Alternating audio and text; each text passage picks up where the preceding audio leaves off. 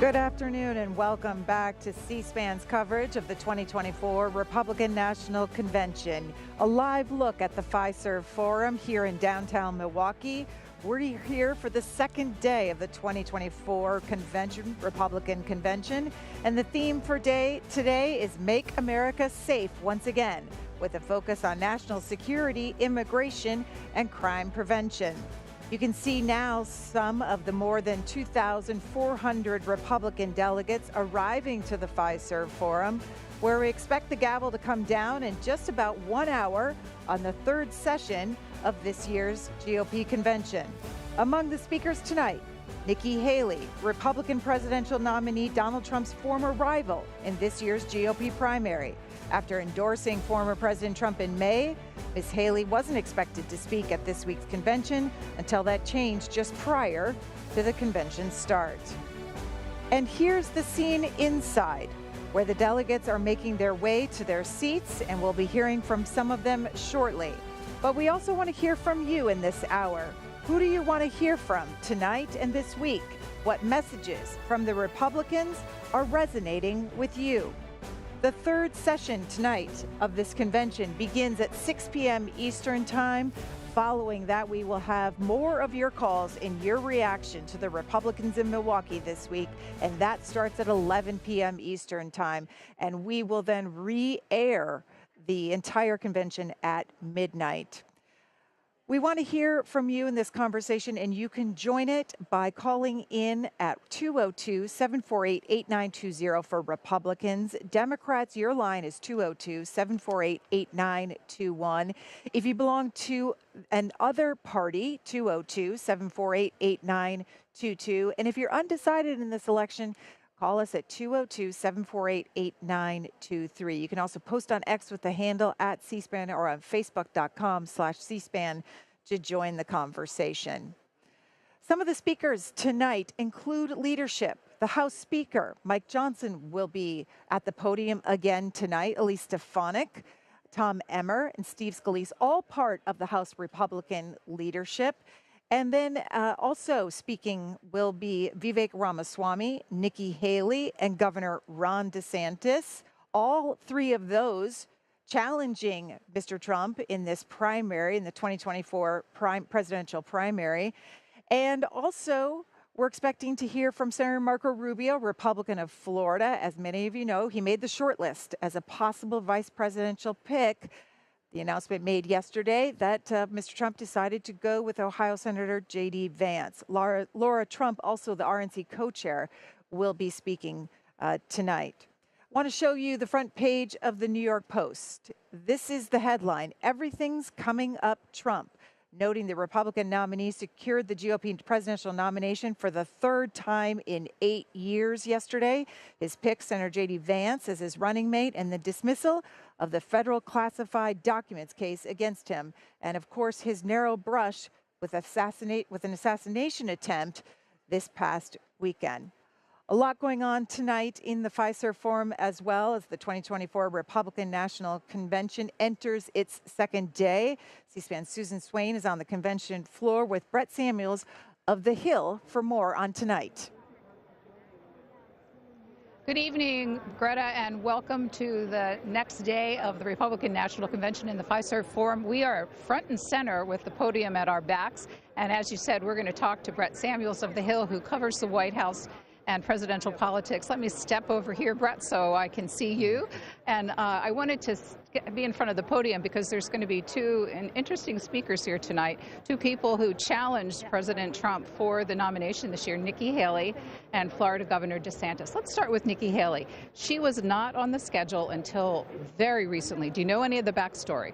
Yeah, so this is actually something that just got added in the aftermath of that shooting at the Trump rally on Saturday. It came out after the fact that Nikki Haley would be added to the schedule. And this has sort of been a big push from Republicans, I think, to show this sort of party unity. Nikki Haley, of course, as you mentioned, was a very bitter rival of former President Trump. When she suspended her campaign, she didn't immediately endorse the former president, so there was certainly no love lost there. But I think her addition to the schedule in the aftermath of that shooting, that assassination attempt on Saturday, just kind of reflects, this unity that the party's really trying to preach all week here. Do you know whether or not she is actually going to personally say, I'm voting for President Trump, I'm endorsing him, or she has released her delegates, but how far will she go with her remarks? Do we know? We haven't heard yet. We haven't heard from Nikki Haley's camp yet exactly what she will say. Certainly, we've been given the indication that she will preach unity. She will urge support for former President Trump. I think it will be worth watching, how far she goes, as you mentioned. Does she say, I'm voting for Donald Trump and so should you, to sort of send that message to her supporters who may still be reluctant? And the other thing to watch, I think, is how she's received. Certainly, she's a more moderate member of the party. As I said, she didn't endorse Donald Trump right away. So the question is, will this crowd, this very pro-Trump crowd, embrace her? And on to Governor DeSantis. It was no love lost between the two as the primary season. And what's the relationship like? And I mean, Florida, talk about Florida's competitiveness and how important it is to the parties in this race. How important is him being on the stand tonight? Yeah, I think it's very notable that he's going to be on the stage here tonight. Again, sort of similar to Nikki Haley, but a little different in that he was not initially on the schedule, actually, when the first sort of batch of speakers was leaked out. But then he was added to the schedule. He will be here tonight giving remarks. The relationship between Governor DeSantis and former President Trump, I think, is a professional one. It would be fair to say it's not exactly a friendly or warm one, as it may have been just a few years ago, but that bitter primary certainly took a lot out of them. They traded insults with Donald Trump in particular, was very upset that Ron DeSantis launched a primary campaign against him. So I think, again, him being here reflects both, again, party unity, but also Ron DeSantis trying to turn the page on that, maybe keeping an eye on 2028 a bit, and also, as you said, sort of the importance of Florida, of making sure that state remains rock solid for the Republican Party. 24 hours since the announcement of the vice presidential pick and Senator J.D. Vance, people following politics can read all sorts of analysis about what this means for the future of the party, for this campaign. What's your take on it? Yeah, from talking to people here at the convention, people are excited about J.D. Vance. I think it speaks to the fact that he's a very good communicator. He's very articulate. People view him as a very strong messenger for Trump's platform, for Trump's policies. He's young, he's energetic, he's sort of a change of pace from maybe what the party's become accustomed to. So, we saw here on the floor yesterday chants of J.D. as he walked out to be formally nominated. So, certainly it's not a pick without risks. He's relatively untested, I think, on the national stage. He's only served in the Senate for less than 2 years at this point, so that may be a concern. Certainly some of his old comments about abortion will continue to resurface, but for now, people here are definitely excited, and they view him as sort of a future face of the party, really. Moving on to President Biden's campaign. He is campaigning today in Las Vegas. The Democratic Platform Committee is meeting to get ready for their convention. He had an interview with Lester Holt last night while all the big announcements are going on here. So where does his campaign stand at this point? Yeah, the Biden campaign is certainly, if it wasn't in a quagmire before, it's sort of even more in a quagmire now after the shooting on Saturday, which really has sort of complicated what President Biden wants his campaign to be about, which is this idea that Donald Trump is this existential threat to democracy. And now President Biden and his team have to figure out how do you convey that message without it being inappropriate or over the top in the wake of that shooting at the Trump rally? On top of that, he's still facing unrest from Democrats who are, maybe not publicly calling for him to step aside as the candidate as they were just last week. But certainly behind the scenes, there's still a lot of hand-wringing. Democrats I've talked to are still quite nervous about whether Joe Biden can actually beat Donald Trump. So we'll see President Biden back out on the trail in Nevada, trying to restart his campaign and get his message back out there and sort of counter-program what's happening here in Milwaukee. DNC is trying to organize an early vote, pre-convention vote, to solidify President Biden's place on the ticket. There was news today that House Republicans, a certain group of them, are circulating a letter trying to prevent that. Is it settled at this point? Do you think there is still a possibility that he might be challenged for this nomination? It certainly seems like time is on his side. Democrats, in the wake of that shooting on Saturday, are very reluctant, I think, to publicly come forward and say Joe Biden needs to step aside. Joe Biden has made clear he's not going anywhere. So certainly if they were to try and push him out, it would be this huge fight within the party that would be very problematic for them going to November. So I would be surprised at this point if he's pushed aside. But that said, this early push to nominate him virtually ahead of the convention, it's not sitting well with some Democrats Democrats who feel like there should be more of a conversation around the future of the party and who's on the ticket rather than kind of ramming Joe Biden through as the nominee. So certainly bears watching, even with all eyes here in Wisconsin this week. Thanks for kicking off our coverage tonight. You have a good night of reporting. Thank you for having me.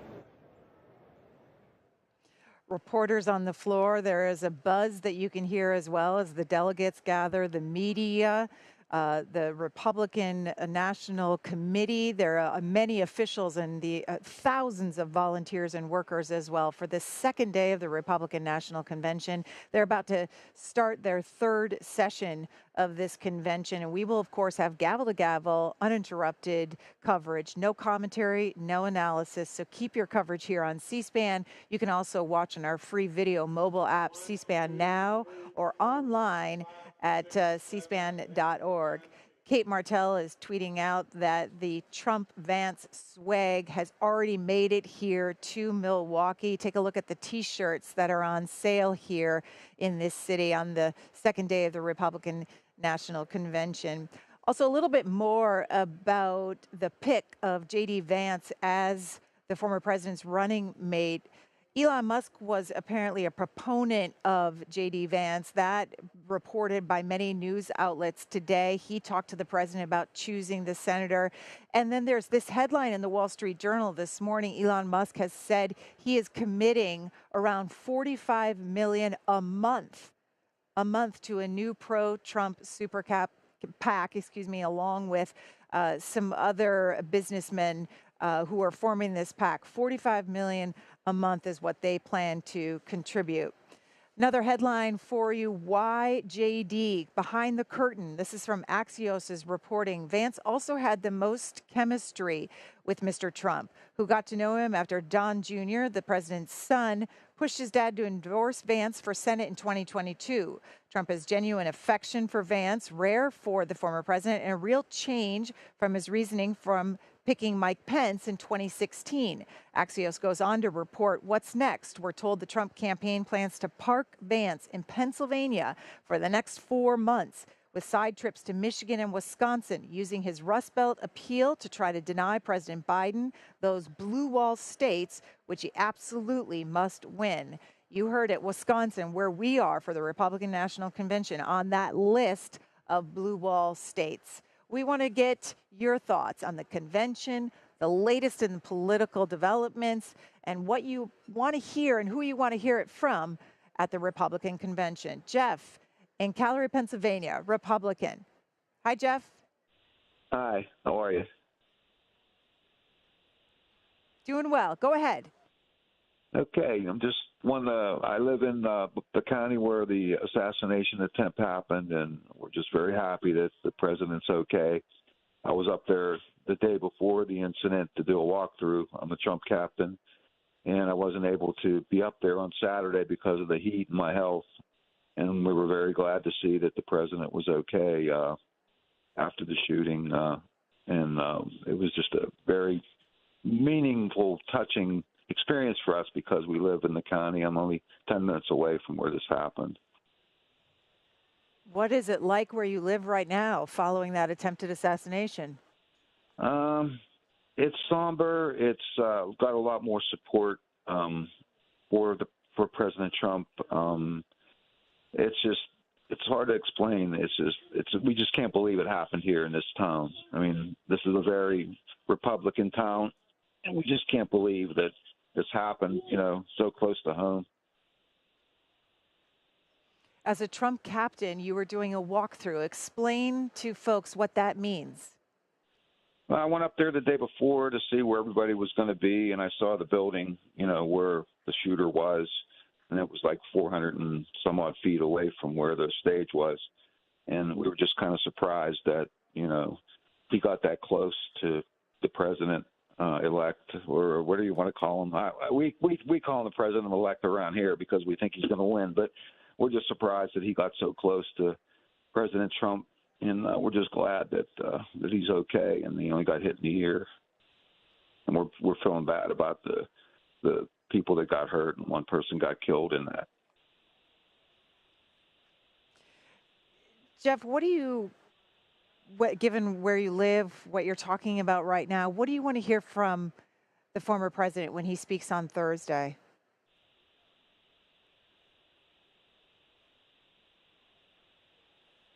Jeff, you with us?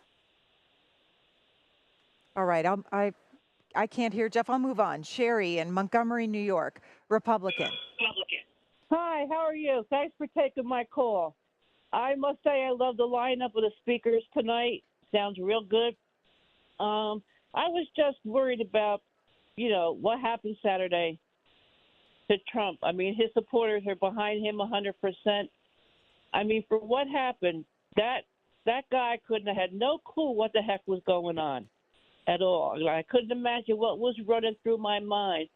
But he had the wherewithal, if not 2 to 3 times after those Secret Service pounced on him, to ask for his shoes so he could have dignity when he walked off of that podium. And I think he belongs standing in front of the presidential seal. Thank you.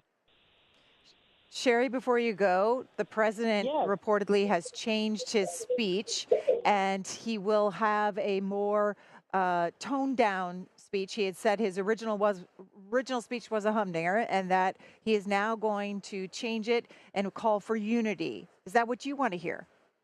Yes, I think that's good of him. Everybody needs a cooling down period. It's a shame that, people in office and politics get up there, and sometimes they have controversial speech, like on January 6th. It was a controversial speech. He asked for the National Guard to be over there in front of that building, and Pelosi refused him. And I think that was awful. Okay. All right. David in Greenwood, Delaware. Hello. Can you David? hear me? Can you hear me, ma'am? Yes. So yes, we can, David. I'm really 100% on the board with Jimmy Carter here, because I believe that this election is just a mess. With the Trump attempted assassination and all happening. But I really believe one man can fix it. And we just need a hero to come out. Mr. Carter left the White House in 1981 after serving just one term, meaning he could run for re-election in 2024. We need someone with experience. And since he turns 100 in October, Mr. Carter sure does have a lot of it. His first presidency, it really didn't go that great, but a lot has changed in 43 years, so let's give him a second chance. President Jimmy Carter for 2024.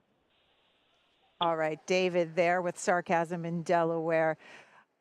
There are several Senate candidates that are slated to speak tonight during the Republican National Convention, including Kari Lake from Arizona, Eric Hovde, who is running in Wisconsin against Tammy Baldwin, Bernie Moreno in Ohio, that is challenging Sherrod Brown there for that seat. Also, Mike Rogers, former member of the House, will be speaking from Michigan. Dave McCormick, the Senate candidate in Pennsylvania.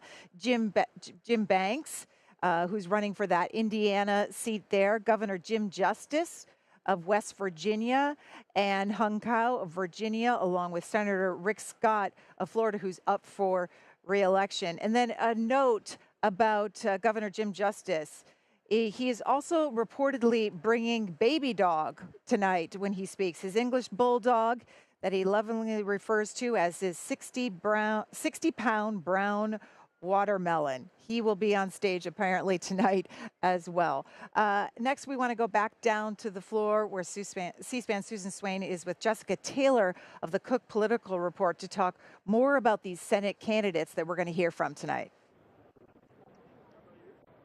Greta, Baby Dog's already on the floor, and he's created quite a stir. So we will see more of him tonight when Jim Justice takes the podium. But as you said, I'm here with Jessica Taylor, who is the guru of Senate races for Cook Political Report, the nonpartisan tip sheet that everybody turns to for analysis about what's really happening in House and Senate races.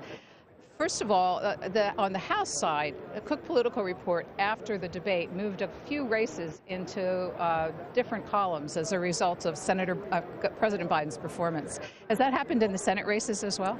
We've moved one Senate race, and that was the open Michigan Senate seat. What we are seeing consistently across the board is that incumbent senators are outrunning President Biden, in some cases significantly. Here in Wisconsin, we got a post-debate poll where Tammy Baldwin was running ahead of Biden by 12 points. But in that open Senate race where we've seen some tighter Michigan numbers, Alyssa Slotkin likely to be the Democratic nominee officially here in a couple of weeks. You know, she's first time running statewide. She doesn't have this sort of independent brand that someone like Tammy Baldwin, someone like Jon Tester in Montana, someone like Sherrod Brown in Ohio has built over many years. So we are seeing some closer numbers in that race. She's likely to face former Congressman Mike Rogers, who is speaking here this evening. I want to go through a couple of races. We don't have time for all 10 of the senators and candidates who will be speaking tonight. But let me start with home state, the Wisconsin race, Tammy Baldwin defending her seat. How is that race shaping up? This is when we still rate in the lean Democrat column. As I mentioned, Baldwin was ahead of Eric Hovde, who is speaking here tonight. He is a wealthy businessman from the state, family business based in Madison. Democrats have really hit him, though. He has a lot of businesses in California, a home in Orange County. So they've sort of tried to paint him as out of state. I think that he has had some learning. There's been I think a learning curve for him as a Senate candidate. I am hearing from some Republicans they want to see him run possibly a more disciplined campaign. He's putting a lot of his own money into the race, and there will be a lot of outside money coming in here. Though, but as I said, you know, no one I've talked to thinks that Tammy Baldwin or any of these candidates is going to run ahead of Biden by that much. So if Wisconsin tightens, that's good news for Eric Hovde and Republicans. Let me move on to Ohio, which you mentioned, Sherrod Brown defending his seat, and now we've got a vice presidential nominee from Ohio. It's too early for polls, but what are you hearing about what the impact might be? I think that I've talked to some Ohio Republicans today, and they absolutely think that just the focus there and having a home state senator now on the ballot could certainly just help boost Trump's numbers there. This is a state that he won by 8 points twice. I absolutely think that, again, we haven't seen any numbers post-debate, but I think it was absolutely already going to be a double-digit race, and I think that's going to be even higher. Sherrod Brown is someone, though, that, again, can outrun, has sort of defied gravity before. Bernie Moreno, the Republican nominee, is speaking here tonight there. I think he still has a way to introduce himself to voters. He's, I'm hearing sort of he, still needs to get up on air, define himself in a way. Brown has such a defined brand already, but I think, again, Brown's biggest hindrance is that he has that D beside of his name, and now with Vance there, but we could also see if Moreno's elected, he could quickly be the senior senator from Ohio. And, there's already speculation of who Governor Mike DeWine would appoint to fill that open Senate seat if the Trump-Vance ticket is successful. Let me just hit a couple more. Bob Casey defending his seat in Pennsylvania. Pennsylvania, a must-win for both presidential candidates. So how's the Senate race shaping up? We still have this one rated lean Democrat, but I want to see, we are seeing, I think, some tightening presidential numbers. We still have Pennsylvania in our electoral college ratings in the toss-up column. Casey, another person, elected in 2006, has, these senators, Casey, Tester, Brown, they've run in very good Democratic years. This is going to be a real test of that. Of course, his father was governor, a well-known brand in the state, but Republican David McCormick, I think he narrowly lost the Republican nomination last time, putting a lot of his own money into the race. So I think he really will be Casey's, I think, toughest challenger to date. But, again, these are all races I expect to tighten. And, Casey can outrun President Biden by how much? It just sort of is that political gravity. When does it set in? Told me that before we started you ran into Tim Sheehy, 37 years old, and he is trying to knock Jon Tester out of his seat in Montana. How's that race going? That is Republicans' best pickup opportunity. So he will also be speaking here this evening. Republican polls that are very bullish on this. We still have it in toss-up, but again, a state that Trump won by 16 points. I think that's even going to grow. Democrats or Republicans really feel feel like they've had weak challengers against Tester in the past. There was, of course, a concerted push for his 2018 nominee, Matt Rosendale, to not be the nominee. Rosendale was pushed out of that contest. Sheehy, a very young, energetic veteran, Purple Heart recipient. He's really stressing veterans issues in that race. Montana has a very significant veterans population, but Tester's chairman of the Veterans Committee. He's really trying to emphasize his bipartisan credentials, but again, how much can he outrun Biden by in a state that we know that Trump is going to run up a really big margin in? Okay, going to do one more, and that's Nevada. Jackie Rosen defending her seat. Sam Brown is the Republican candidate. He'll be speaking tonight. Is she in any trouble? Absolutely. We have this race in our toss-up column. Unlike these other senators I mentioned, this is Rosen's first re-election campaign. So she had a very rapid rise in politics. In 2016, she was elected to the House. She'd been a synagogue president. And Nevada, unlike other states, it's very unique because it's a very transient state. You have a lot of new people moving in really every 4 years. Candidates have to reintroduce themselves to about anywhere between a quarter and half of the population. So this is a state that's been hit uniquely hard economically. Immigration is a big issue there. Biden's numbers have really tanked there. This is a race that we in our Electoral College ratings recently moved from toss-up to lean Republican. And to me, that's the most significant state because this is a state of the swing states. Democrats won this in 2016 and 2020. So I think that Senate race is very much in play as well. So what's the money like this time around? How much money is going into these Senate campaigns compared to past years? It's every year breaks records, and with some of these Senate races overlapping with presidential, we're going to see, I think, record spending in all of these races. What an interesting dynamic. Republicans have struggled to catch up with Democrats in fundraising and in hard dollars because candidates get better rates than outside super PACs do. But you have some of these wealthy candidates like Eric Hovde, like David McCormick, like Tim Sheehy that are putting in some of their own money. So Republicans are hoping that helps narrow the gap.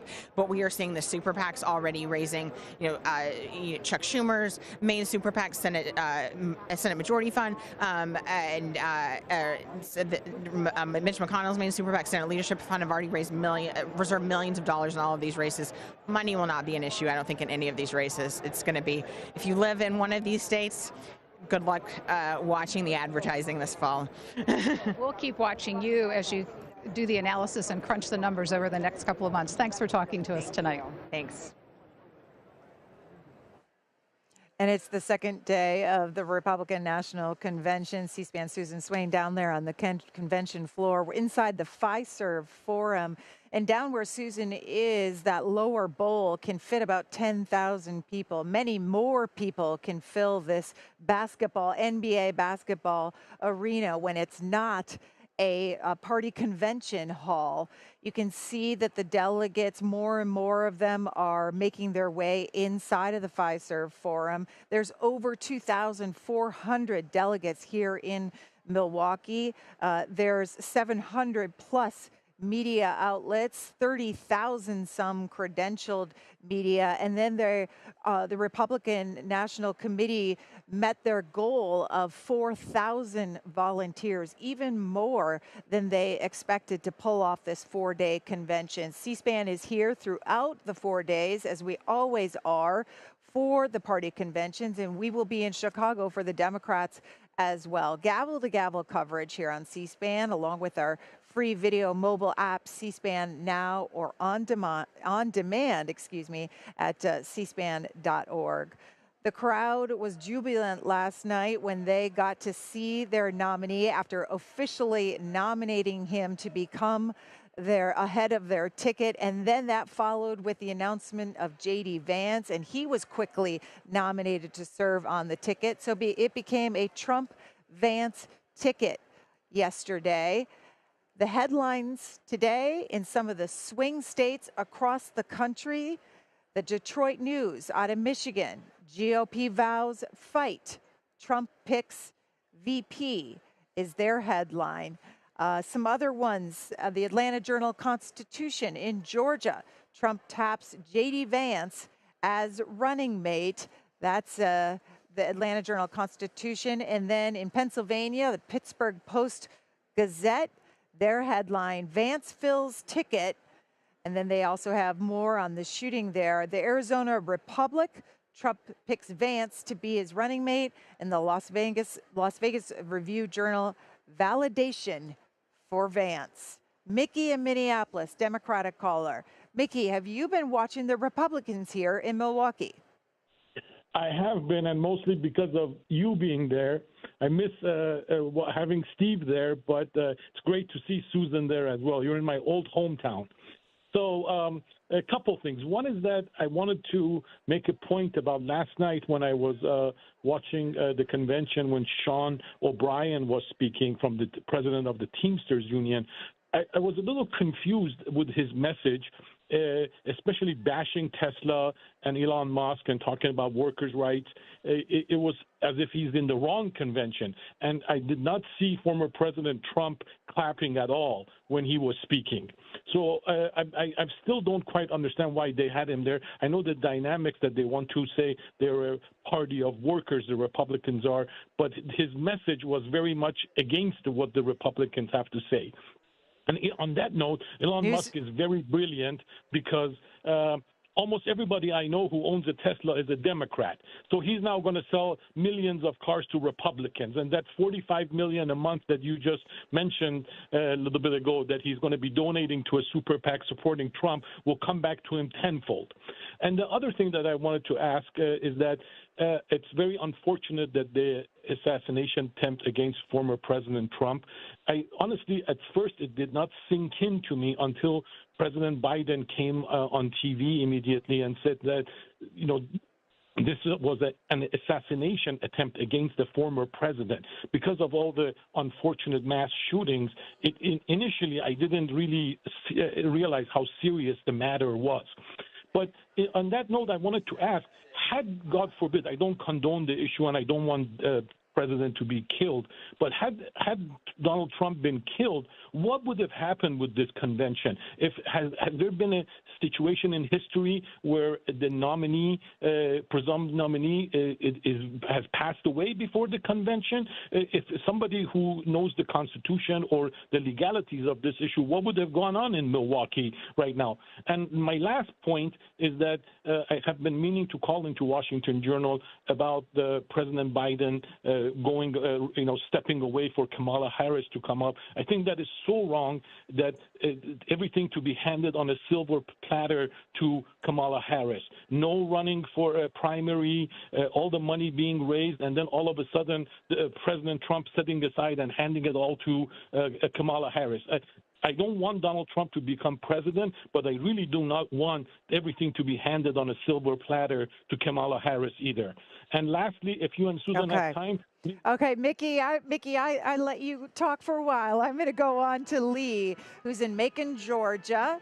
Lee in Macon, Georgia. Good afternoon. Good afternoon. Thank you, C-SPAN, for this great coverage. I've been watching the convention yesterday, and I'm going to start watching for tonight. I see great enthusiasm in the room. I see a lack of diversity in the room, which I find will be problematic for the upcoming election. The Republicans said yesterday that they were a grassroots party. I don't see that in the room, and I've been looking very hard to see that. And I think the Republican Party has got to wake up and realize that it's got to bring more people to it, and much of their policies is not going to allow that.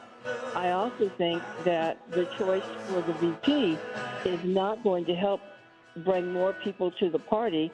In fact, I think it's going to hurt. His policy on abortion will not bring young women to the party. It won't bring the suburban women to the party.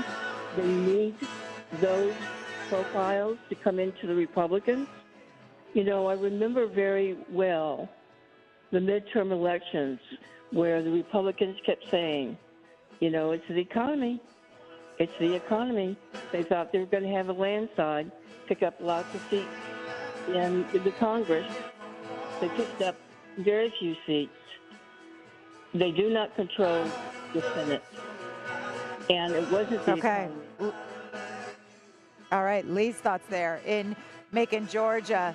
The band is playing. That means the delegates should get to their seats because the business of the second day here of the Republican National Convention will begin at the top of the hour. Let's go back down to the convention floor. Kate Michael. That's right, Greta. We are here on the floor where things have gotten very loud and people are starting to take their seats. But I noticed that in the Vermont section, there was one gentleman, Mr. Richard Morton, and he was quietly reading his Bible. How do you read your Bible when things around you are going like that? Just have to concentrate, and it was a little quieter a few minutes ago before they started. But you know, it reaches to the heart and it stays there, and it's important. Well, I wanted to speak with you as well because I know that Vermont was one of the states, along with the District of Columbia, that actually had chosen Nikki Haley as its candidate in its primary. And Nikki Haley was not scheduled to run today, to be here today, I'm sorry, but she now is coming. So I wanted to ask you how you felt about that. I feel fine about her coming. She's a strong Republican. I was actually very much supportive of her in past years. I'm a Trump supporter now. I'd have voted for Haley if I needed to because of the way the delegation was split up. Well, actually, could you tell us that? Explain to us how Vermont sets up its delegates. Well, she won the state, so she would get the bulk of the delegates to this convention. And the top delegates would be assigned to her, and the other delegates would be for Trump. But then she released us all, so it didn't matter anymore. So either way, Trump's going to get elected. I'm happy about that. And so however that arrangement worked out, it was not a problem for me. And today's theme is Make America Safe Once Again. What does that mean for you? Just think of the smash and grab in the stores in the various cities around the country. Think of our border being wide open and we're not vetting the people who are coming in, the possible terrorists who can get in, traffickers who can get in, the fentanyl that can get in. Think about all of those issues, and I'm thinking, yeah, we need a safer country. Now, that's not just the fault of a Democratic Party, but some of the policies that they espouse, no bail, prison reform, and all those things, simply make it easier for criminals to be on the street and do what they do. Is there anything in particular that you want to hear from any of the speakers today that are talking about safety? Well, if they can address those things I mentioned about the border, about crime in our cities, I think those would be a good starting place. Richard Morton, one of only 17 delegates from Vermont. Thanks for being with us. Thank you. To you, Greta. And the theme tonight, Make America Safe Once Again. So they will be discussing national security, immigration issues. There will be speeches from House leadership, as we noted before, Senate candidates, current members of the Senate as well will be speaking, rivals from this presidential primary of former President Mr. Trump. They will get speaking slots tonight as well. And you will also, of course, get lots of music, delegates dancing as they have been this week. Music and entertainment, partying is part of this in addition to the business that these parties do at conventions. Earlier today, C-SPAN spoke with Lee Greenwood, a familiar face and voice to Republican supporters of former President Trump. Hi, I'm Lee Greenwood, 5-time Male Vocalist of the Year for Country Music Association, a Grammy winner, and an American patriot. Of course, I wrote God Bless USA in 1983. So in 1984, it was released as a record for the first time. So two things parallel here. 40 years ago, I wrote God Bless USA, and it was a song. So this is the 40th anniversary of USA. It is also the 40th anniversary of the first time the Republican Party ever used God Bless USA for a president. So we go all the way back to the Reagan days. I'm proud of President Trump for using the song. I had no idea he was going to use it. Of course, in his former term as president, it was the song he used all along, and there was a lot of pushback. People would say, well, did they call you and ask you to do it? And I said, no. Did you call them and say you can't do it? No. Because I'm a conservative Christian. I believe that Donald Trump stands for making America great.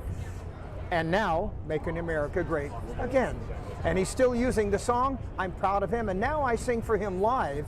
Proud to do that. And on Monday night, I sang for him live again right after an assassination attempt. And this was a very proud moment for me. We were supposed to be here on Tuesday and do Tuesday, Wednesday, and Thursday.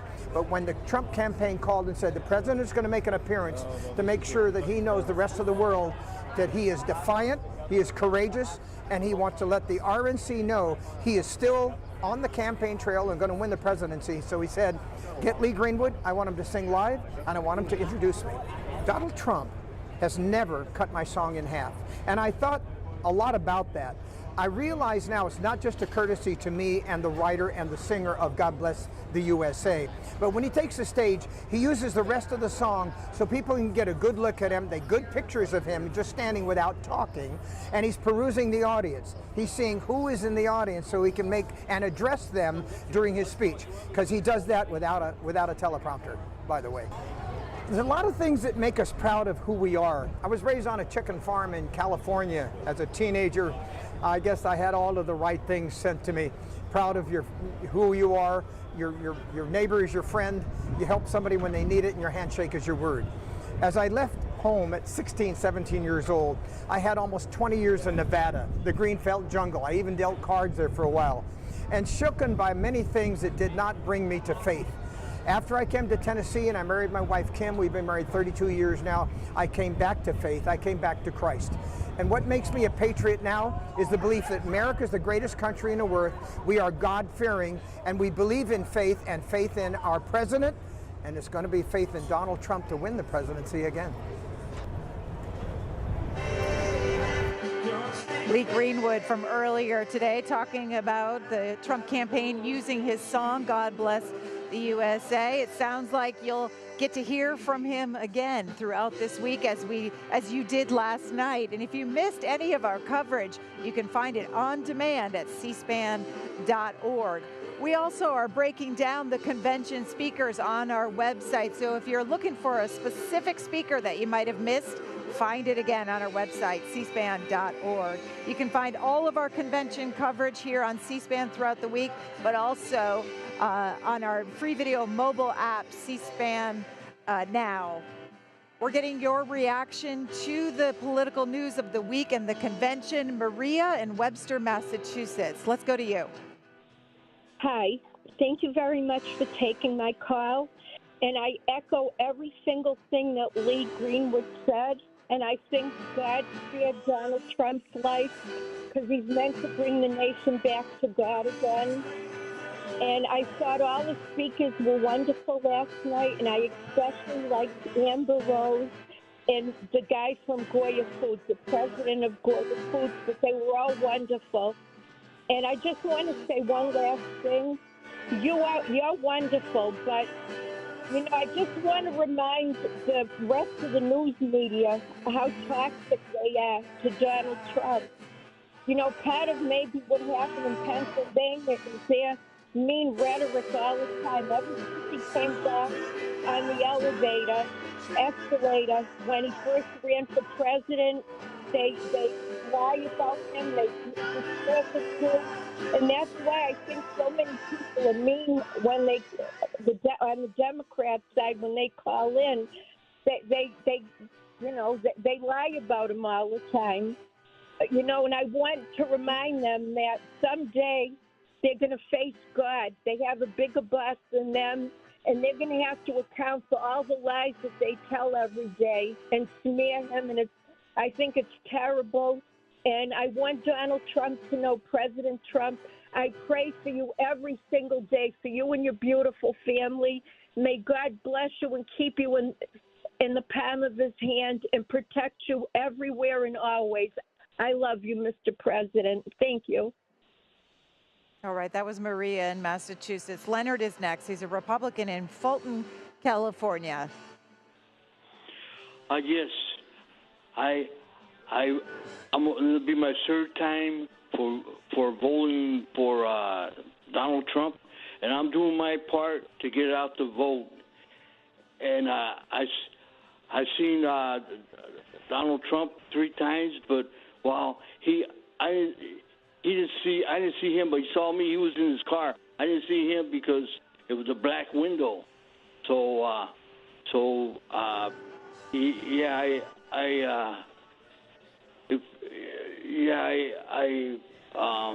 always was behind him all the time. Never gave up on him. And Leonard, he did. Leonard, you said you're doing whatever you can to get him reelected. What are you doing? Oh, I got the Trump bumper stickers, and I'm passing them out. They're putting them on their car, and I live at a assisted living in front of the building. I got a Trump hat, and I'm saying Trump. I just got Trump hat on, and I'm saying Trump, and 4th of July, I had Trump hat on, and I had American flag. Okay. All right, so you're wearing the Trump logo wherever you go, it sounds like. That's your way of trying to help him get reelected. By the way, the Trump Vance logo is out, as we showed you yesterday. They already changed the campaign plane, and some of the swag here in Milwaukee already has the Trump Vance logo on it. The Republican National Convention here in Milwaukee and in Wisconsin is the first time for the Republican Party. This time for 2024, they had a $68 million budget to pull off this campaign. They had to fundraise that money for these 4 days. 50,000 people is what they've expected. That includes the 2,429 delegates and over 700 media outlets. Plus, there's over 1,000 vendors, 211 official convention vendors, and more than 100 small venues just right here in the security perimeter outside the Fiserv Forum. Plus, there's more than 4,000 volunteers. Anne Hathaway, the RNC's Committee on Arrangements chair, told us earlier this week that her organization was expecting more than 30,000 members of the news media to descend on the convention this week. Among them are journalists from Wisconsin, many of whom are reporting from a local media row sponsored by the nonprofit Wisconsin Watch.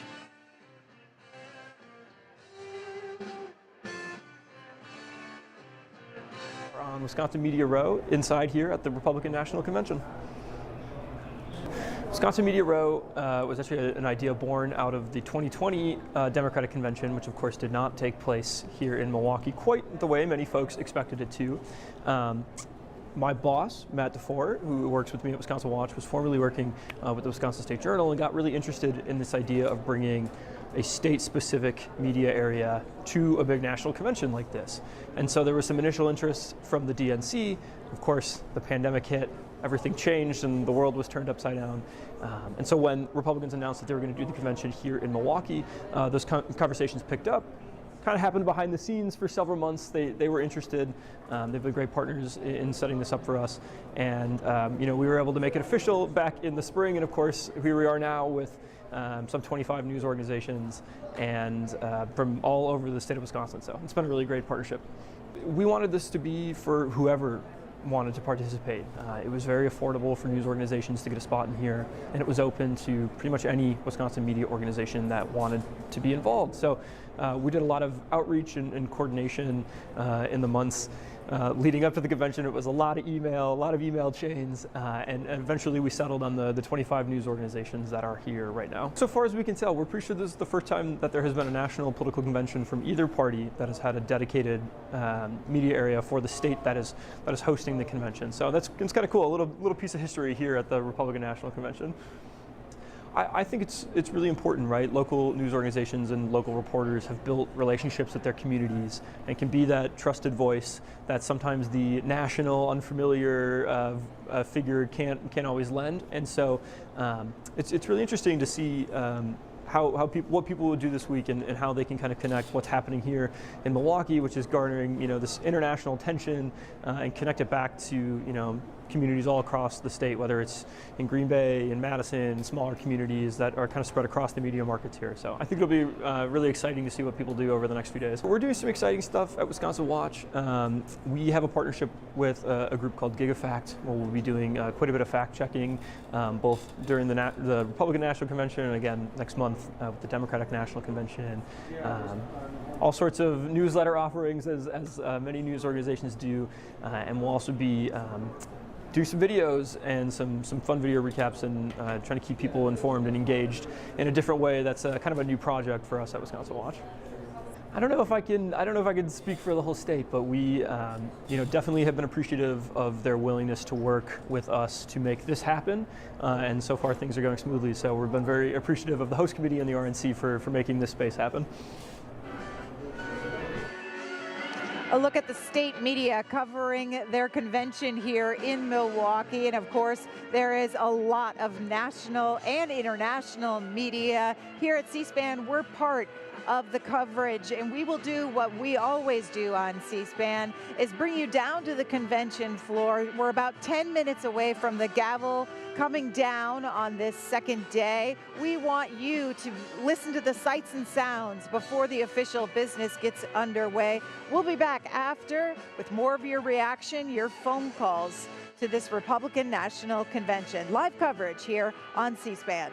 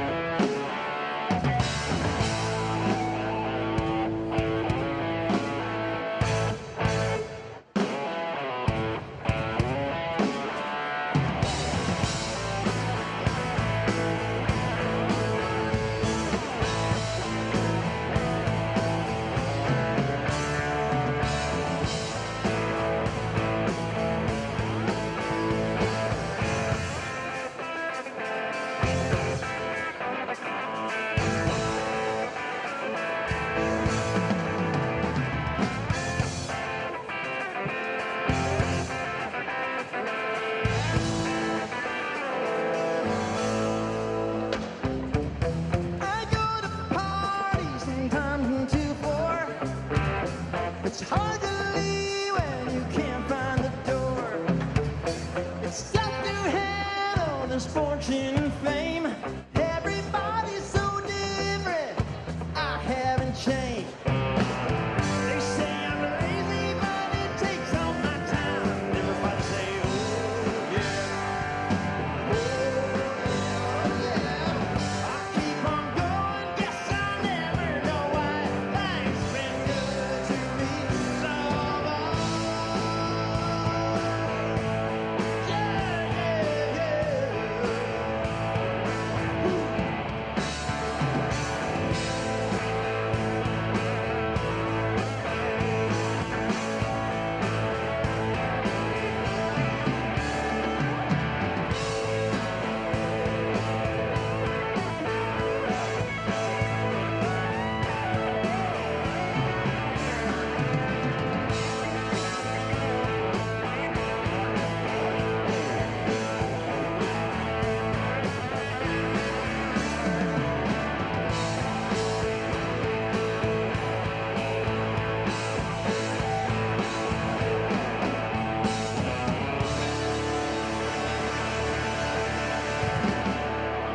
Delegates and alternate delegates, ladies and gentlemen, please take your seats.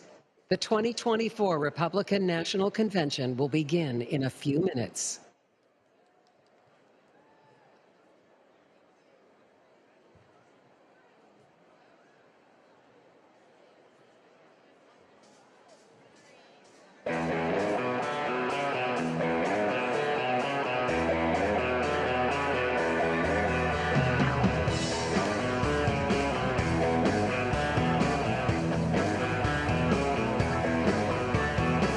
Someday I'll be strong.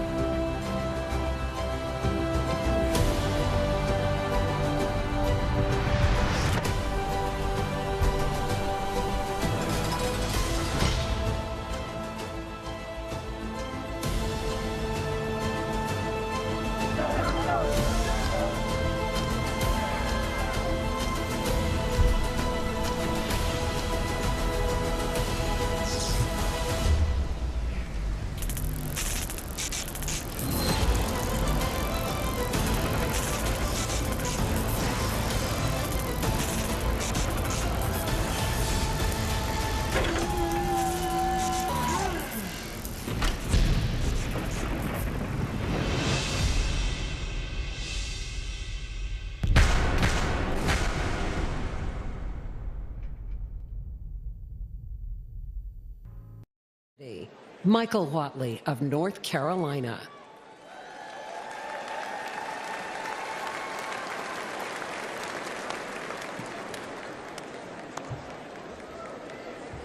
Delegates and alternates, ladies and gentlemen, I want to welcome you all to the second night of this historic Republican National Convention.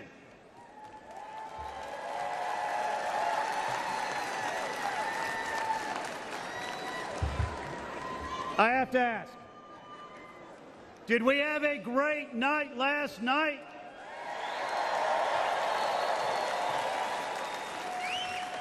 Do we have a great nominee for Vice President in J.D. Vance?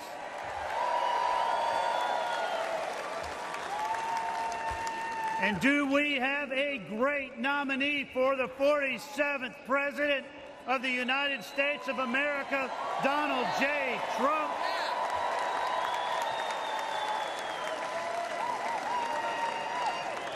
Are you ready for a great night, too?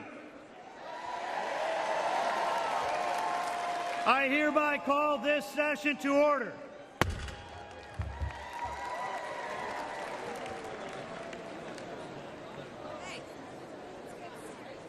Ladies and gentlemen, for tonight's invocation, please welcome Pastor Neil Jackson from North Carolina.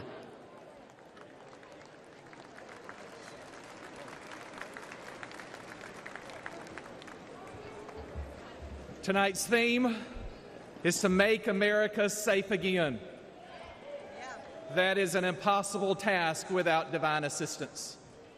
Would you join me in prayer as we call upon the Lord to make our country safe once again? Let us pray.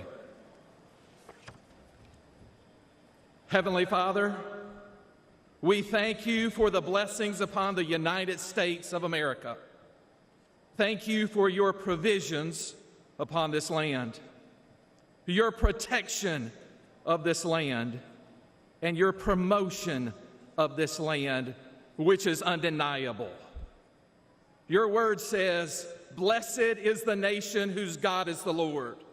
Tonight, we claim that for America, believing that you desire to bless and prosper our country as we honor you and your ways.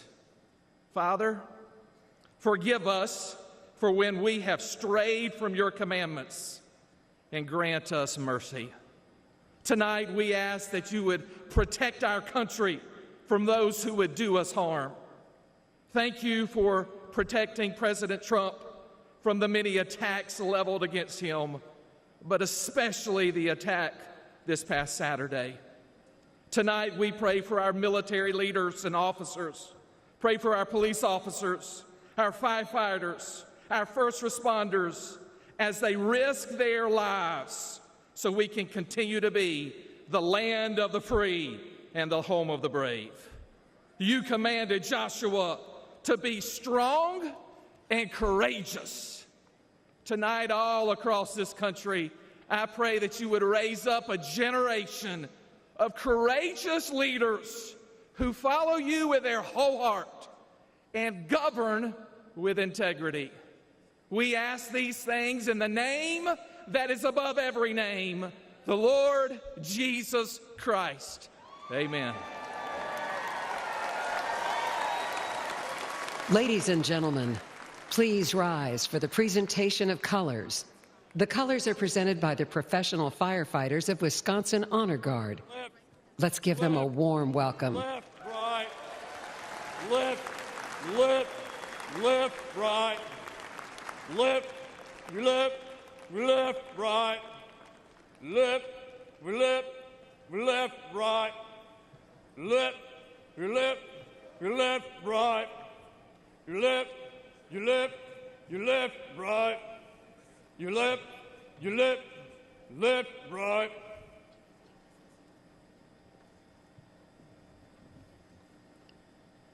Left, face.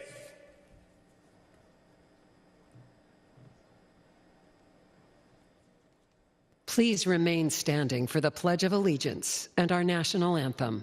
Present arms.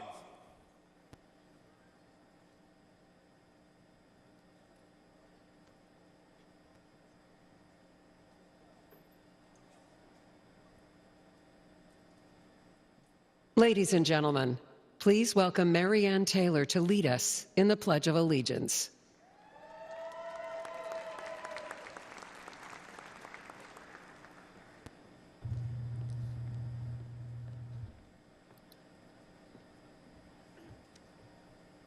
Hello, patriots. Are you ready to pledge this American flag and give them our loyalty? Yes.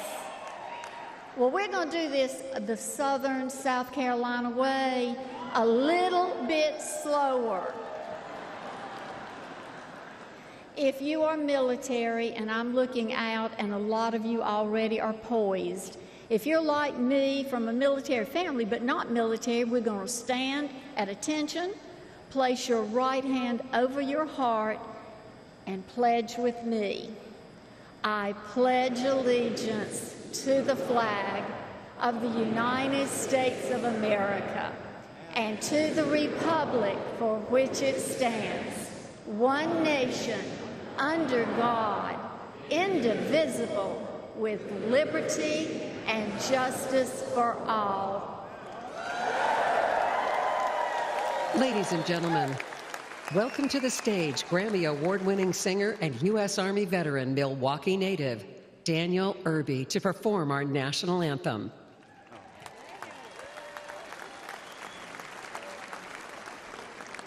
Daniel.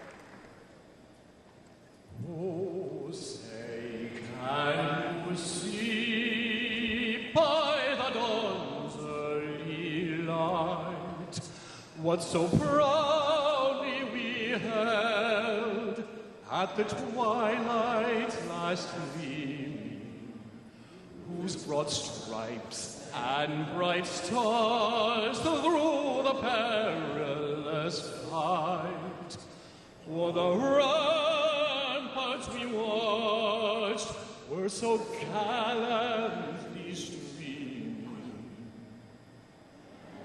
and the rockets' red glare, the bombs bursting in air, gave proof through the night that our flag was still there.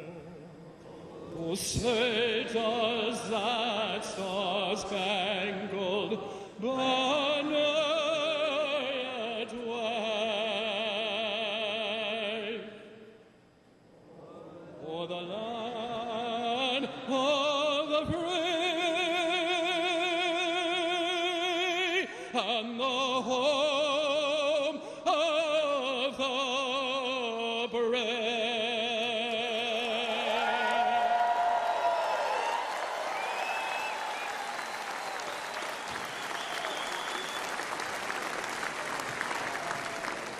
Please remain standing while the colors are retired. Right face. Forward march. Your left, lift, right. Your left, lift, right. Your left, right. Your left, right. Left, your left, right. Your left, right. Your left, right. Your left.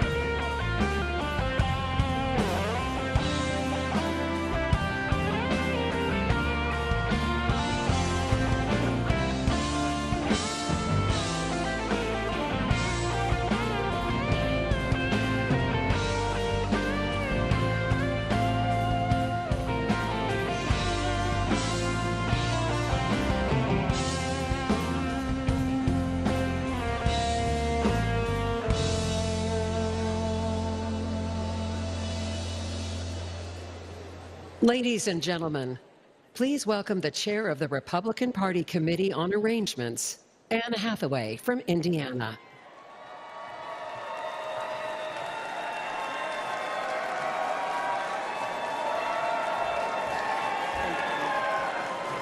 Good evening. My name is Anne Hathaway, and on behalf of the 168 members of the Republican National Committee, the Committee on Arrangements, and the amazing staff of the Committee on Arrangements, I'm honored to welcome you tonight and pleased to be among Republicans from every U.S. state and territory and visitors from over 80 countries from around the world. Over the next few nights, you are going to hear from the best and brightest that our party and our movement have to offer, from candidates and elected officials, to entertainment leaders, the business luminaries, grassroots activists, and the everyday Americans who power our party, united in our common goal, to make America safe again, to make America wealthy again, to make America strong again, and to make America great again. Teddy Roosevelt famously said, "It's not the critic who counts. The credit belongs to those who are actually in the arena, whose face is marred by dust, sweat, and blood." Ladies and gentlemen, this is the arena. Just by participating in this convention, whether you're a speaker, a delegate, or a viewer at home, you have an opportunity to engage in the fight for a better future for our children. So I ask you, as you watch this convention and hear these incredible speakers over the next few days, to listen, to share the message that resonates with you and your friends and your family, and to help us channel the incredible energy of this convention into a resounding victory in November up and down the ballot, starting with electing Donald J. Trump as president and J.D. Vance as vice president.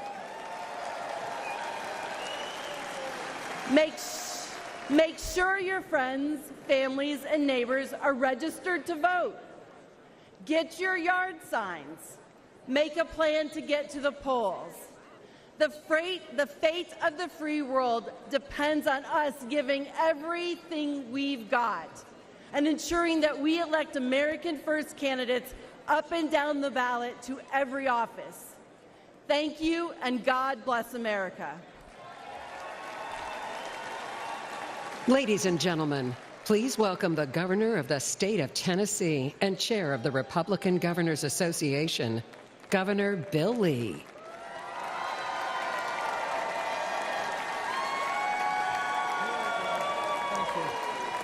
Thank you. Thank you. It is an honor to be here tonight to add my voice to yours and our fellow Americans who understand the magnitude of this moment. We have gathered here to guard and protect and defend the fundamental tenets of our free society. After all, we do still live in the most remarkable country in the world, with freedoms and liberties and opportunities that most of the world has never enjoyed. Now, we know that our freedoms are granted by God, but they are preserved by the people. Generation after generation of Americans have defended their essential freedoms from the encroachment of the federal government. As Republican governors, we are on the front lines of that fight, and we have banded together to preserve freedom and right the wrongs of the last 4 years. The Biden and Harris administration unleashed inflation on this country, making it hard for Americans to make ends meet. Republican governors pushed back by cutting taxes for our people. They opened the border, endangering our country. Republican governors sent the National Guard to the border, to protect it, to crack down on cartels and fentanyl and human trafficking. They tried to let the Chinese Communist Party buy our farmland. Republican governors banned it. They attacked parental rights. Republican governors fought back for a parent's right to choose their own child's education. President Trump was right when he said that school choice is the civil rights issue of our time.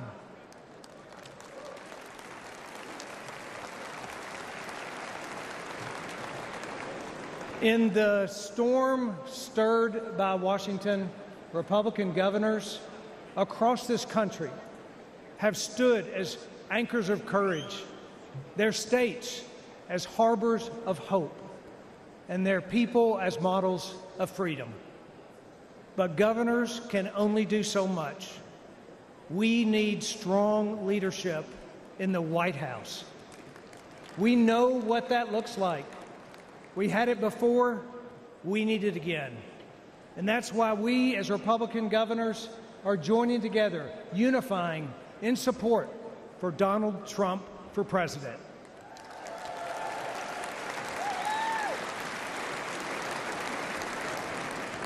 I count it as a great blessing to take my place on the wall, to stand where those before me have stood beside people like you, each guardians of our shining city on a hill.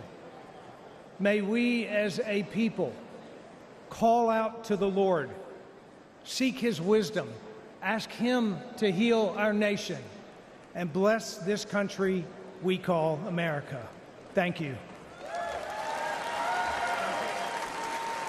Ladies and gentlemen, please welcome the President of the National Federation of Republican Women, Julie Harris.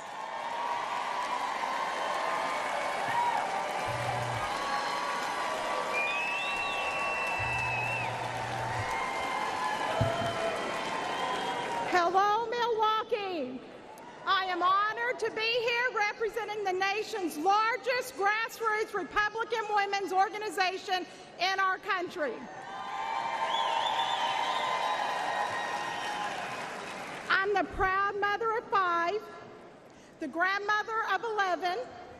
My husband and I are family business owners. We work hard for everything we have and to give our children every opportunity to achieve their dreams. Parents across the country know what it's like to have a pro-family president in the White House. Under President Trump, gasoline and food were affordable. He won huge tax cuts for the middle class and created great high-paying jobs. He worked to keep crime low and to keep drugs out of this country. He's a businessman. He understands what it's like to build something of your own. Joe Biden has never built anything of his own. He uses a government to destroy things and to make it impossible to give your children the life you dreamed of for them. On day one, Joe Biden declared war on families. He made it harder for people to support themselves, to start families, and to raise children. He's robbed families of affordable homes, energy, and food. As our supply chains broke and inflation exploded, Biden's press secretary blamed us. She implied we should buy less. After destroying the economy and flooding America with illegal immigrants, Biden still wants to raise our taxes. The American dream means more than just scraping by. But under Biden, 65% of Americans say they're living paycheck to paycheck. When it's this hard to provide the basics, the other things we want to provide for our families get wiped out too. Piano lessons, summer camp, braces, family vacation, Christmas gifts. This is not the America that we have worked so hard for. Biden wants us to barely scrape by. President Trump wants us to thrive. We need a pro-family president in the White House again.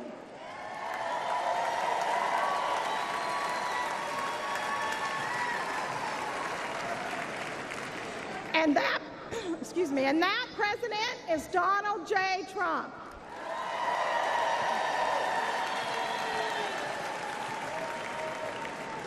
From the National Federation of Republican Women, thank you, Milwaukee. Close your eyes and I'll kiss you. Tomorrow I'll miss you. Remember, I'll always be true. And then while I'm away, I'll ride home every day, and I'll send all my loving to you.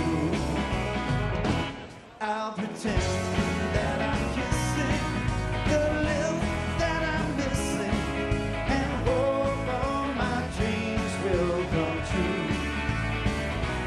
And then while I'm away, I'll ride home every day, and I'll send all my loving to you.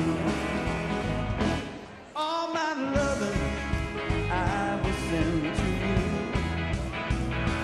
All my loving, darling, I'll be true.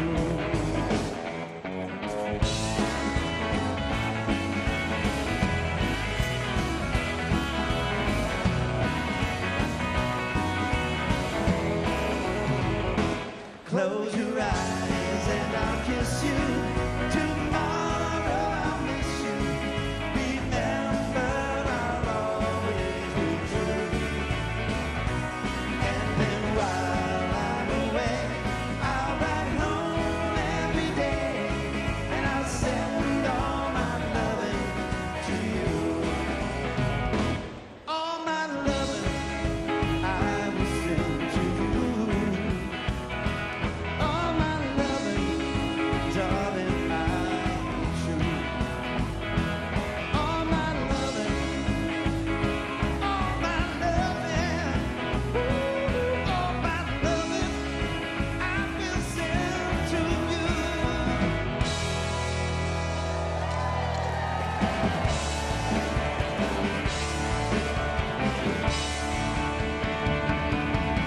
Oh yeah, tell you something, I think you'll understand when I hear that something.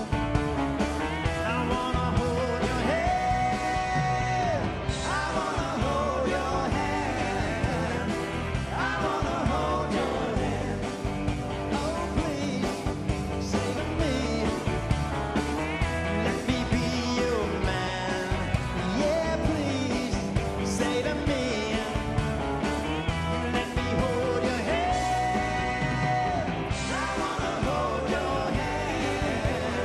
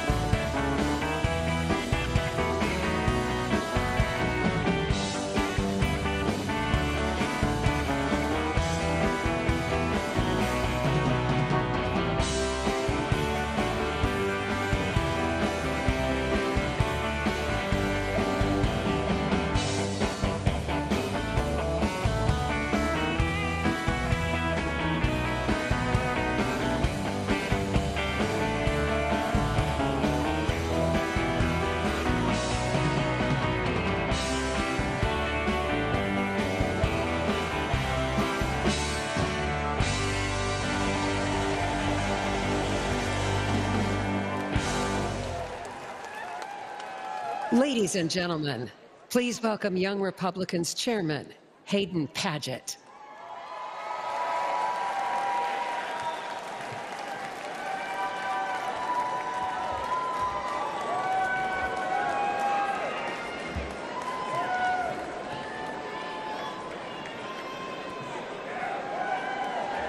I'm Hayden Padgett. I'm the chairman of the Young Republican National Federation and a proud son of the great state of Texas.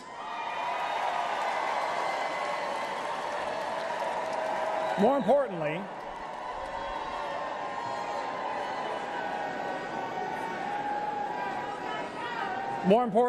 I'm a husband and the father of 2 wonderful children who are under 2 years old. This election, I'll be fighting to build a better country for them, my kids. America has always been a place where the promise of tomorrow is brighter than the trials of today. But for young Americans, that future is diminishing as quickly as, well, Biden's cognitive ability. In 2 years, America will celebrate her 250th birthday. But for Americans celebrating their 25th birthday now, they see a future where their dreams are increasingly out of reach.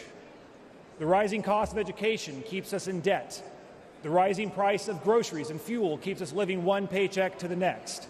The rising cost of childcare keeps us from starting our own families, and the rising cost of rent keeps us from owning our own home.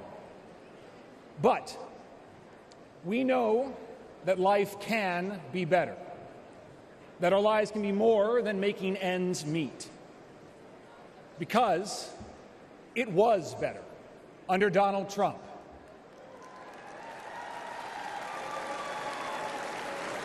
Making America great again means making groceries and gas affordable again, making education an investment and not a burden again, and making home ownership possible again.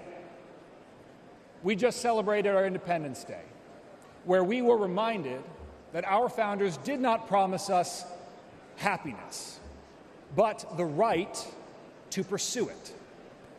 The Biden-Harris economy has taken that all away from us. And this election, the Young Republicans will be fighting to make the economy great again. We will help to throw Joe Biden, Kamala Harris, and their legacies into the trash heap of history, and we will elect Donald Trump, a man whom grace and grit have saved for our time. And Senator J.D. Vance, the first young Republican who will be elected Vice President of these United States in almost 70 years.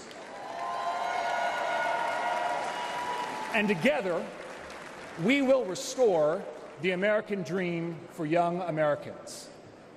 I owe it to my children, just as we all owe it to our future, to make America great again. Thank you very much. Ladies and gentlemen, please welcome the Chief Executive Officer of the Republican Jewish Coalition, Mr. Matt Brooks.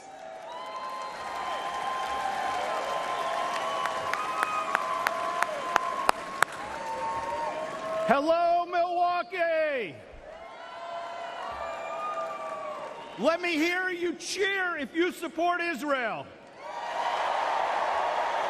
Let me hear you cheer if you support Israel.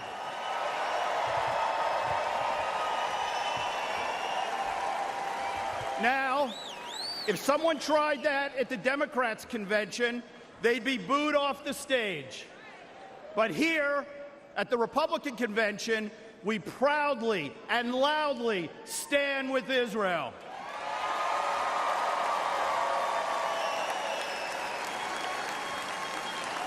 This election is a critical moment for the American Jewish community and for Israel.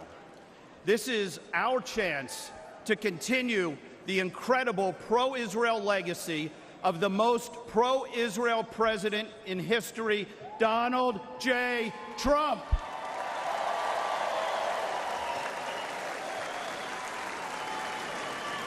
President Trump, among his many accomplishments, many of which they said couldn't be done, but he did it. He moved the U.S. Embassy to Jerusalem.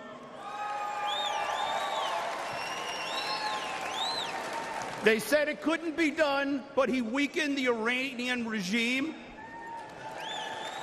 They said it couldn't be done, but he delivered the historic Abraham Accords, bringing us closer to peace in the Middle East. With President Trump, we will repair and rebuild the U.S.-Israel relationship that has deteriorated after 4 disastrous years under President Biden. Now, today, 9 months after the historic Hamas attacks, shockingly, President Biden is still withholding critical arms that Israel needs to defend itself. Boo. America must stand with Israel and against the terrorists, especially Iran. We must stand with the Israeli people. Now, my message here today to the Jewish community is clear. There is only one pro-Israel party, and it's the Republican Party.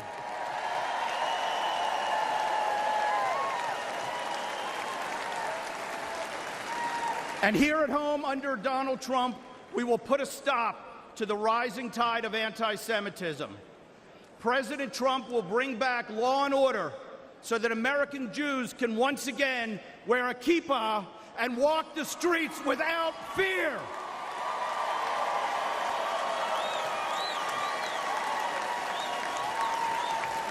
President Trump will stop the mobs on the college campuses so Jewish students feel safe when they go to class.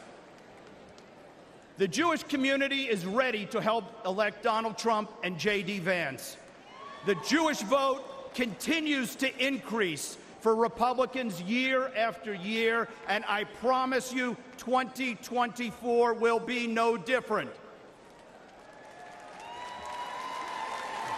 So let me ask all of you, who will best stand up to the Hamas sympathizers and the squad? Donald Trump! Who will best stand with Israel? Donald Trump! Who will make sure Jews feel safe and secure? Thank you, RNC, for the opportunity to speak today, and thank you, President Trump, for your commitment to elevating Jewish American voices. Together, unified, we will win. Am Yisrael Chai!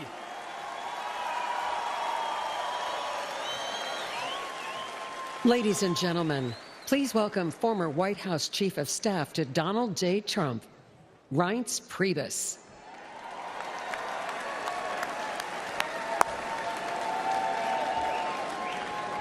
As a longtime Badger, let me say, welcome to Wisconsin.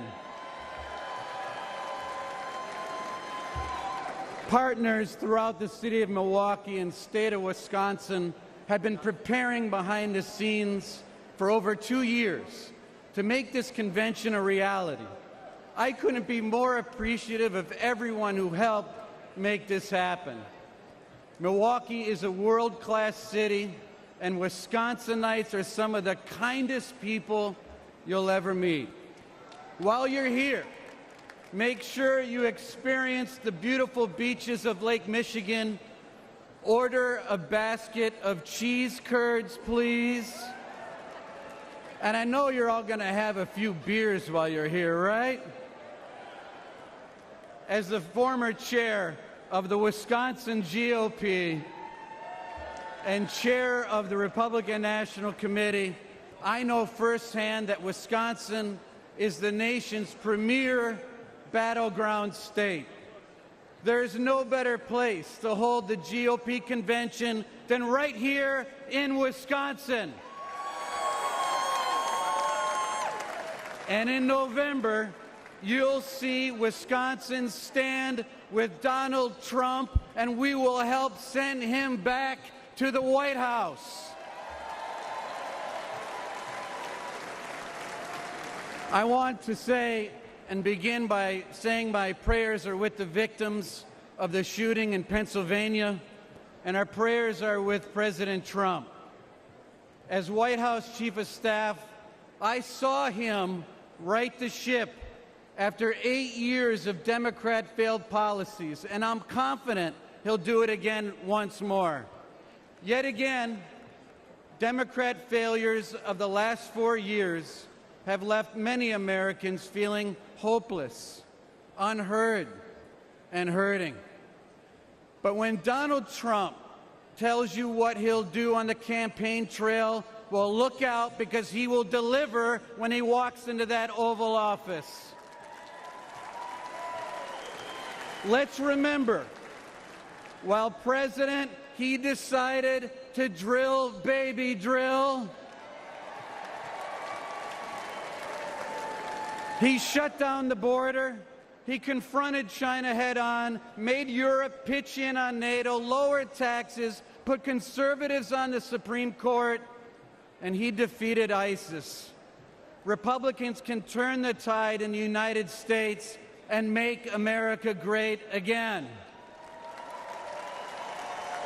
We, together here, the Wisconsin GOP, we can make Wisconsin red again in 2024 and send Donald Trump back to the White House. Let's stand united as Republicans. Let's stand united as Americans. Let's make America one again. Let's get to work expanding our majority in the House and taking back the Senate, and let's re-elect Donald Trump president. Thank you, and God bless you.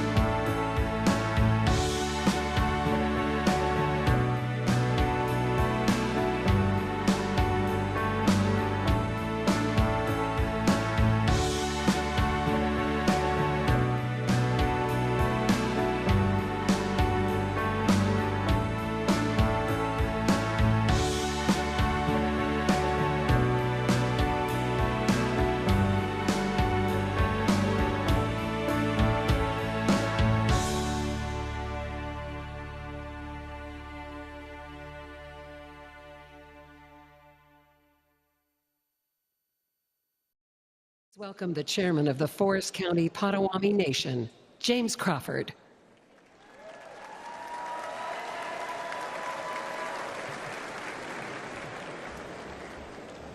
Hello, everyone, and hello, Wisconsin. Good evening.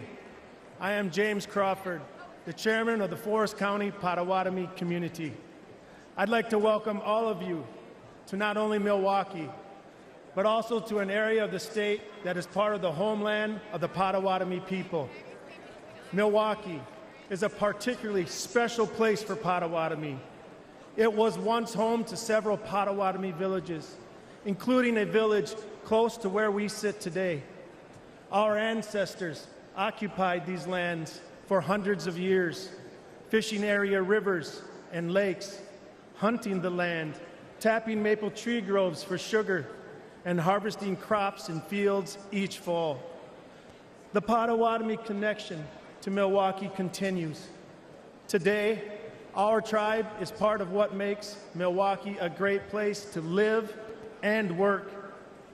And while we are best known for entertainment and tourism, our tribe is also a part of the fabric of this community through our construction, technology, and real estate business ventures, and the charitable work our foundation does with community nonprofits. Thank you.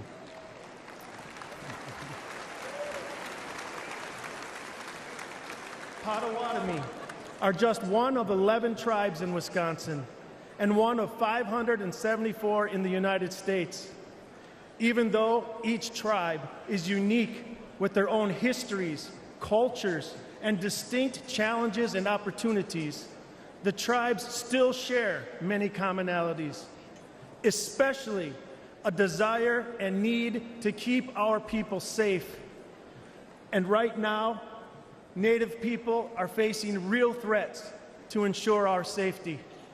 The growing use and abuse of illegal drugs are claiming countless lives on reservations across this country.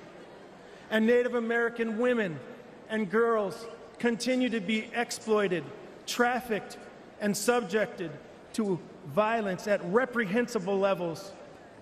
So tonight's theme, Make America Safe Again, is especially important for us.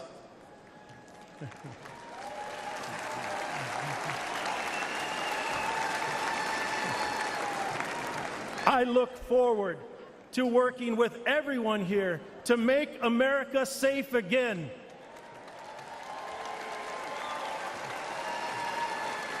To help us preserve, protect, and enhance our future generations. Miigwech, and God bless America.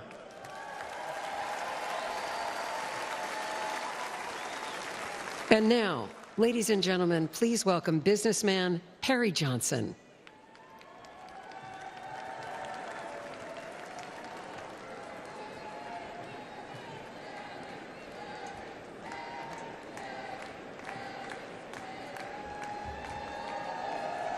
Well, what a group. Well, I'm Perry Johnson, and I'm a business owner of 81 companies around the world. And I'm going to ask you one simple question.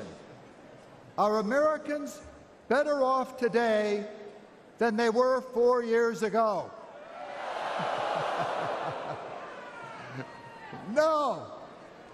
In 2019, the median household income in the United States was $4,000 more than it is today. And on an average, things are 20% more expensive. Why? Joe Biden. When you go to the grocery store and you find that things are 30% more, you can thank Joe Biden.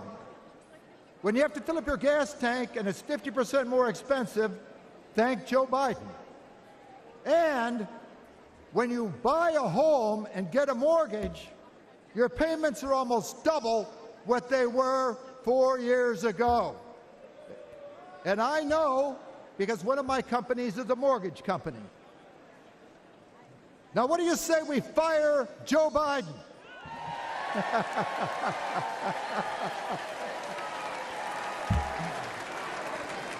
I live in Michigan, a state with grit in its veins, beautiful Great Lakes, and greatness in its soul.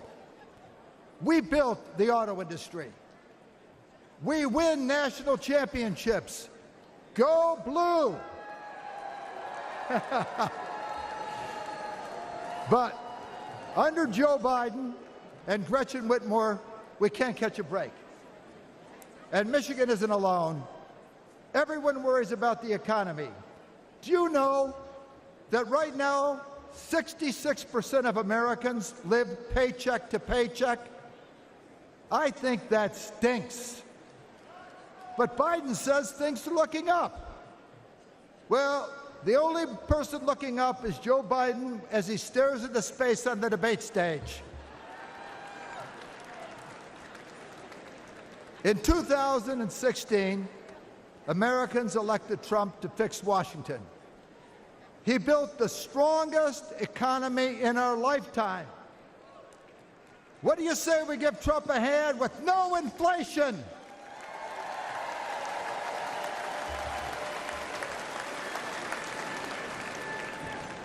Joe Biden says he can't keep our borders safe. Did Trump keep our borders safe? Yes. Under Trump, we had virtually no inflation for 4 years. That is a fact. Under Trump, family income went up every year. That is a fact. Our borders were secure under Trump. That is a fact. And under Trump, we will have lower prices, affordable American energy, lower taxes, and a better quality of life. What do you say we re-elect Trump?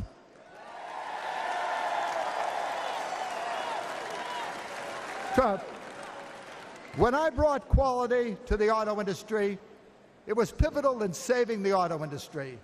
And when Trump brings quality to Washington, he will save America. Joe, Carmela, and Gretchen, I have a message for you.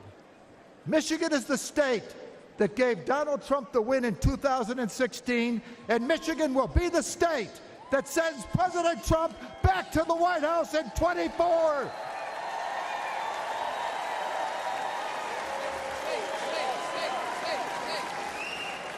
President Trump is the toughest president since Teddy Roosevelt.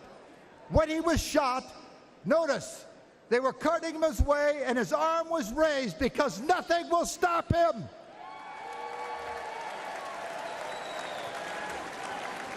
Fight.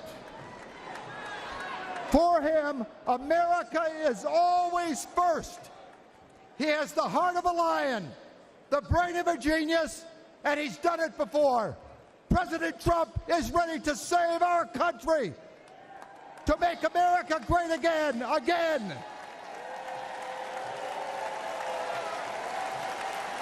I am ready to do whatever is necessary to get Trump back in the White House. Are you with me? Yes! Yes! Yes! Trump! Trump! Trump! Let's do it! Trump! Trump! Trump! Trump! Trump! Trump! Trump! Trump! Trump! Trump!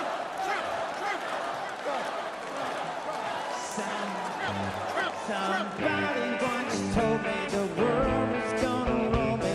I ain't the sharpest tool in the shed. She was looking kind of dumb with her finger and her thumb in the shape of an L on her forehead.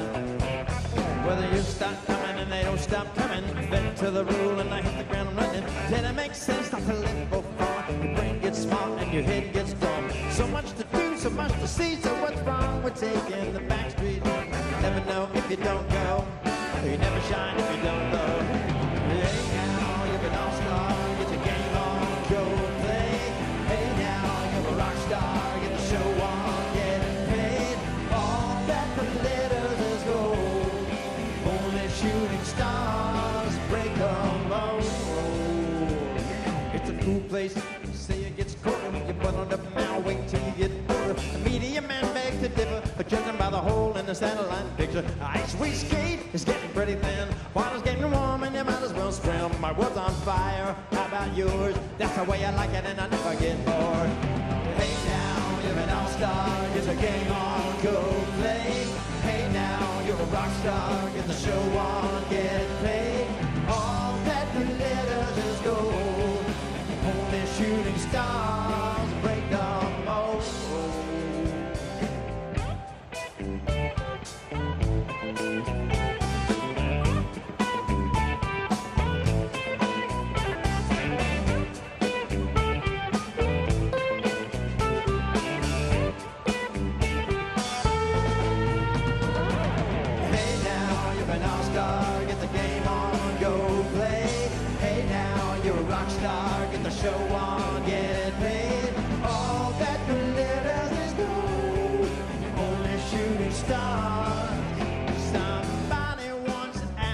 spare some change for gas. I need to get myself away from this place.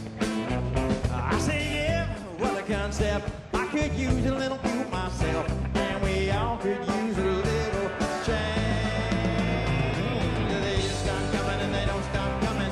Head to the moon and they hit the ground running. Till it makes sense to live more fun. Your brain gets smart and your head gets dumb. So much to do, so much to see. So what's wrong? We're taking the back streets. You never know if you don't go. Go! Never shine if you don't go. Hey now, you're an all-star. It's a game on, go play. Hey now, you're a rock star. Get the show on, get paid. All that glitters is gold. Only shooting stars break the mold. Hey, all that glitters is gold. Only shooting stars break the mold.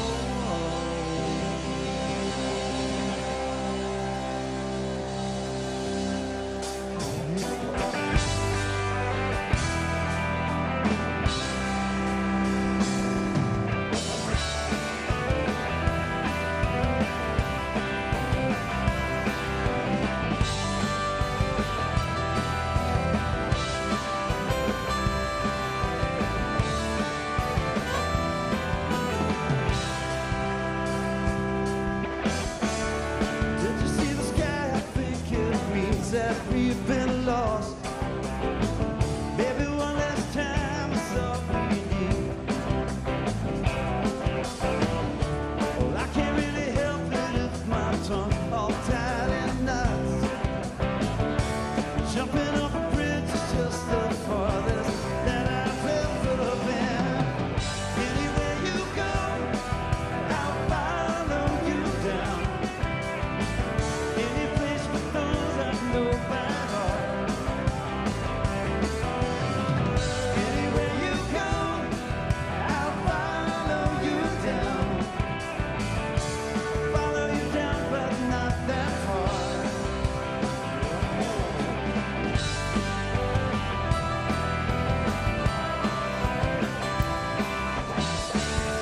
Though we're headed somewhere I can't see how far we've come. Still I can't remember anything. Let's not do the wrong thing, and I swear it might be fun. It's a long way down when all the knots we've tied have come undone. Anywhere you go, I'll follow you down. Any place with those I know by heart. Anywhere you go, I'll follow you down. Follow you down, but not that far.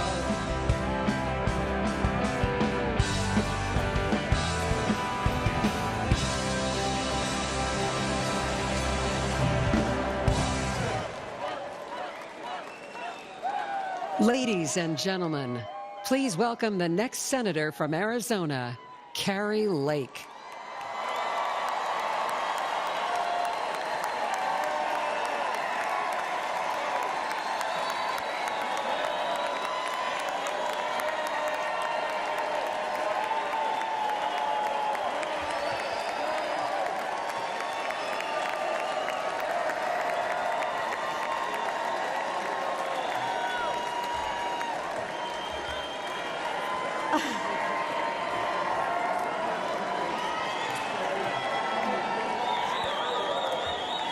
Wow. Hello. I love you. I love you. I love you, Arizona. You guys are amazing. Wow, this is MAGA energy tonight, guys. Love it. Oh, wow. This room, America, I wish you were in this room with us. This is electric. Hello, America. Welcome, everybody who's watching at home, and welcome everybody in this great arena tonight. We love you all. Actually, wait a minute. I don't mean that. I don't welcome everybody in this meeting, in this room. The guys up in the fake news, frankly,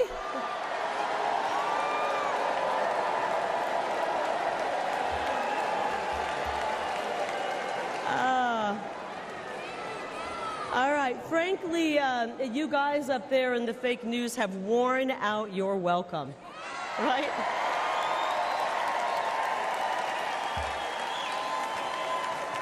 You've worn it out, guys.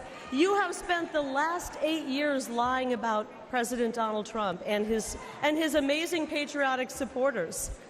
Actually, guys, they lie about everything. They've lied about Joe Biden's health, the economy, the laptop, the border. I could go on and on and on. But the really good news is that every day more and more people are turning off the fake news. And they're... That's right. And Americans are waking up to the truth about the disastrous Democrat policies pushed by Joe Biden and his favorite congressman, my opponent, Ruben Gallego. These guys, they're full of bad ideas. Just last week, Ruben Gallego voted to let the millions of people who poured into our country illegally cast a ballot in this upcoming election.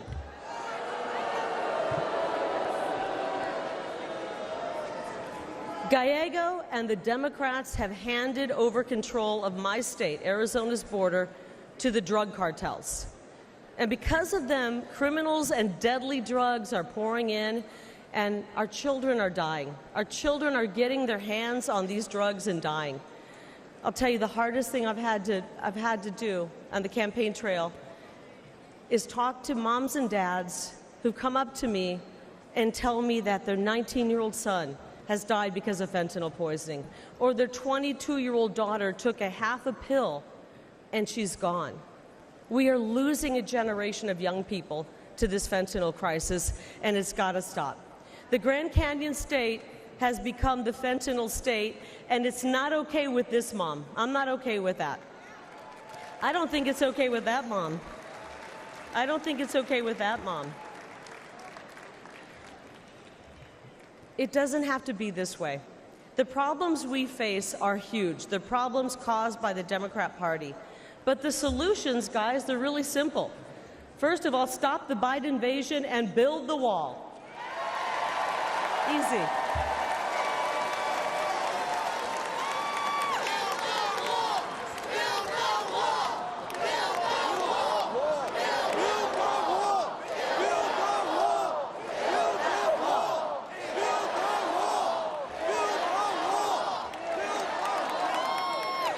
And while we're building the wall, let's kick Bidenomics to the curb and bring back the MAGAnomics. Is that okay? I miss the strong Trump economy. And because I'm a mama bear, I want to replace this indoctrination, this psychological abuse they're inflicting on our children with a real, solid, quality education. It's all common sense.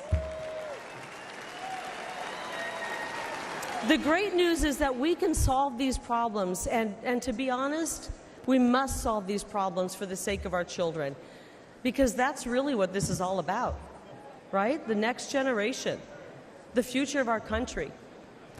I learned something watching, the Nature Channel, that the most dangerous place on planet Earth is between a mama bear and her baby cubs.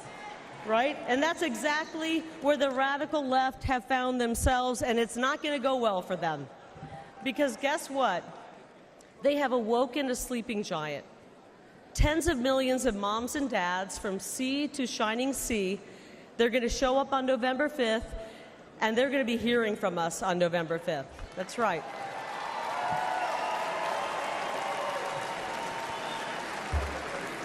Actually, I think I can think of one thing more dangerous than a grizzly bear, and it's a middle-aged, fed-up mother in Washington, D.C. And I haven't even started my hot flashes yet, guys. Just wait. Just wait. But seriously, I want every mother and father to know this, that we, the Republican Party, will fight. I will fight, not just for my kids and my daughters over here. Are you over there, Ruby? Wave to me. Wave to Mom. My daughter's over there. I want to fight for, selfishly, I want to fight for my kids, but I want to fight for your kids as well. They deserve a better future. They deserve a better future. But the really good news here, and the fake news the fake news wants us to believe we're 50-50 at each other's throat. They're creating division and anger. Americans are actually much more united than people believe, right? You see it. We see it. We want to make life better, and we want to create an incredible future for this generation and the next generation. And together, when we join together, we will make America safe again, and we will make America great again. God bless all of you here tonight. God bless you, America, and God bless President Donald J. Trump. I love you guys. Thank you. Thank you. Right.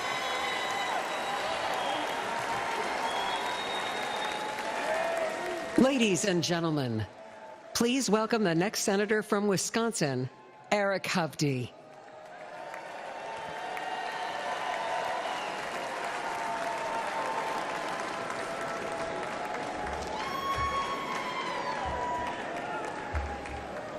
President Trump, Mr. Chairman, and delegates, welcome to Wisconsin. I'm Eric Hovde. I'm proud to be running for the United States Senate from the great state of Wisconsin, where my family has lived for more than 100 years. We're all here today for one reason: to make Americans safer, stronger, and more prosperous. We are blessed to live in the greatest country in human history, America, our home.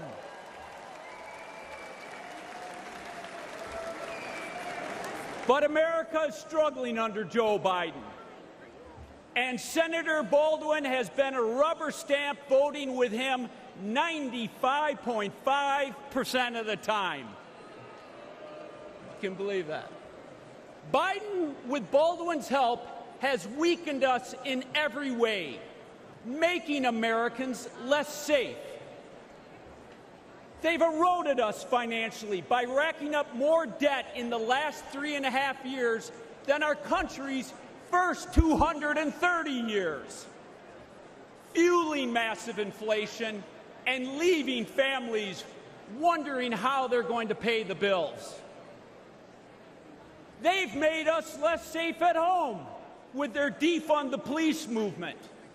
And Biden, with his border czar, Vice President Harris, opened our southern border, allowing criminals and terrorists to enter our country. They've emboldened drug cartels to flood our streets with fentanyl, killing over 100,000 Americans every year. It is sad. I've talked to parents that have lost their child to this fentanyl poison. They've made us less safe and secure internationally with their incompetent withdrawal from Afghanistan. Our adversaries moved.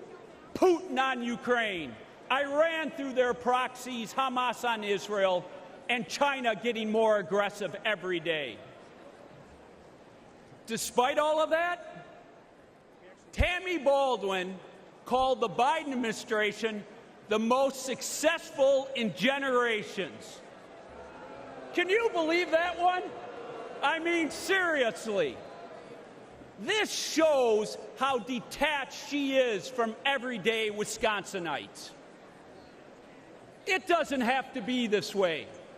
Under President Trump, family budgets were more secure. Our border was secure. Our world was secure.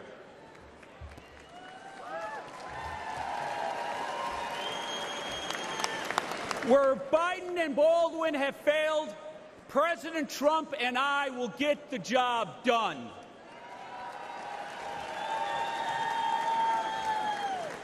Our country has become too divided, though.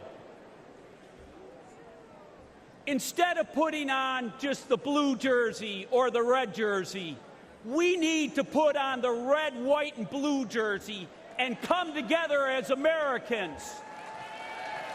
We need to heal this country from the division that the left has brought. And the media, you have to stop dividing us. If we can come together, we will win Wisconsin. We will restore America. But it's going to take everyone getting involved. Are you ready to go save your country? Are you ready to restore the American dream? Thank you, everyone. God bless. Ladies and gentlemen, please welcome the next senator from Ohio, Bernie Moreno.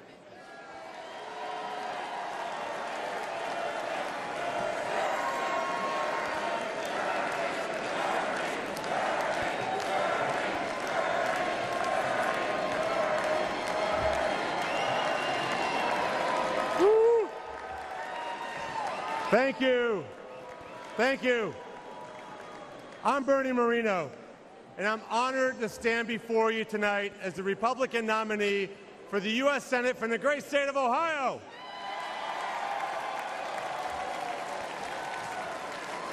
Many years ago, my parents brought me and my siblings to America legally. They left Colombia because they wanted their children to live in a country where they could achieve anything. I will forever be grateful to them.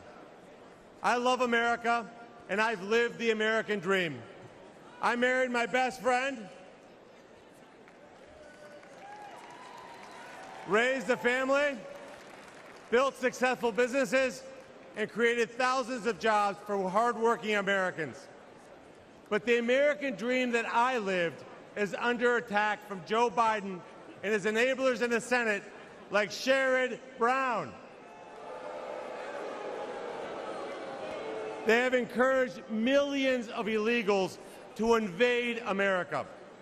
And Joe Biden's border czar, Kamala Harris, and the Democrat Senate have put the welfare of illegals ahead of our own citizens.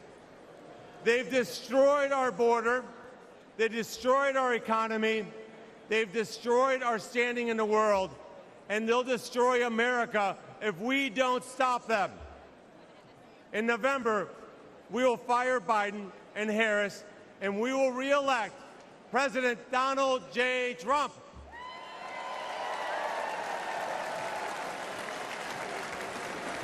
I'm so proud that my senator, my friend, J.D. Vance,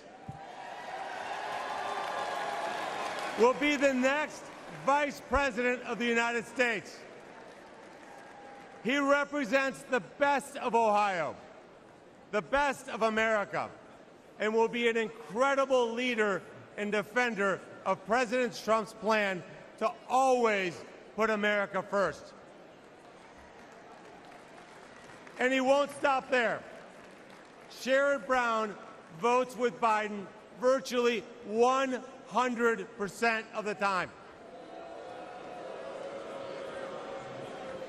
I don't know if I agree with my wife 100% of the time. But Sherrod and Joe seem to have a very close relationship.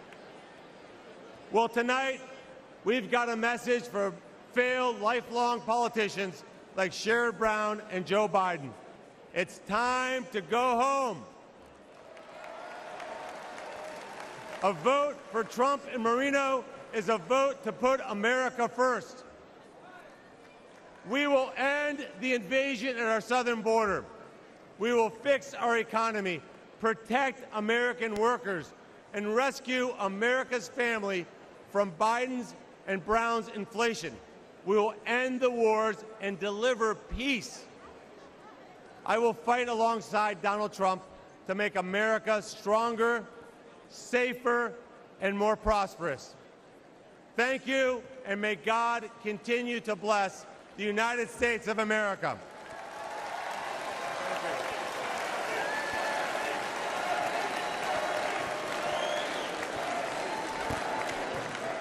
Ladies and gentlemen, please welcome the next senator from Michigan, Mike Rogers.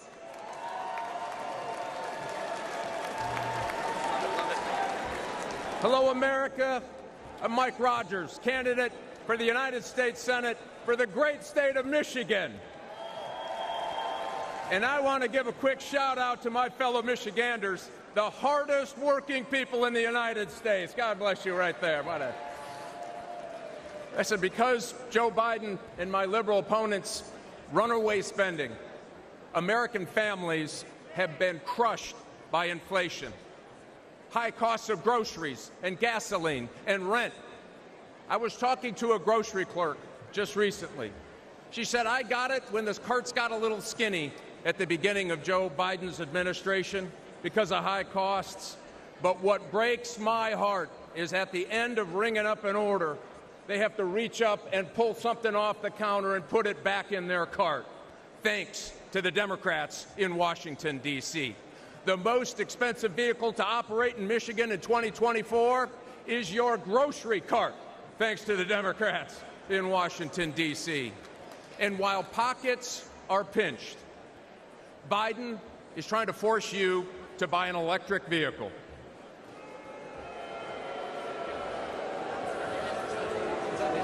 Better get a long extension cord. Let me be clear. EV mandates will destroy American jobs. EVs require 40% less labor to build than gas cars. And here's the kicker. 85% of the critical minerals needed to build them are processed in China. It is impossible to build an EV without getting into bed with the Communist Party of China. Listen, my opponent even signed an agreement to use taxpayer money to bring a Chinese battery company to Michigan, your taxpayers' money. I'll tell you this, I will never put our children's future at the hands, or the matter of fact, the Michigan auto business in Michigan, in the hands of the Chinese Communist Party, and it's the Republicans that are going to stop them from doing that. I'm committed to keep Americans safe from threats both at home and abroad. As a former Army officer, FBI special agent battling organized crime, and chairman of the House Intelligence Committee, I've seen how dangerous the world can be. But in all my time working to protect America, I have never seen anything like the Biden-Harris open border policy. They are rolling out the red carpet for violent gangs, fentanyl, Chinese spies, individuals on the terrorist watch list. And listen, our adversaries aren't stupid. They know that all they need to do is wait until nap time at the White House to push the limit. Does anyone really believe that another 4 years of Biden, Harris, and the Democrat Senate will make us safer or more prosperous? I certainly don't. And I don't think Michigan does either. Listen, it is long past time that we restore law and order. We make groceries affordable again. We make America respected again. We make America safe again. We flip the United States Senate and elect Donald Trump and make America great again. Thanks. Get fired up. This is the election to do your work. God bless.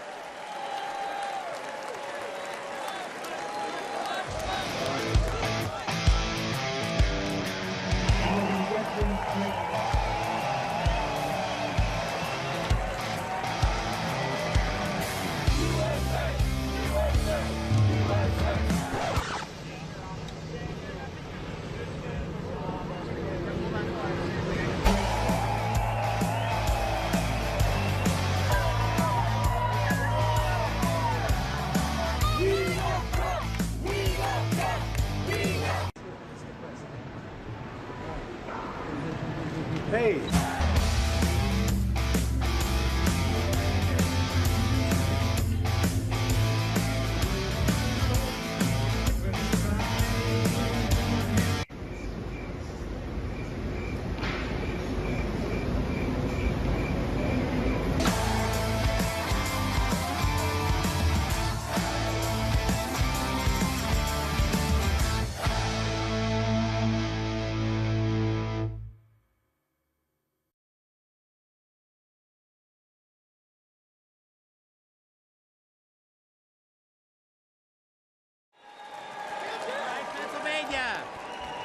Hello, Milwaukee.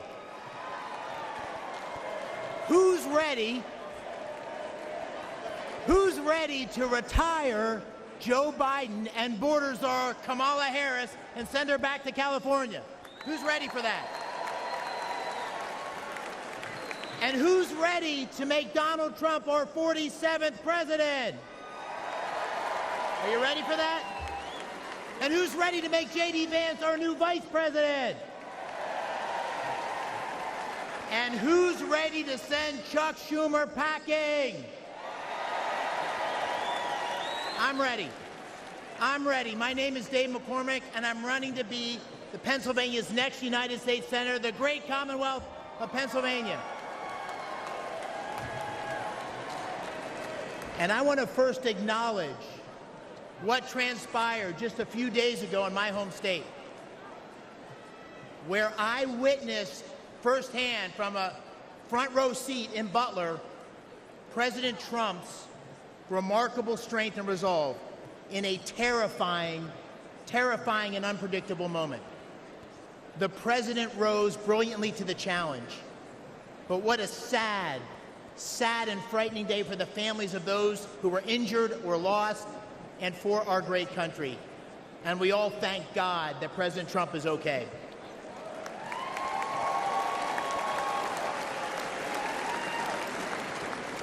I'm a seventh-generation Pennsylvanian from the great Keystone State, born and raised. A West Point graduate, a former Army wrestler. I'm a combat veteran of the 82nd Airborne Division. All right, 82nd. And I'm a business leader who helped create hundreds of jobs in Western Pennsylvania. But most important, I'm a dad to 6 daughters, and I'm a husband to the love of my life, Dina, wherever she is. Now my opponent's name is Bob Casey. But you probably don't know him because he does nothing. For 18 years, Bob Casey has been warming a chair and drawing a paycheck. He is a do-nothing, out-of-touch, liberal career politician. And when he votes for Joe Biden's tired old ideas. Casey's been around so long that the #1 song when he was first elected was the Macarena, right? Does everybody remember the Macarena?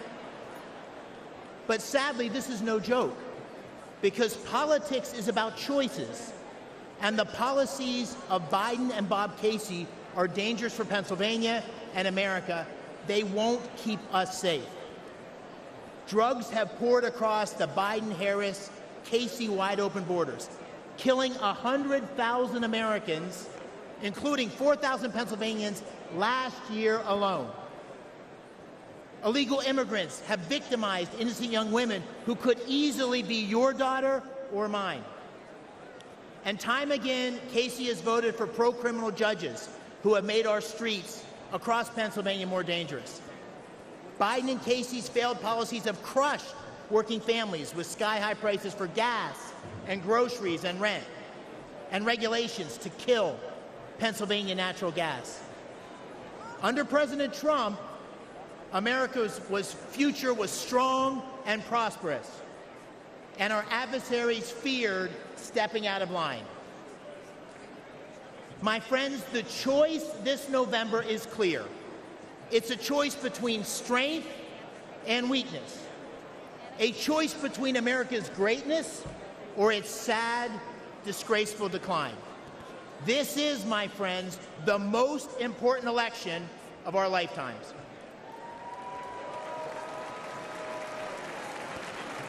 And we deserve a president and a Senate that will go to the mat to fight for America. A president and a Senate that will unite America.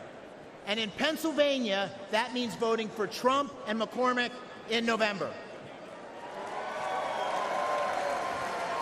Thank you all for leading the charge. God bless our United States of America.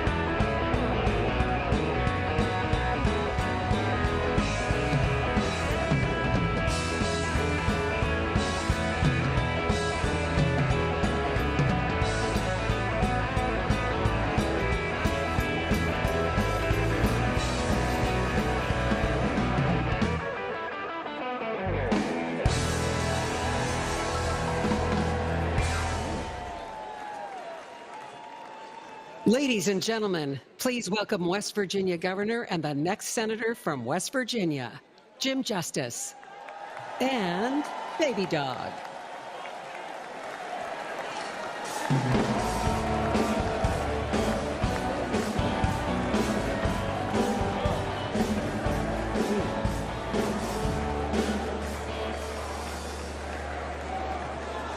Hello, everybody. I'm Jim Justice, and I'm from West Virginia, and I absolutely believe with all my soul we've got the greatest people in the world in West Virginia, and we want you to come and try us out someday. Now, with all that being said, I know that a lot of you want to meet my little buddy. So if Baby Dog could come on out here.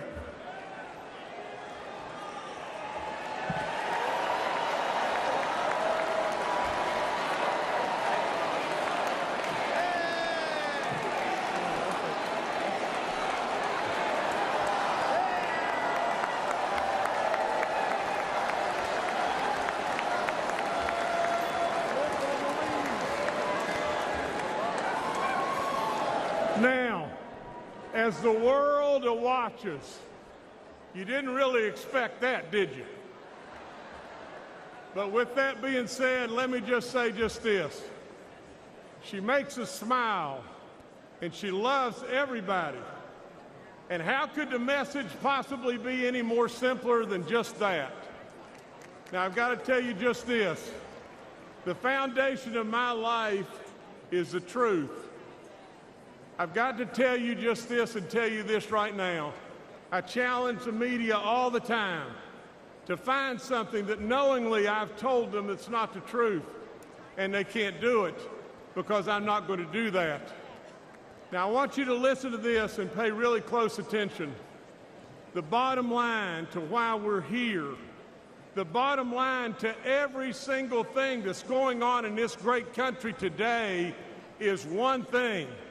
We become totally unhinged if Donald Trump is not elected in November.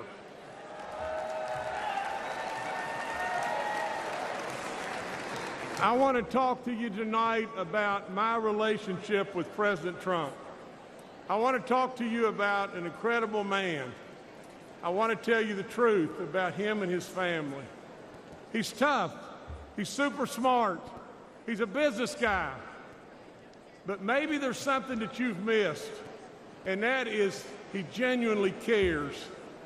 He cares about all of us, every last one of us, and he loves this nation beyond good sense. He has amazing kids. I've hunted and fished with Don Jr. He's an incredible outdoorsman and a really treasured friend. Now imagine this. Eric and I have been so far back in the woods on top of a mountain, and I blew the tire out on the back of my 4x4, and who was under the vehicle right then? Eric Trump. Eric Trump changed the tire. Donald Trump has taught his kids the very best. He's taught them absolutely to respect the military. He's taught them to respect our first responders. He's taught them absolutely to treat our working men and women with love and respect all across this land.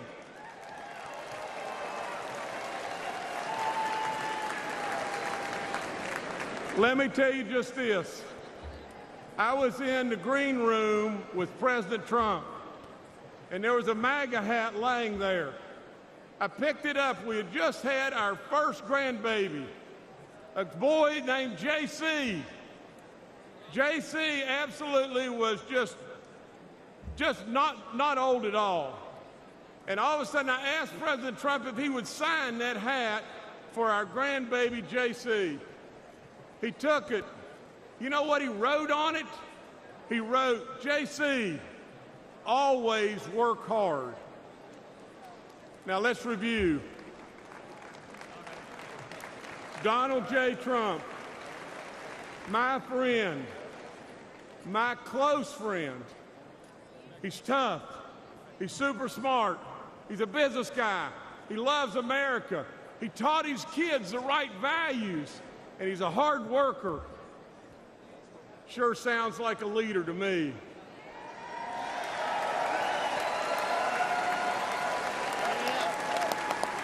Sure sounds like a president to me.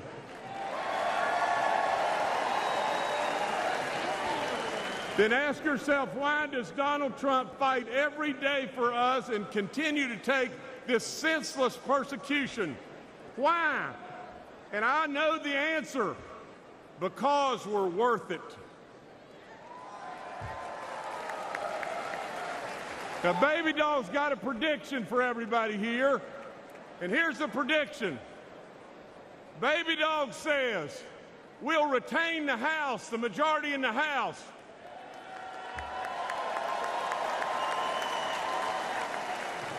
We're going to flip the United States Senate.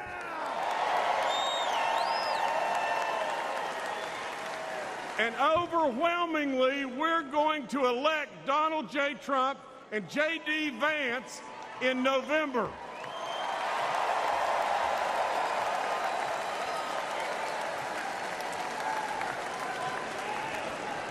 And Baby Dog says, what is the reason that she knows why we're going to win? And the answer is one thing, because we're worth it. God bless you, God bless this great country, and God bless Donald J. Trump.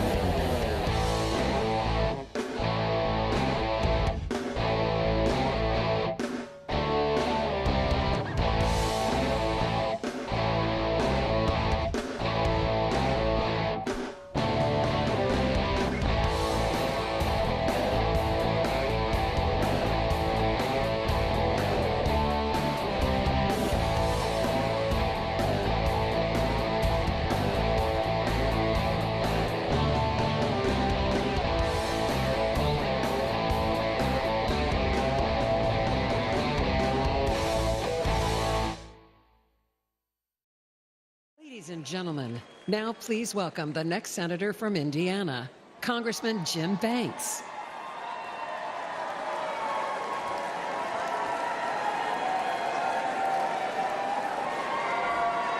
Thank you. I don't know about you, but thank God Baby Dog's a Republican. Thank you, fellow Republicans, and thank you to the great state of Indiana for making me your nominee to be the next United States Senator. Only in America could a kid like me, who was born in a trailer park, the son of a factory worker and a nursing home cook, end up here. I'm Jim Banks, and I have lived the American dream, and I'm proud of it. But the biggest difference today between Republicans and Democrats is that we believe America is the greatest country in the history of the world. But they don't. I got to tell you, as an Afghanistan war veteran, I've never been more ashamed than when Joe Biden's disastrous withdrawal left 13 American heroes dead, and then he lied about it. Americans want a president who is proud of their country and who they can be proud of. Joe Biden is an embarrassment. We went from the strongest president of my lifetime in President Trump to the weakest president in history in Joe Biden. We need President Trump back in the White House if we're going to make America great once again. But ladies and gentlemen, he's going to need backup in the United States Senate. This is no time for wimpy Republicans. That's why I'm running. We'll start by securing the border.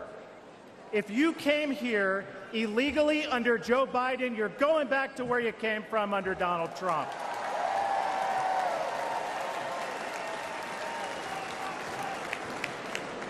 My dad was a Union Democrat for most of his life. Today, he's a Trump Republican. Because my dad knows that President Trump will always put American workers first. Trump was the first president of my lifetime to hold China accountable for taking our jobs. He brought manufacturing back to Indiana and boosted wages for hardworking Hoosiers. Ladies and gentlemen, Trump saved the American dream. But if we have Biden for 4 more years, that dream won't be there for my 3 daughters. So we are going to take our country back for them, for your children, for your grandchildren, for every American.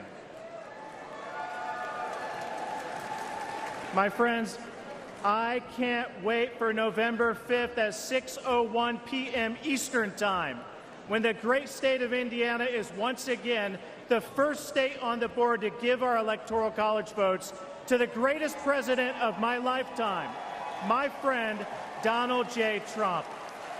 Thank you. God bless.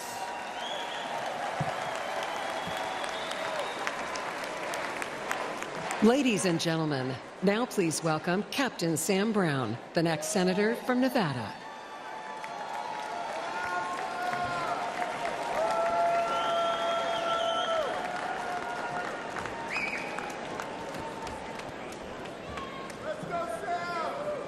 Thank you. I want to start by thanking my God for my life. I want to thank my wife for her strength, for her courage and her support in this race.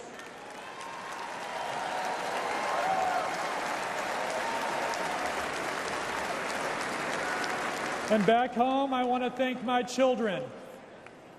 I do this for many reasons, and you are part of that mission.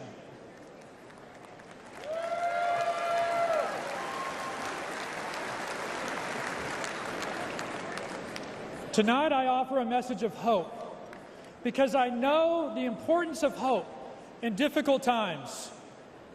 On September 4th, 2008, my Humvee ran over a roadside bomb in Afghanistan. The explosion left me drenched in diesel and burning alive. As I neared death, I felt the flames being smothered and heard a voice say, "Sir, I've got you."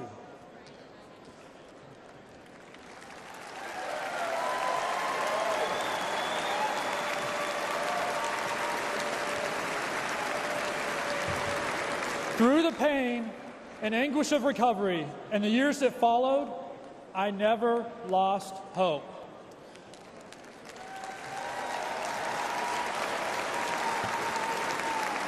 And I stand before you.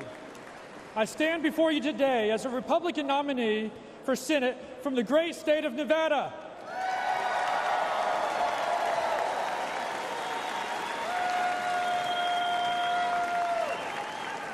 America, I served you as a soldier, and I want to serve you again. As a U.S. Senator, I will proudly stand alongside Donald Trump to make America affordable, safe, and strong again.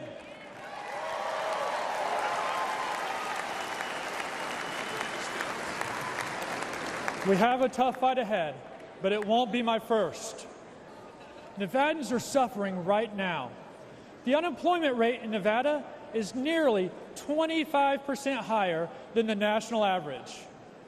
The Biden-Harris economy might be fine for millionaires like Senator Jackie Rosen, but it's terrible for Nevadans struggling with inflation and high prices. Yet Jackie and Joe want to raise your taxes while dodging their own. I'll work with President Trump to cut taxes for working families and end taxes on tips for struggling Nevada service workers.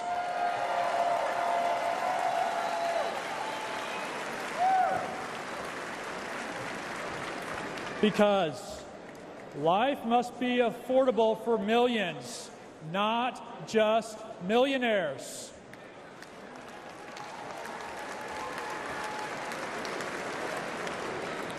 Finally, look at my face.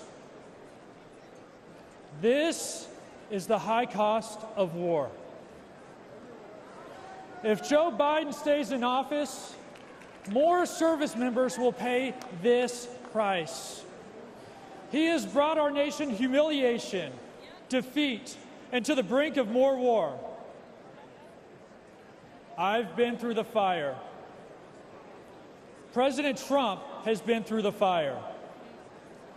But hope has not been extinguished. It is reignited.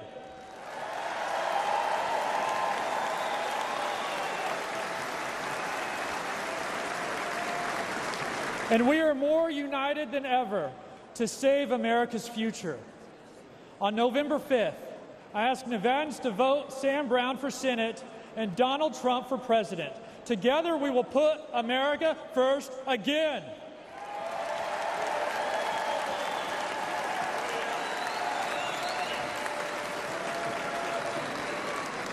I want to close with those same words I heard on the battlefield that gave me hope. America, I've got you. May God bless President Trump. God bless you. And God bless the United States of America.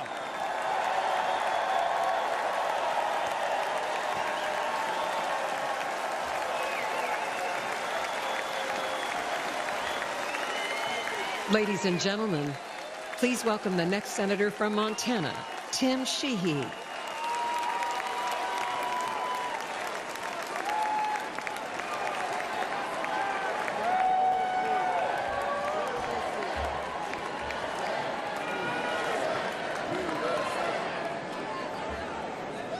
Hey, Montana, how's it going?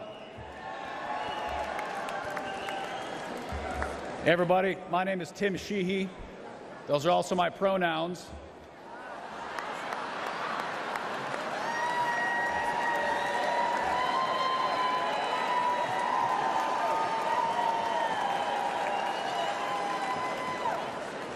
I've been a he, she for 38 years, and I can promise you going to elementary school with that name in the 80s was not fun.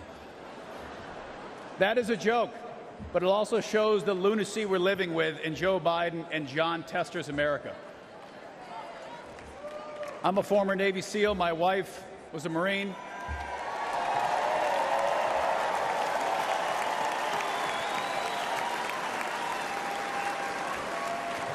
We both fought in our nation's longest war in Afghanistan. I was wounded there, served hundreds of missions there.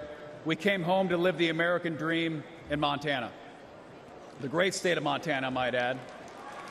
And we started an aerial firefighting company in our barn. We created hundreds of jobs protecting our public lands and protecting fellow Montanans from devastating wildfires. I fight wildfires for a living, so take it from me, the world is on fire under Joe Biden. Consider for a minute Biden's disgraceful retreat from Afghanistan, when he let our enemies steal billions of dollars of our equipment and kill 13 brave American service members. To this day, there has been zero accountability, none. And that's why I'm running for the United States Senate in Montana, to bring back accountability to our government and beat Jon Tester, the liberal Washington politician who votes with Biden and Kamala every single time it matters.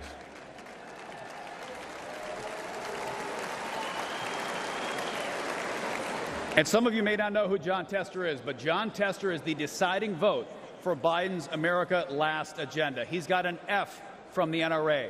He's voted to open our borders, unleash inflation, and he even put a liberal judge on the Supreme Court who can't even define what a woman is. And even drives a Prius in D.C. Yeah. Priuses don't work in Montana, do they? Jon Tester doesn't represent Montanans. He's a rubber stamp for Biden's failed presidency and extreme liberal agenda, and it's time to retire them both.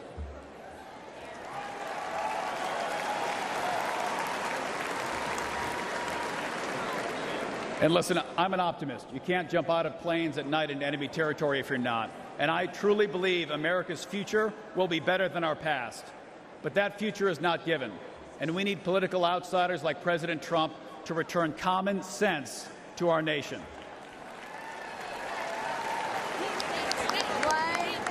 And what Montanans think is common sense is pretty simple.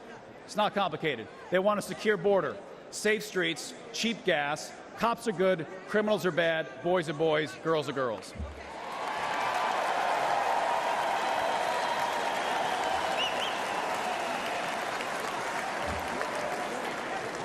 And I'm ready to retire Jon Tester and take back the United States Senate. And I'm ready to join you in sending President Donald J. Trump back to the White House. Let's save America. We've got a lot of work to do.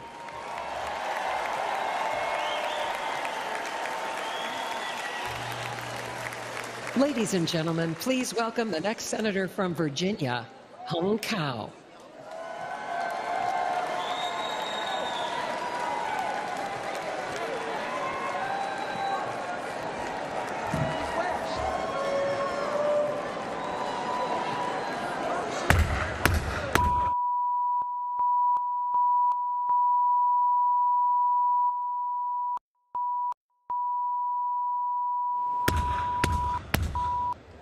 That's the last sound my parents heard when their fathers were taken away in the middle of the night, and they never saw them again.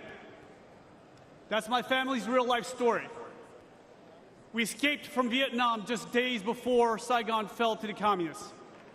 We were given a new life in the most generous country on earth.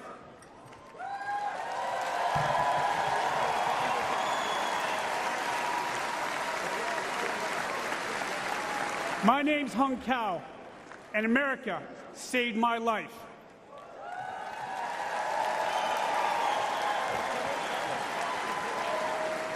I grabbed onto the American dream. I graduated from the United States Naval Academy, but I paid back every dime of that American dream with 25 years of service in Navy Special Operations.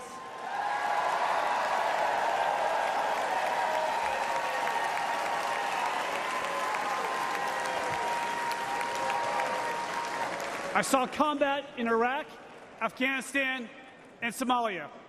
I retired as captain of the United States Navy, and now I stand before you as a Republican nominee for the United States Senate in the Commonwealth of Virginia.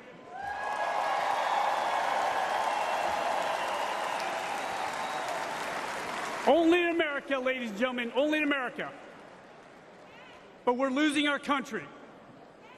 Under Joe Biden, millions of illegal aliens flood our borders. They fly Hamas flags on our campuses, and they shout death to America. As an immigrant to this great country, let me be very clear to everyone who comes here. Don't ask for the American dream if you're not willing to obey the American laws and embrace the American culture.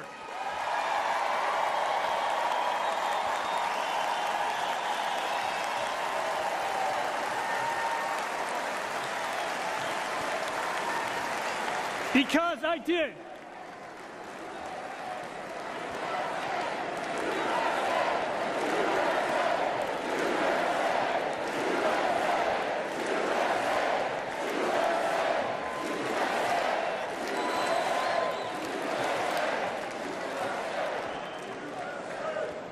I love this country so much that I wrote a blank check up to and including my life.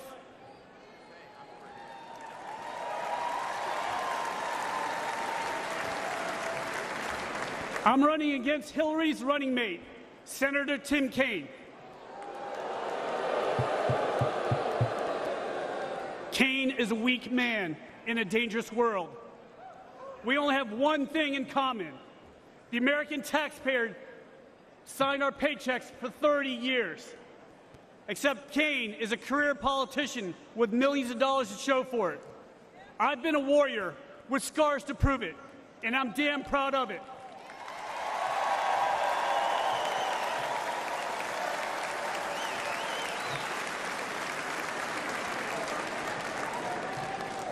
In November, the left will vote for the hatred of one man. We will vote for love. Love of God, love of family, and love for the greatest nation on earth.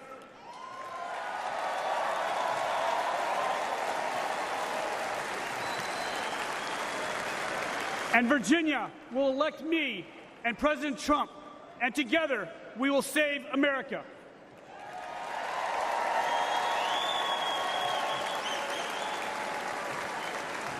My name is Hung Cao. I'm the next senator from the Commonwealth of Virginia, and I'm not done fighting for us.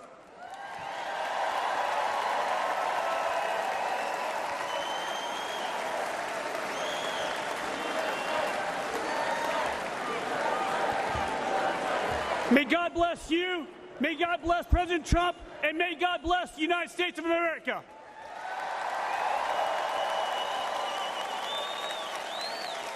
And now, ladies and gentlemen, please welcome United States Senator Rick Scott of Florida.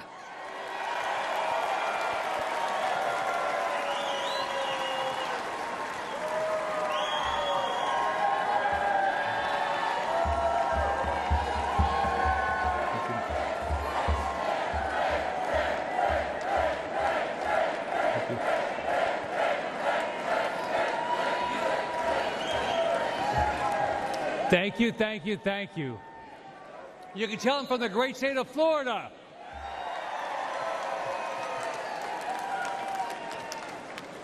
Well, the Democrats couldn't stop him. The media couldn't stop him. The liberal judges couldn't stop him. A bullet from a madman couldn't stop him. Can anything stop Donald Trump from becoming the next president and making America great again?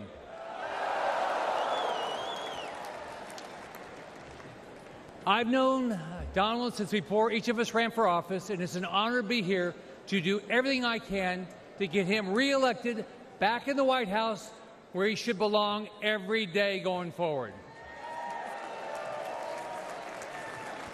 Now, like all of you, I'm blessed. I was born to a single mom. I grew up in public housing. I started working at the age of 7. I enlisted in the U.S. Navy at the age of 18. Go Navy.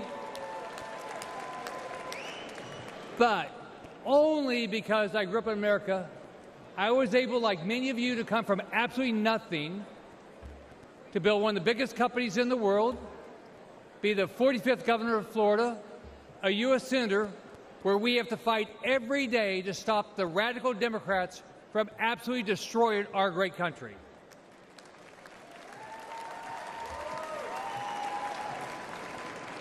They will lose, we will win.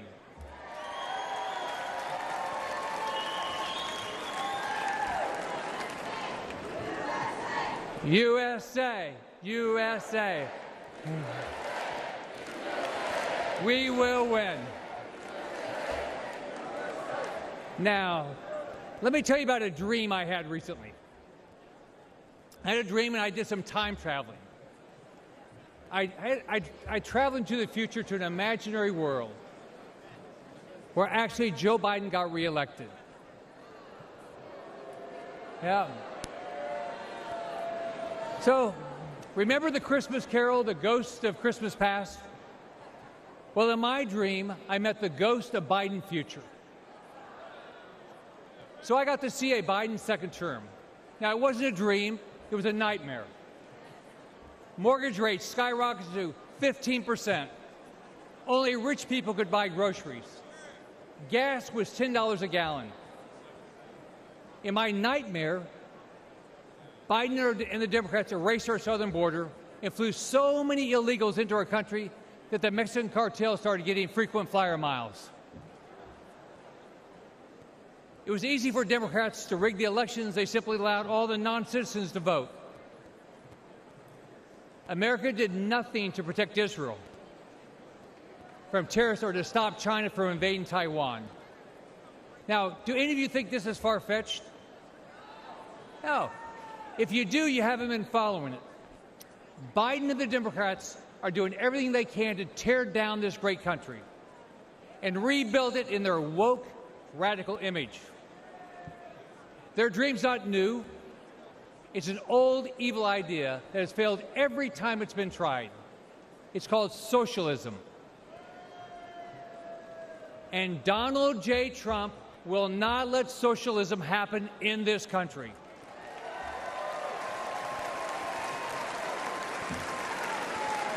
Think about it. Under Trump, we had a booming economy. We weren't at war. Our enemies feared us. Our allies respected us. We had a secure border. Inflation and mortgage rates were low. And families had money in the bank.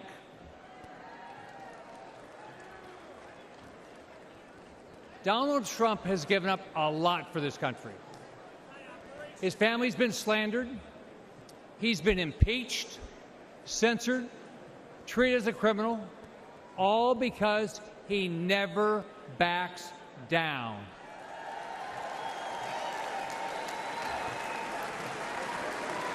This week, he's shown the courage all of us should display as we rally around him to rescue our great country. So, let's fight, fight, fight, and make sure Donald Trump gets reelected. Have a great night. God bless you.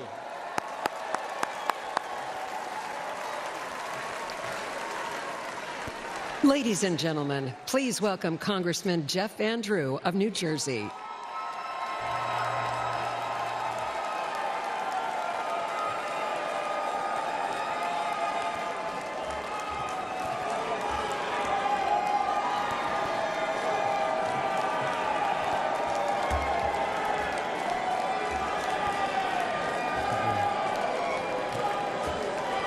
Thank you. Thank you.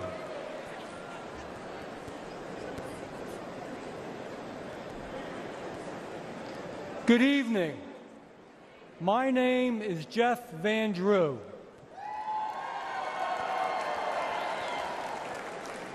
Tonight I want to tell you my story. I am a proud Republican, but I haven't always been a Republican. I was elected to several offices in South Jersey and eventually was sent to the United States Congress, all of them as a conservative Democrat. Along the way, I noticed that I didn't like what the Democrats had become as a party. But more importantly, I didn't like what the Democratic Party was doing to our great United States of America. To the independents, and especially to the forgotten Democrats out there, for a moment I want to speak to you. I know how you feel tonight, because that's how I felt back in 2019. You feel like your party has left you behind, because it has. You feel like your party doesn't care about American workers and American working families, because it doesn't. And you are worried that Joe Biden and Kamala Harris are hurting our country, because they are.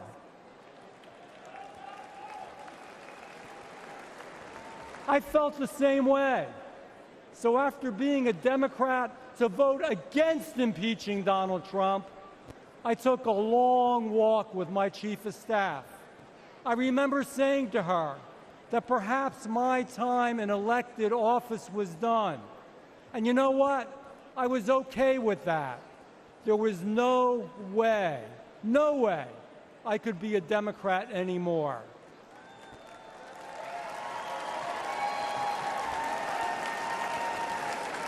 But then I received a call from the White House. President Trump asked me to meet with him. We spoke about family, faith, freedom, and friendship. He has been my good friend ever since that day.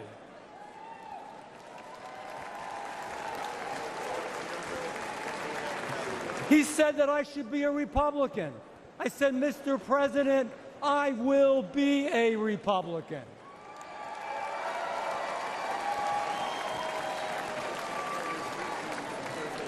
He said he would stick by me, and he always has. Ladies and gentlemen, after the tragic shooting last Saturday, we need to come together. All of us, Republicans, Democrats, and independents, we need to be the shining city on the hill, a nation that empowers us to do extraordinary things. We will conquer new challenges. We will reach new heights. And we will blaze new trails of greatness. We will make America great again.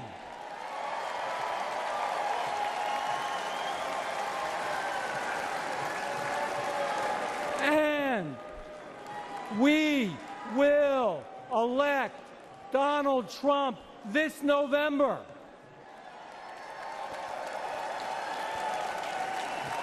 Now I have a question for you, and I'll give you the answer. The answer is yes, but we want to hear your answer from the East Coast to the West Coast and around the world. Can you do this? Will we win in November? Will we win in November? God bless you. God bless Donald Trump. And God bless the greatest country that ever existed on the face of the earth, the United States of America.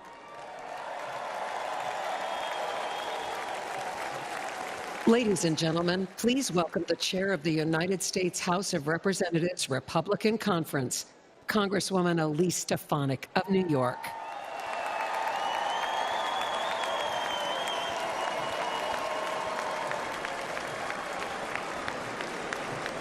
Good evening, Milwaukee.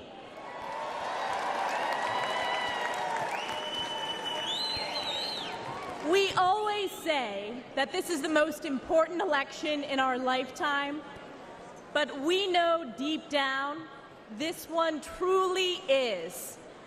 Our Constitution and the soul of our very nation are on the ballot. Under Joe Biden, the American people have suffered crisis after crisis. From the Biden border, the most wide-open border in our nation's history, to Bidenflation, the highest rate of inflation in my lifetime, devastating hardworking families with skyrocketing prices for groceries, gas, and utilities. To Biden's violent crime crisis, fueled by Democrats' pro-criminal sanctuary cities and defund the police policies like we have seen in my home state of New York. All while corrupt Democrat prosecutors and judges wage illegal and unconstitutional lawfare against President Trump in an effort to do Joe Biden's political bidding. And around the world, the feckless and failed Joe Biden has caused chaos, weakening our national security. From the catastrophic withdrawal from Afghanistan, to Putin's invasion of Ukraine, to Hamas's terrorist attack against our most precious ally, Israel. And let me ask you a question. What has been the response from the radical left on our college campuses? Vile anti-Semitism, chanting death to Israel, death to Jews, death to America. This is Joe Biden's Democrat Party. Who saw that congressional hearing with the college presidents of so-called elite universities? Oh, wait, they are former presidents.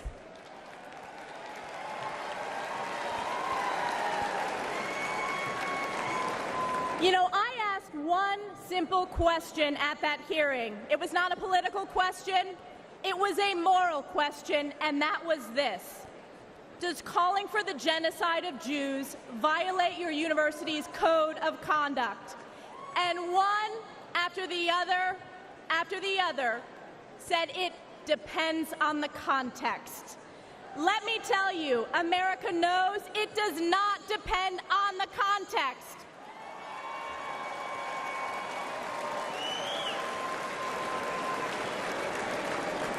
President Trump will bring back moral leadership to the White House, condemning anti-Semitism and standing strong with Israel and the Jewish people. President Trump will once again deliver the most secure border in our nation's history and unleash the American economy. And he will bring peace through strength as Commander-in-Chief, standing with our allies and causing our enemies to fear us. President Trump has done it before, and he will do it again. This November, we are counting on you, we the people, to save America by electing President Donald J. Trump. It is clear for the whole world to see nothing, absolutely nothing will stop President Trump from standing and fighting for our great country. And I have been proud to always stand in the breach during the toughest moments for President Trump, from leading the charge against illegal impeachments, to standing for election integrity, to unifying House Republicans, to proudly being the first member of Congress to endorse him for re-election. And as we embark on the difficult path ahead to save America, call upon Galatians 6:9. And let us not grow weary of doing good, for in due season we will reap if we do not give up. We the people will never give up on President Trump, and we will never give up on the United States of America. God bless you, God bless President Donald J. Trump, and God bless the United States of America. Ladies and gentlemen, please welcome the Majority Whip of the United States House of Representatives, Congressman Tom Emmer of Minnesota.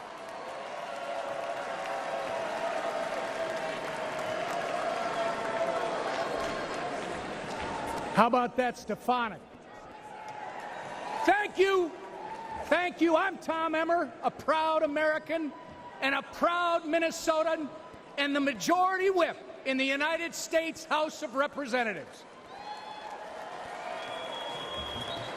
In 2022, Americans elected our House Republican majority to stop the Biden-Harris agenda. In spite of having one of the smallest majorities in history, House Republicans have held the line. We fought back against the Democrats' reckless spending that imposed record-breaking inflation on the hardworking Americans. We passed bills such as the Lower Energy Costs Act and the Rein in Inflation Act to counteract Joe Biden and Kamala Harris's failed economic agenda and to restore some fiscal sanity to Washington. We ended ended the vaccine mandate in our military.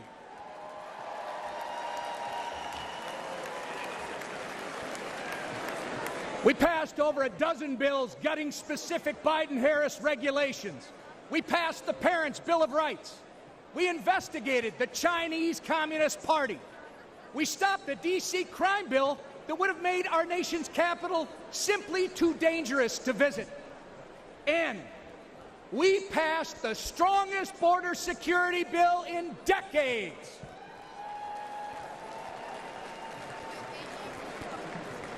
Get ready, because when we grow our majority, when we flip the Senate, and when we send President Donald J. Trump back to the White House, we won't just be holding the line anymore, we'll be moving forward. We will turn America First principles into law. I know firsthand that Minnesotans can't afford 4 more years of Joe Biden and Kamala Harris. That's right. Which is why I'm confident that we will make history this November when we turn Minnesota red for the first time in 50 years.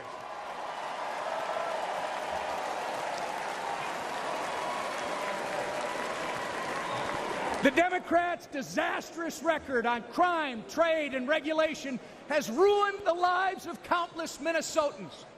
When Minneapolis was in flames and businesses were in ruins, Kamala Harris encouraged and enabled the criminals and the rioters. Oh, it gets worse. She even promoted a fund to release the criminals from jail. It doesn't get reported much in our media, but one criminal Kamala Harris freed in Minneapolis went on to murder a man in St. Paul, Minnesota. Donald Trump stands with the people and the police, our men and women in blue, not with the criminals and the rioters. Donald Trump also fought for Minnesota workers and farmers, fighting back against Chinese trade abuses, ending NAFTA, and replacing it with the USMCA. Joe Biden voted for NAFTA and China's entry into the WTO, devastating Minnesota's economy. And Kamala Harris, she opposed tariffs on China. Of course, when they aren't outsourcing our jobs through bad trade deals, Joe Biden and Kamala Harris are destroying them through taxes and regulation. They are America last. But next year, Donald Trump, with the support of Trump majorities in the House and Senate, will put America first again. Thank you.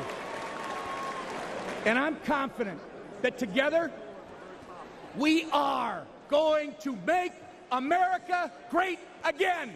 God bless you. May God continue to bless Donald Trump and his family, and God bless America.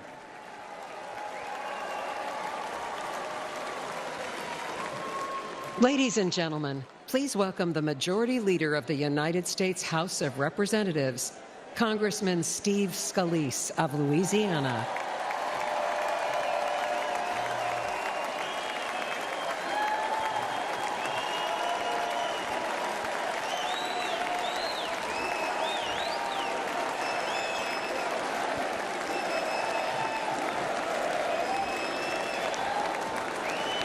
God bless each and every one of you. I'm House Majority Leader Steve Scalise from the great state of Louisiana. Now, I was born in New Orleans, so I've seen some crazy things in my time. But New Orleans has nothing on Washington, D.C. these past 4 years. Joe Biden and Kamala Harris have spent your tax dollars trashing America's finances in ways no sane or sober-minded person ever would. Let's talk energy. They've eroded the American energy dominance that President Trump delivered. Joe Biden approved the Nord Stream pipeline for Russia, but he killed the Keystone pipeline here at home. Thousands of American jobs gone. it doesn't end there. Biden let Iran and Venezuela export their oil, but he stopped liquefied natural gas exports here in America. President Biden's not done. President Biden waived taxes on Chinese solar panels, but he raised taxes on Americans. When we elect Donald Trump as our next president and expand our Republican House majority, we will end the Democrats' assault on American energy once and for all. Now let's look at taxes. Biden and Harris want a $5 trillion tax hike. In our first 100 days, President Trump and a Republican majority will make the Trump tax cuts permanent. And yes, we will end taxes on tips and deliver another tax cut for working families. On the border, Biden and Harris opened it up to the entire world. Prisons are being emptied. President Trump and a Republican majority will repass H.R. 2, the strongest border security bill in decades. We will lock down the border, and yes, we will finish building the wall.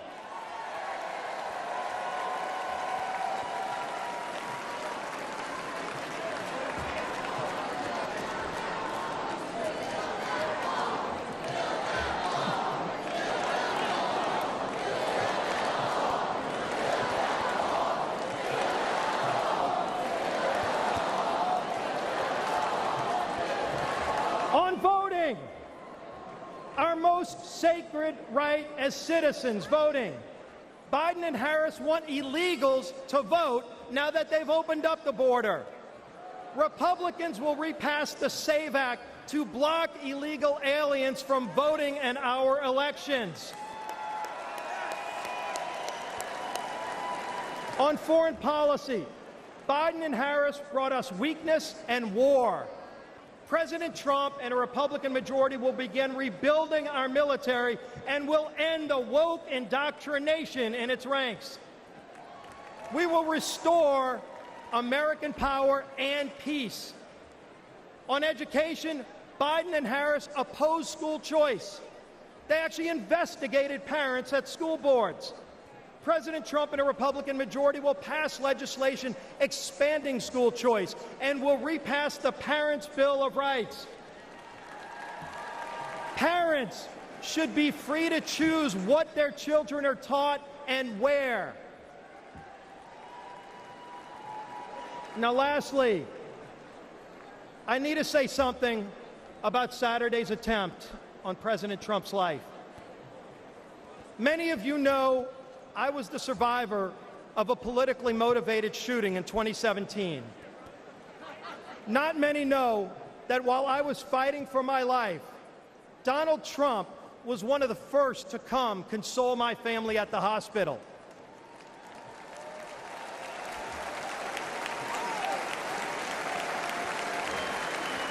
That's the kind of leader he is.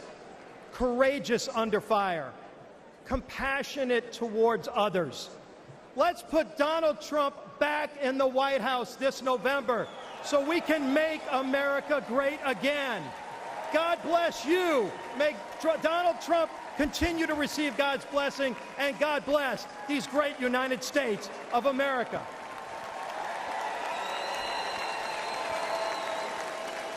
Ladies and gentlemen, please welcome the Speaker of the United States House of Representatives, Mike Johnson of Louisiana.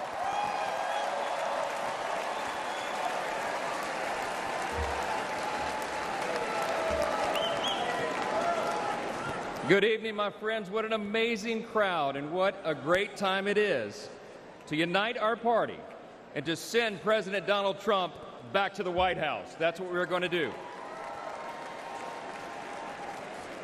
But we're not just uniting as Republicans. We're uniting today as Americans in the wake of the assassination attempt on the life of President Trump. Everyone hear me clearly and listen to me at home and make no mistake. The House is conducting an immediate and thorough investigation of these tragic events.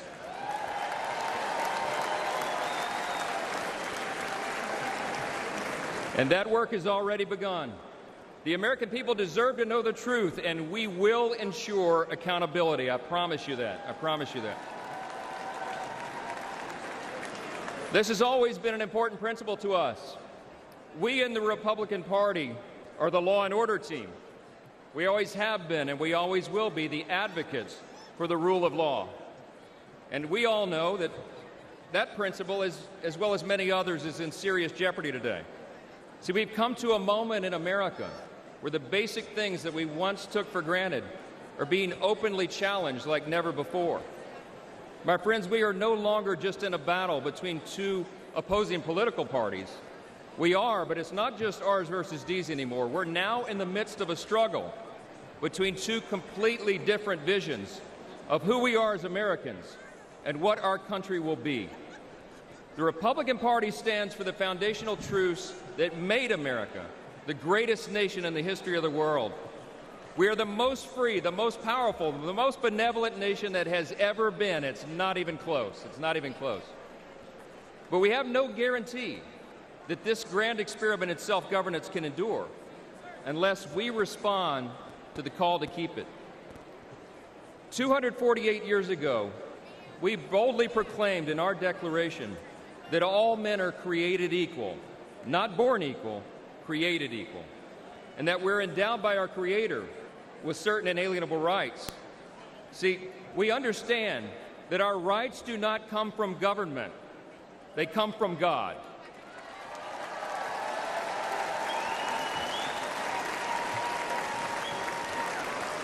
There's another thing that we recognize. We recognize that we are made in His image. And because of that, every single person has inestimable dignity and value. And your value is not related in any way to the color of your skin, what zip code you live in, where you come from, what your talents are, or what you can contribute to society. Your value is inherent because it is given to you by your Creator. That's what we stand for.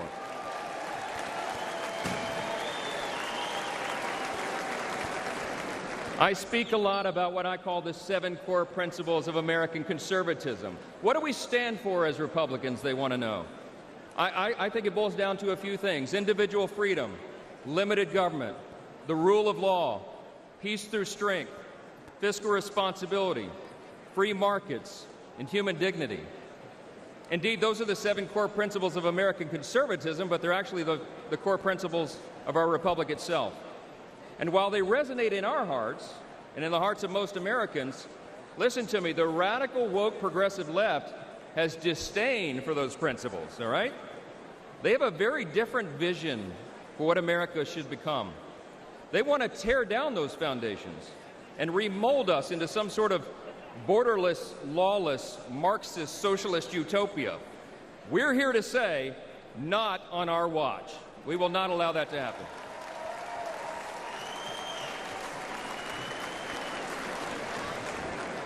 It was just 3 weeks ago that Kelly and I dropped off our oldest son at the Naval Academy. That's right. In 4 years, he'll graduate, and he'll join the 1.3 million active duty service members who bravely defend our country. We're so proud of Jack and all our children, but like most parents today, we're concerned about their future.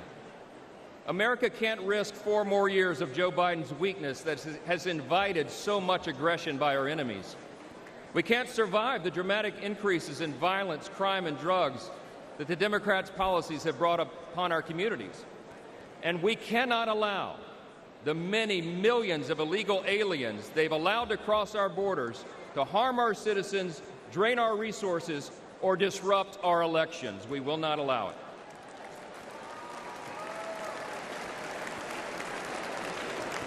My friends, we're watching the principles of faith, family, and freedom that once defined our nation now being trampled underfoot by the radical left.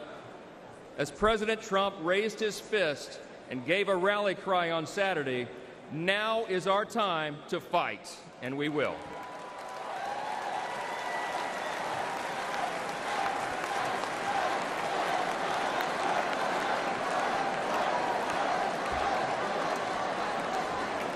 We're in a fateful battle of ideas, my friends, and we have to recognize that.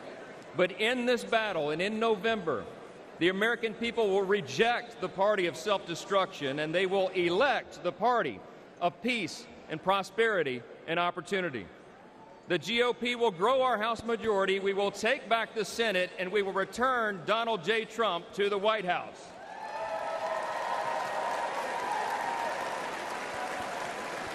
And standing arm in arm, we will make America safe again.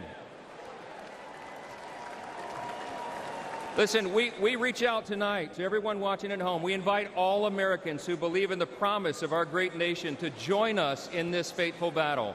We can and we will reverse this current decline.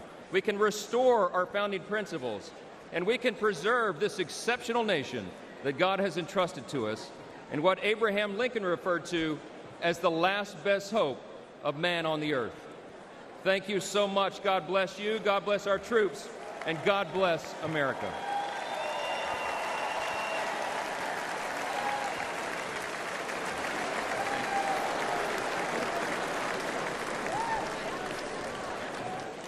Ladies and gentlemen, now please welcome businessman Vivek Ramaswamy of Ohio.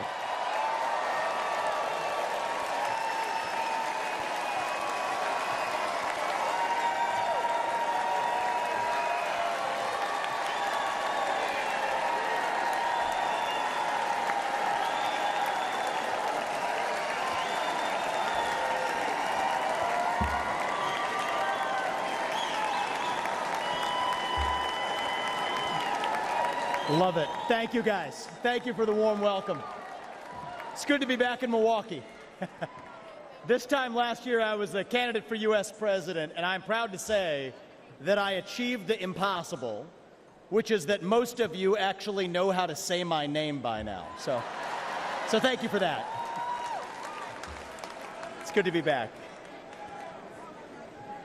We're in the middle of a national identity crisis right now. Faith, patriotism, hard work, and family have disappeared, only to be replaced by race, gender, sexuality, and climate. But we're not going to win this election just by criticizing the other side. We're going to win this by standing for our own vision of who we really are.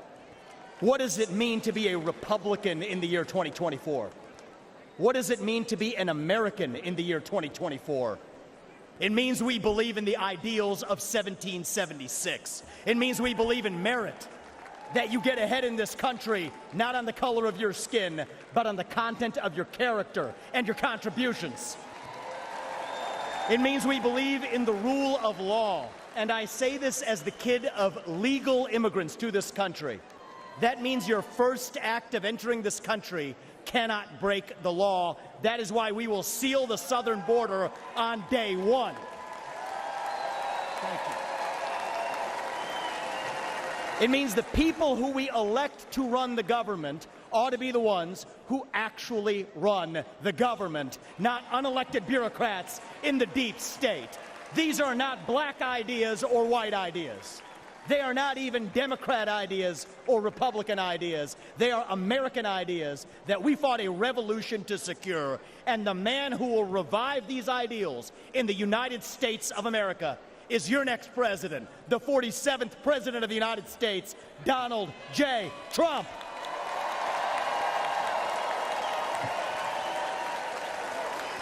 If you want to seal the border, vote Trump. If you want to restore law and order in this country, vote Trump. If you want to reignite the economy in this country, vote Trump. If you want to revive national pride in this country, vote Trump. If you want to make America great again, vote Trump. But there is one more reason I'm going to ask you to vote Trump, and it's the most important one. It's the one the media won't talk about, but it's the truth. Donald Trump is the president who will actually unite this country, not through empty words, but through action. Because you know what? Success is unifying. Excellence is unifying. That's who we are as Americans. That's who we've always been. To those of you watching this at home tonight, I'd like to deliver a message that the media doesn't want you to hear from the Republican Party. Our message to black Americans is this. The media has tried to convince you for decades that Republicans don't care about your communities, but we do. We want for you what we want for every American: safe neighborhoods, clean streets, good jobs, a better life for your children, and a justice system that treats everyone equally, regardless of your skin color and regardless of your political beliefs.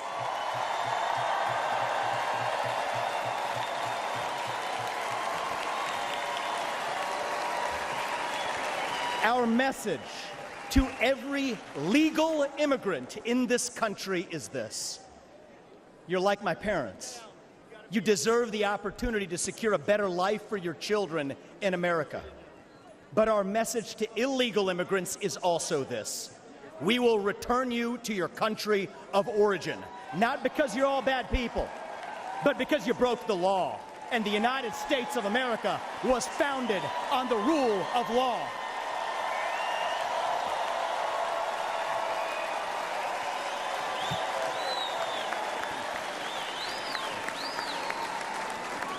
Our message to millennials, speaking as one myself: yes, it's true. Our government sold us a false bill of goods with the Iraq War and the 2008 financial crisis, loading up our national debt that falls on our generation's shoulders, telling us that if we took out college loans, we'd somehow get a head start on the American dream, when it hasn't worked out that way. But we can't just be cynical about our country, because the United States of America is still the last best hope that we have, and we deserve a better class of politician, one who actually tells us the truth, even if it comes with some mean tweets from time to time.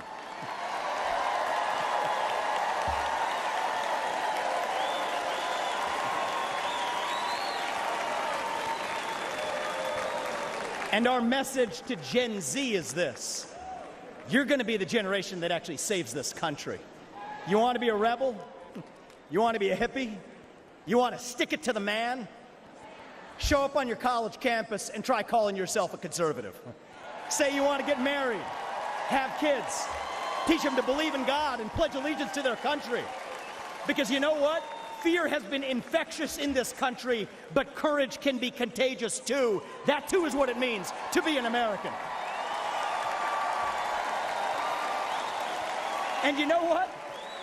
If you're at home and you disagree with everything I just said, our message to you is this: we will still defend to the death your right to say it, because that is who we are as Americans. We are the country where we can disagree like hell and still get together at the dinner table at the end of it.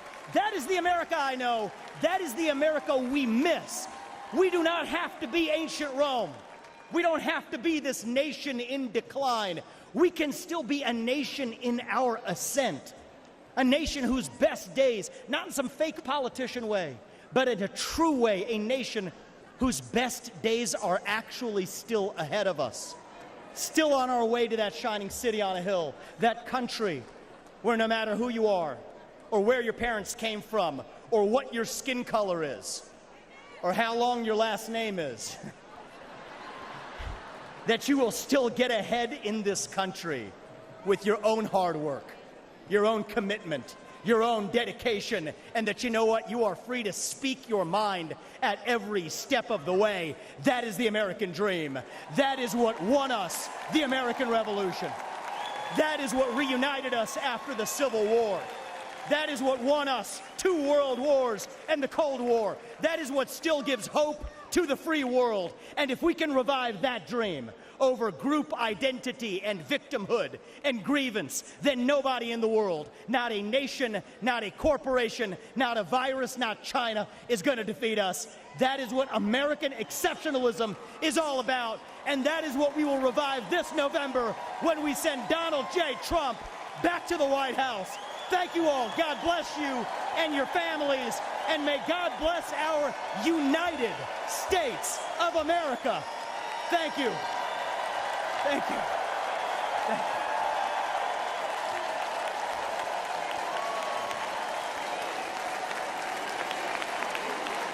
you. Ladies and gentlemen, please Please welcome American icon, singer-songwriter Lee Greenwood.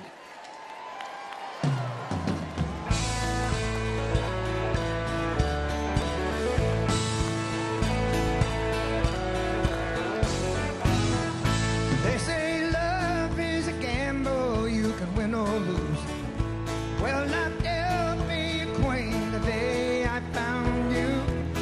Now the cards are in my favor, boy, and I'm gonna play them right. You're the one I waited for, I'm gonna hold on tight. Hey, holding a good hand, come on. I bet my life on you, I'm not gonna let go. Now that I found a heart that's true, I just want a full house and a little piece of land, and I walk through life holding a good hand. Well, I played the game and I paid the price, and I don't mind saying I've lost once or twice, but there ain't no doubt, hey, that my luck came through. You came along and I reached out for you. Come on, country, holding a good hand. I bet my life on you, I'm not gonna let go. Now that I found a heart that's true, I just want a full house and a little piece of land, and I walk through life holding a good hand. Hey, holding a good hand. I bet my life on you, I'm not gonna let go. Now that I found a heart that's true, I just want a full house and a little piece of land, and I walk through life holding a good hand. Holding a good hand. I bet my life on you, I'm not gonna let go. Now that I found a heart that's true, I just want a full house and a little piece of land, and I walk through life holding a good hand. I just want a full house and a little piece of land, and I walk through life holding a good hand. Let's re-elect Donald Trump, the next president of the United States. God bless the USA. And now, ladies and gentlemen, please welcome television personality Savannah Chrisley.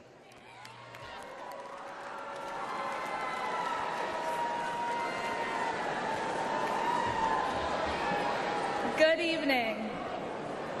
726-00019 and 726-01019. These may be just numbers to you, but to me, they're my whole heart. These numbers are my parents' identification numbers in our federal prison system. My name is Savannah Chrisley, and you may have seen my family on TV, but for the past decade, we've been consumed with a different kind of drama. My family was persecuted by rogue prosecutors in Fulton County due to our public profile. I know, Fulton County, they know how to do it, don't they?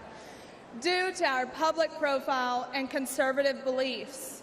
They accused my parents of fraud, when really, we were defrauded by a dishonest business partner who, let's not forget, the government gave full immunity to. We suffered warrantless raids and harassment. One of the officials even had my father's face on a dartboard in his office. My parents were sentenced to a combined 19 years. I know. And let me tell you, I got custody of my brother and sister, 10 and 16 at the time. And you don't know heartache until you look two children in the eyes and say, I don't know when mom and dad are coming home. I'll never forget what the prosecutor said in the most heavily Democrat county in the state before an Obama-appointed judge. He called us the Trumps of the South. Yeah, hey, it's fun. He meant it as an insult, but let me tell you, boy, do I wear it as a badge of honor. We live in a nation founded on freedom, liberty, and justice for all. Justice, it's supposed to be blind, but today we have a two-faced justice system. Just look at what they're doing to President Trump. All while, let's face it, Hunter Biden is roaming around free and attending classified meetings. Oh, and let's face it, look at what they're doing to countless Christians and conservatives that the government has labeled extremist or even worse. Meanwhile, the Democrats are releasing actual violent offenders who have hurt innocent people. A lawyer of mine, Brett Tolman, who's a former U.S. attorney, he told me about a plaque that hangs in the Department of Justice, and it reads, "The hallmark of fairness in the administration of justice is consistency. The only thing consistent about Democrat justice is how they consistently punish their enemies. That's not justice. Look at what they've done to Steve Bannon. I mean, the man should be at home." Proverbs 24:16 says, "For though the righteous fall 7 times, they rise again. But the wicked stumble when calamity strikes." It's about time we start seeing people stumble.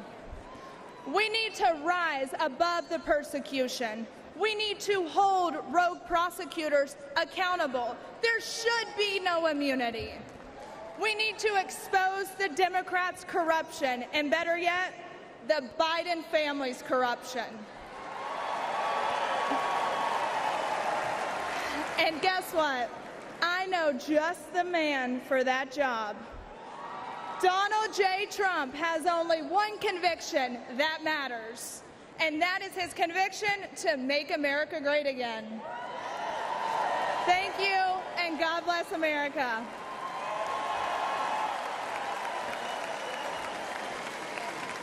Ladies and gentlemen, the mayor of Dallas, Texas, Eric Johnson.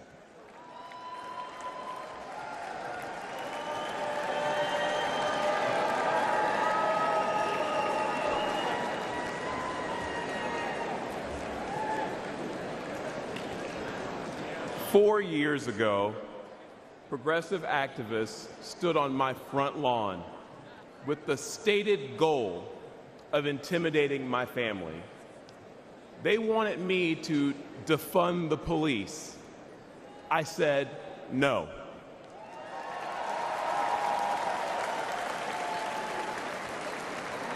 Folks, I grew up in high-crime neighborhoods. What we wanted was more and better policing, not less. As mayor, I knew we needed to increase support for our police department and prioritize violent crime reduction. I'd been a Democrat my entire life, albeit a conservative one. But when those activists tried to scare my kids, my fellow Democrats were silent. It was Republicans who offered their support both privately and publicly.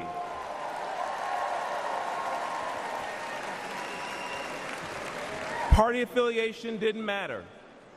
They cared about doing what was right. Today, I'm the proud Republican mayor of Dallas, Texas. The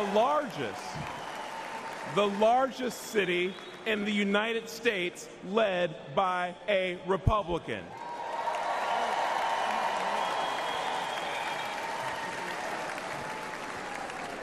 I wanted to say I didn't leave the Democrat Party because they left me first, but the truth is, on matters of public safety, the Democrats were never actually there for me, for Dallas families, or for the American people.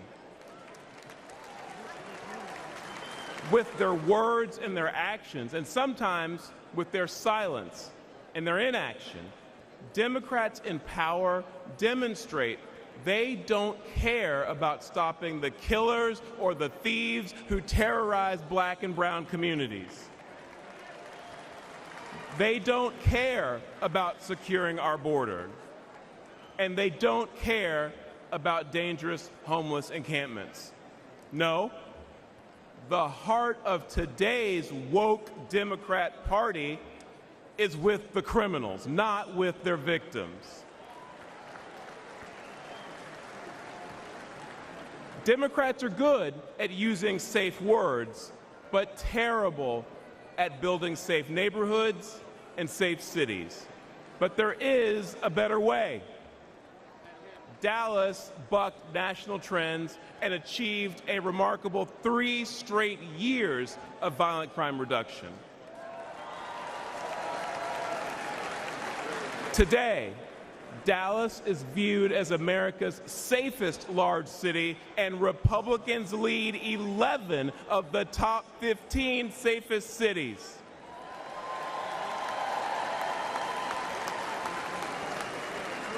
And that's because Republicans won't be silent about public safety.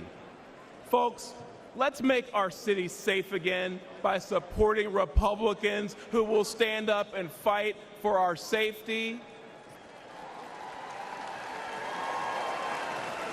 That's my focus as chairman of the Republican Mayors Association. And you know what else? Together, let's make America safe again by retiring Joe Biden and electing Donald J. Trump. Thank you.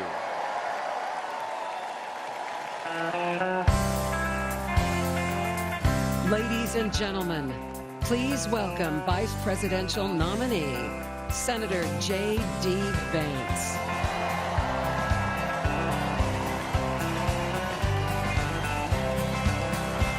Why don't we liberate these United States? We're the ones who need it worst. Let the rest of the world help us for change, and let's rebuild America first. Our highways and bridges are falling apart.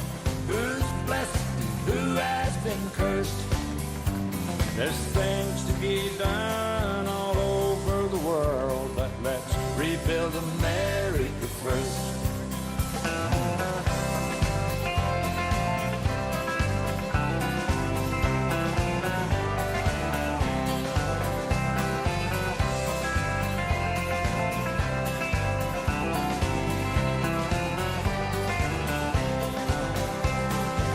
Who's on the hill and who's watching the valley?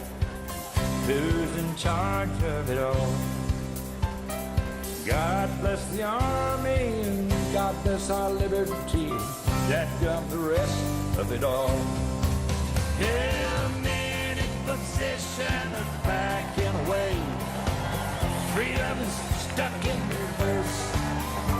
Let's get out of Iraq, get back on the track, and let's rebuild America first.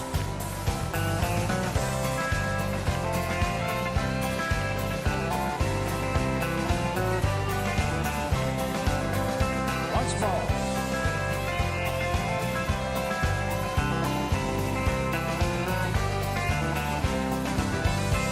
Why don't we liberate these United States? We're the ones who need it the most. You think I'm blowing smoke? Boys, it ain't no joke. I make 20 trips a year from coast to coast.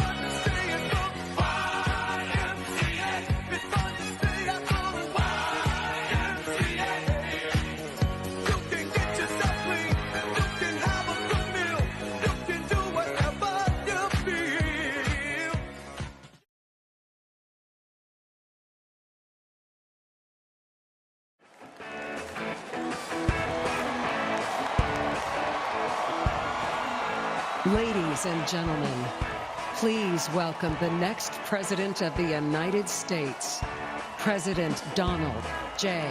Trump.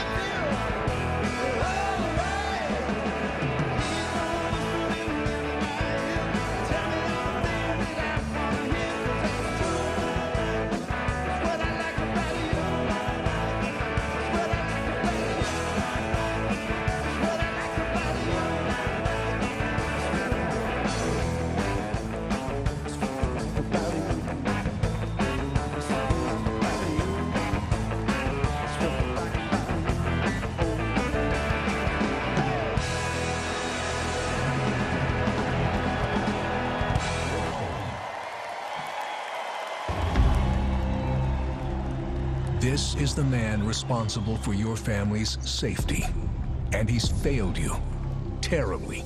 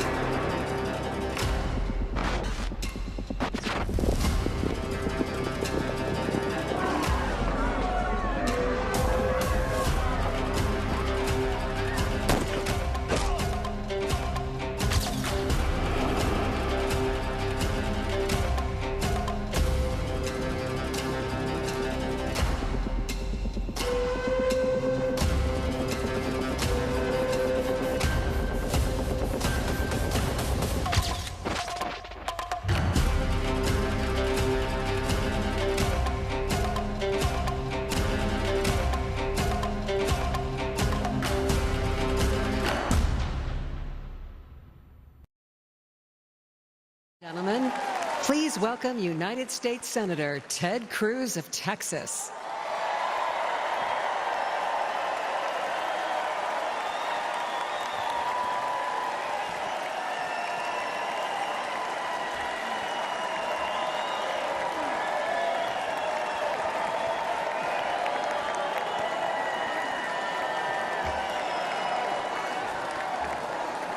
God bless Donald J. Trump.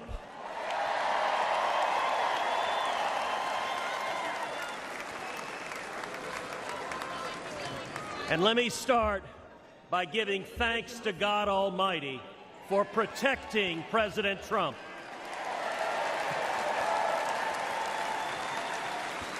And for turning his head on Saturday as the shot was fired. Together we lift up in prayer all of our leaders for protection. And our prayers are in particular with the family of Fire Chief Corey Comparatore and the others injured on Saturday.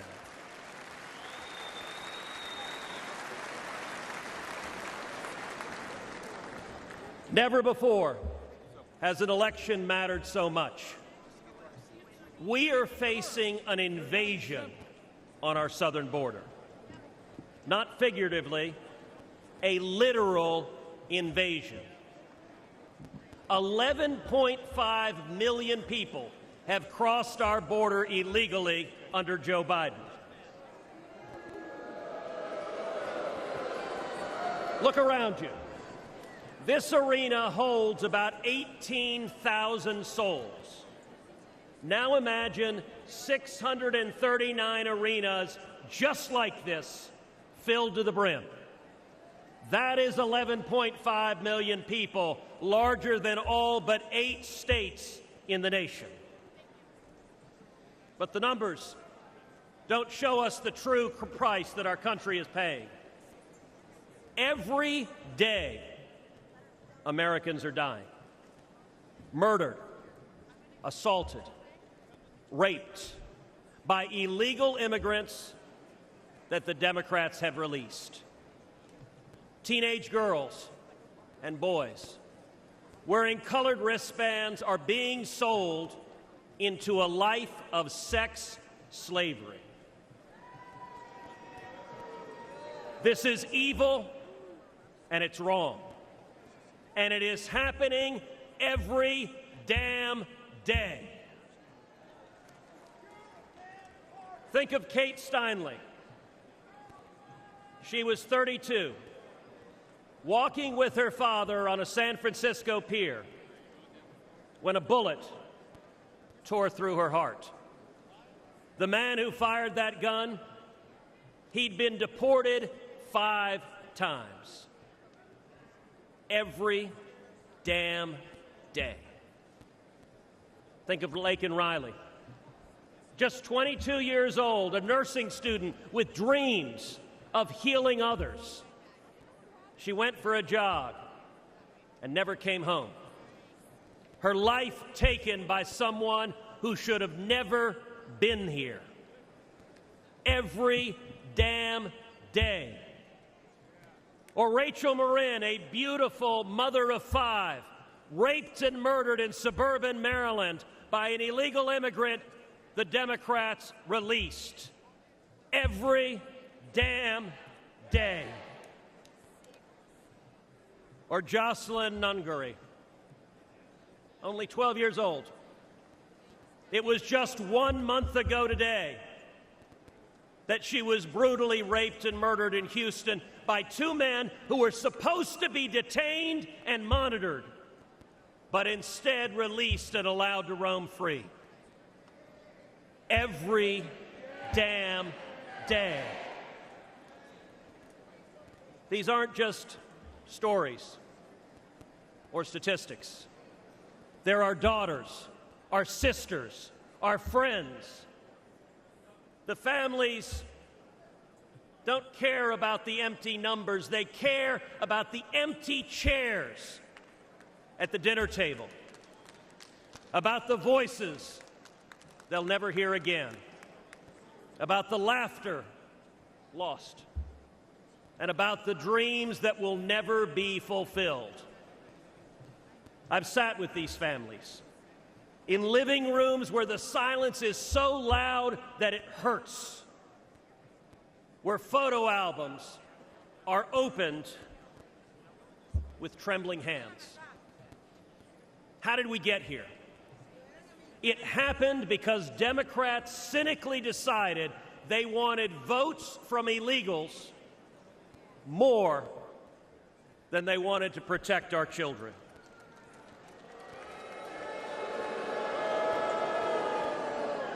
Today, as a result of Joe Biden's presidency, your family is less safe.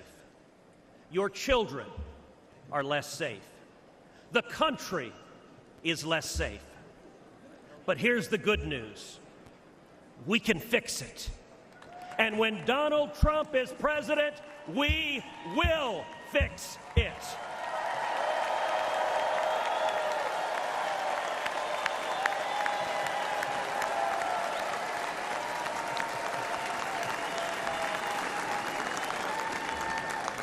We know this because he's done it before.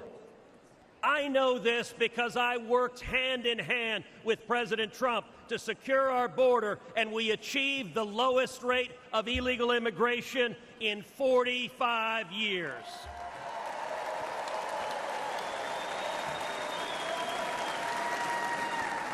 It's real simple. He's done it before, and he'll do it again. So tonight, I speak for Kate and Laken and Rachel. Tonight, I speak for Jocelyn. And let us go forward together and keep our sacred oath to defend the Constitution and to protect the American people. Let us secure our borders, enforce our laws, protect our children, and restore the future.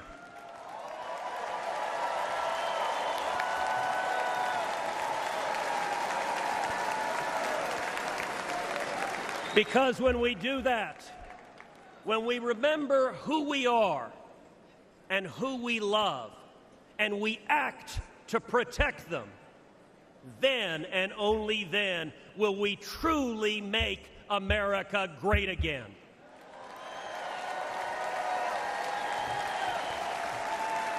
Thank you. God bless Texas, and God bless the United States of America.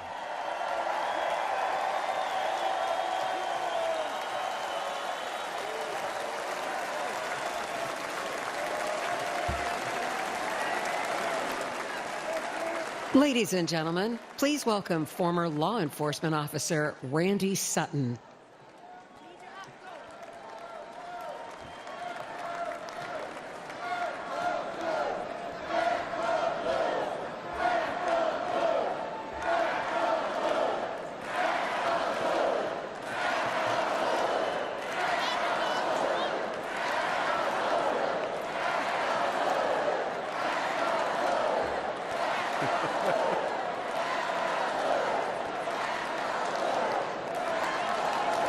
Thank you.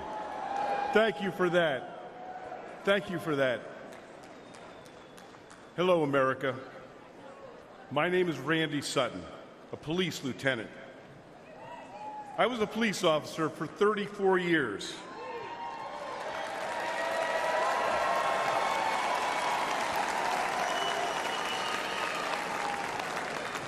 I was one of the most highly decorated officers in the history of my department. And then I founded the Wounded Blue, an organization dedicated to helping injured and disabled law enforcement officers. I've dedicated my life to law enforcement. And I'm here to tell you one thing, America. Donald Trump is the best friend we will ever have.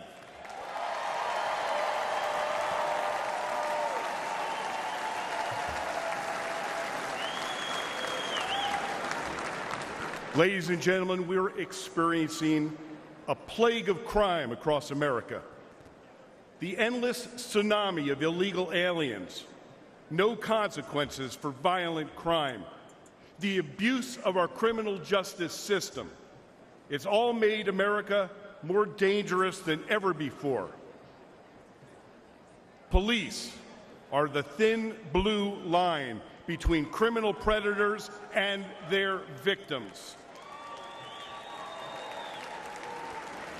Donald Trump and Republicans stand that line with our police. Joe Biden and Kamala Harris, well, they stand with the criminals. The last few years have been devastating for our police. The war on cops is very real, and it's getting Americans killed. Last year alone, more than 70,000 law enforcement officers were physically assaulted. They were shot, they were stabbed, they were beaten, they were hit with bricks, and in the last 5 years, 1,834 made the ultimate sacrifice and gave their lives in the line of duty. But all of this will end on the day we elect Donald J. Trump president.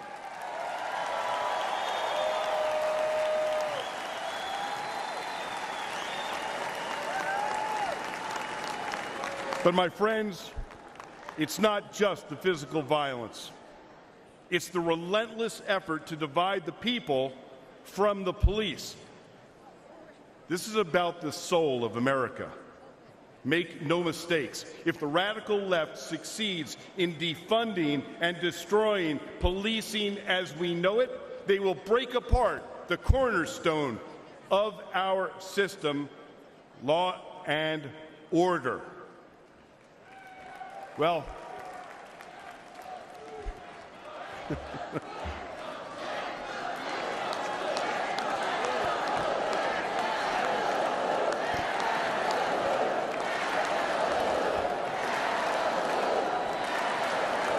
amazing. Thank you. But I'm going to tell you, there's one man that these pro-criminal, anti-police extremists fear most. And that is the once and future president of the United States, Donald J. Trump.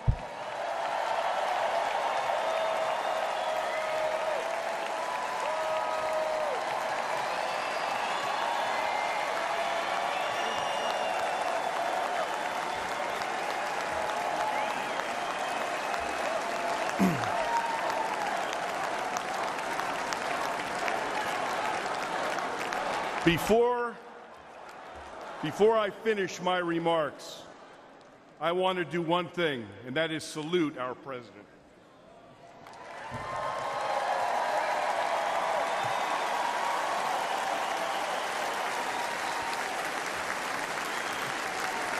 America, I make this promise. Our police will never waver from their mission to serve and protect, even at the risk of their own lives. But they need a true leader who will have their backs. Donald J. Trump is that leader.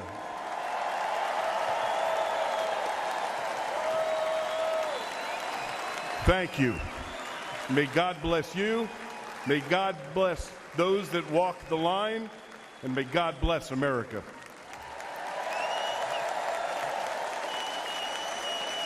From the very first day that we take back the White House from crooked Joe Biden, the worst president in the history of our country, I believe that we're going to have 4 of the greatest years in the history of our country. I will once and for all secure our elections. We're going to go to paper ballots. We're going to have same-day voting, voter ID. We're going to do it properly. We're going to have good, secure, beautiful elections. We never want what happened in 2020 to happen again. But until then, Republicans must win. And we must use every appropriate tool available to beat the Democrats. They are destroying our country. Whether you vote early, absentee, by mail, or in person, we are going to protect the vote. That's the most important thing we have to do, is protect the vote. Keep your eyes open, because these people want to cheat, and they do cheat, and frankly, it's the only thing they do well. We will make sure your ballot is secure and your voice is heard. Many Republicans like to vote on Election Day, and we must swamp the radical Democrats with massive turnout on Tuesday, November 5th. The way you win is to swamp them. If we swamp them, they can't cheat. It just doesn't work out. But if you can't make it, you need to make a plan, register, and vote any way possible. We got to get your vote. So with your vote, we will win a victory the likes of which no one has ever seen before. We will evict crooked Joe Biden from the White House, and we will take back our country on November 5th, 2024, the most important day in the history of our country. That's what it's going to go down as. Thank you. Ladies and gentlemen, please welcome Iowa Attorney General Brenna Bird.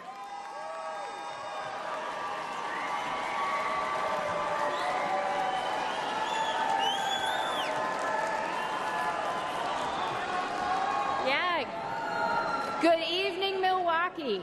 My name is Brenna Bird, and I am the Attorney General of the great state of Iowa.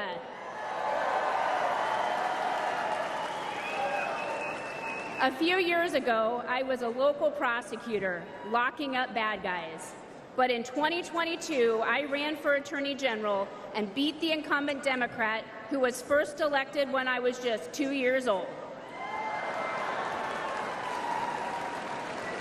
We won because Iowans were ready for an Attorney General who would protect them, not the criminals. An Attorney General who would stand up to Joe Biden and the radical Democrats. And an Attorney General who would defend our constitutional freedoms. But perhaps more than anything, Iowa voters wanted an Attorney General who would back the blue.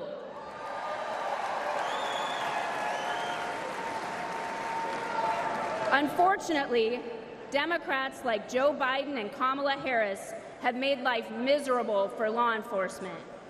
They treat police like criminals, and criminals like victims.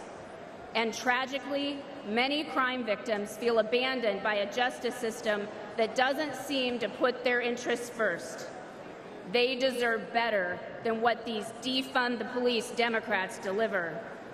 Yet the radical left believes in handouts, not handcuffs. Democrats like Harris use words like reimagine the police.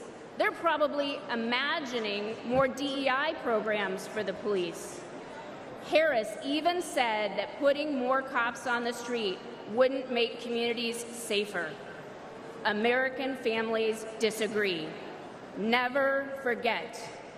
The Democratic Party is the party of defunding the police. They said it, they mean it, and they can't wiggle out of it.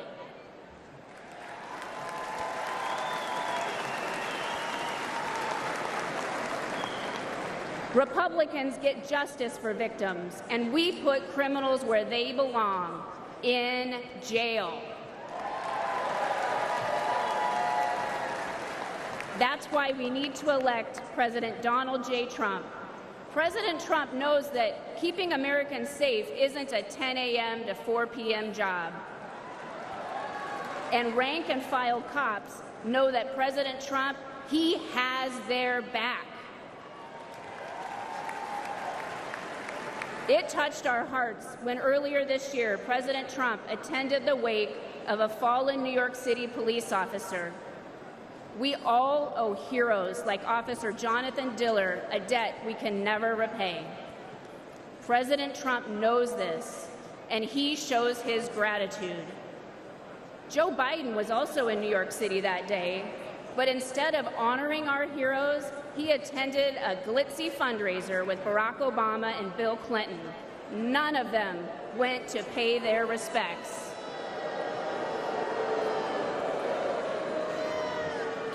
That day, we saw Democrat priorities, and we saw Donald Trump's priorities, and we saw that Trump's values are our values.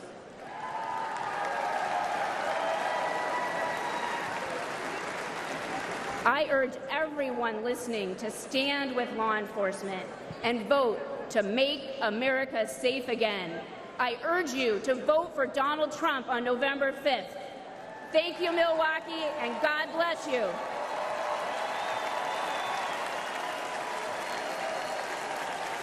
Ladies and gentlemen, please welcome former Governor of South Carolina and Ambassador to the United Nations, Nikki Haley.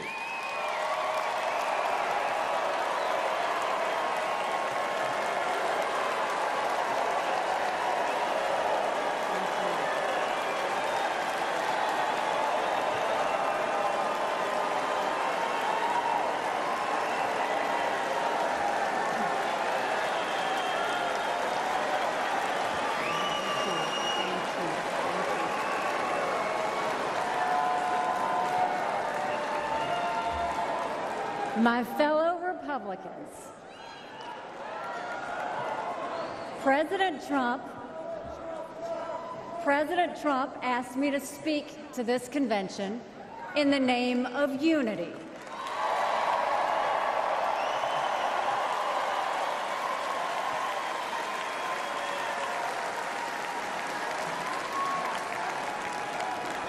It was a gracious invitation, and I was happy to accept.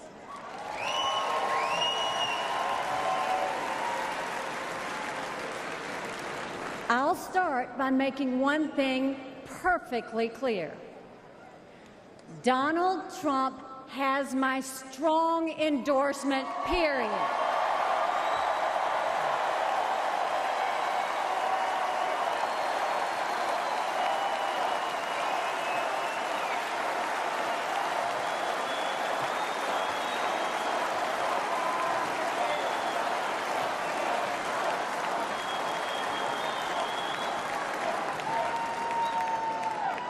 Our country is at a critical moment. We have a choice to make. For more than a year, I said a vote for Joe Biden is a vote for President Kamala Harris. After seeing the debate, everyone knows it's true. If we have 4 more years of Biden or a single day of Harris, our country will be badly worse off. For the sake of our nation, we have to go with Donald Trump.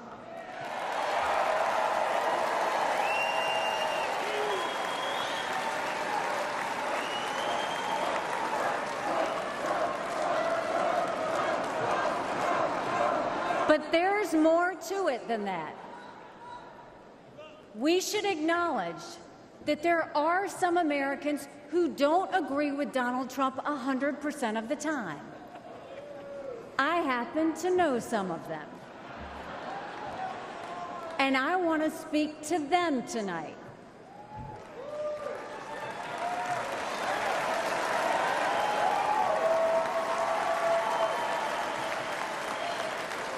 My message to them is simple. You don't have to agree with Trump 100% of the time to vote for him.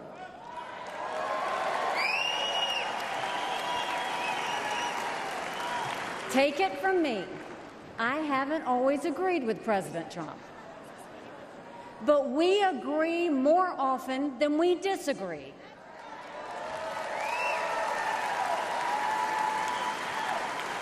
We agree on keeping America strong. We agree on keeping America safe. And we agree that Democrats have moved so far to the left that they're putting our freedoms in danger. I'm here tonight because we have a country to save. And a unified Republican Party is essential for saving her.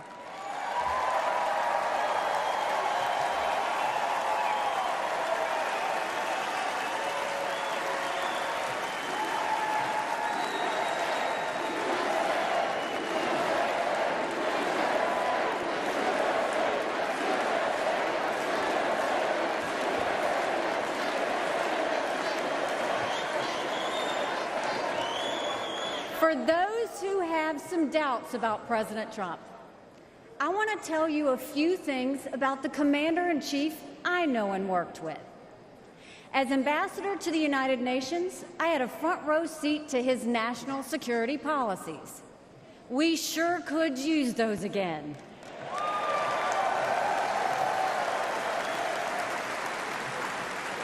Think about it. When Barack Obama was president, Vladimir Putin invaded Crimea. With Joe Biden as president, Putin invaded all of Ukraine. But when Donald Trump was president, Putin did nothing. No invasions,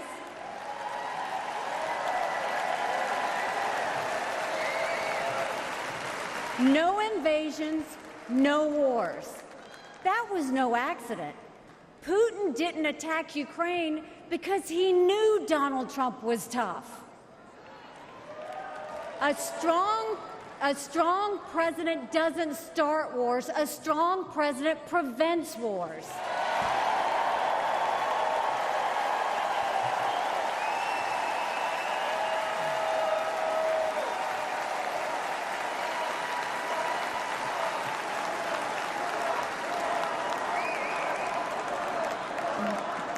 Then look at the Middle East.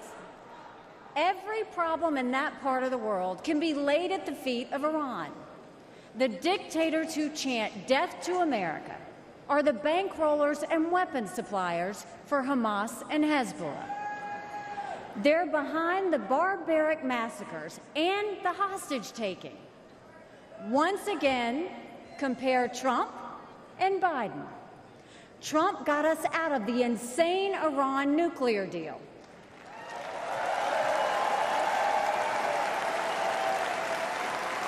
He imposed the toughest sanctions ever on Iran.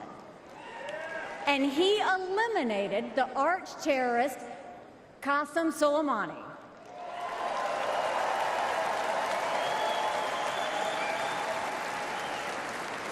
Iran was too weak to start any wars. They knew Trump meant business, and they were afraid.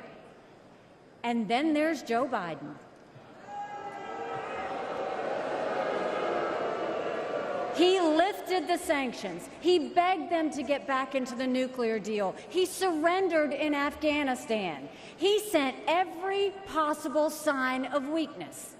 Even now, while Hamas is still holding Americans hostage, Biden is pressuring Israel instead of the terrorists.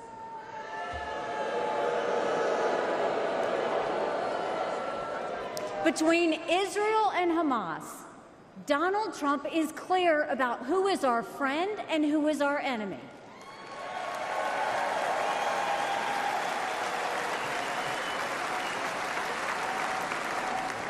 Then look at the border.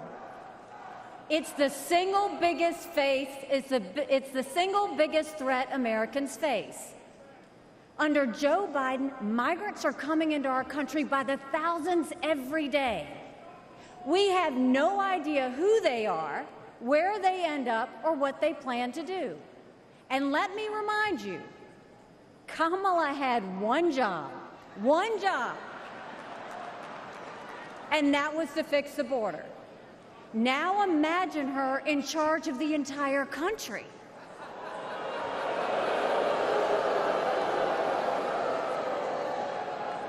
Under Donald Trump, we didn't have the border disaster we have today, and we won't when he is president again.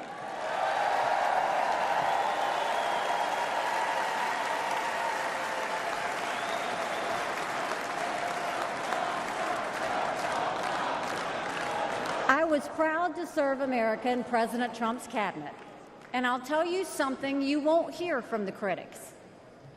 He appreciated advice and input. Americans were well served by his presidency, even if they didn't agree with him on all things. Now, to my fellow Republicans, we must not only be a unified party, we must also expand our party.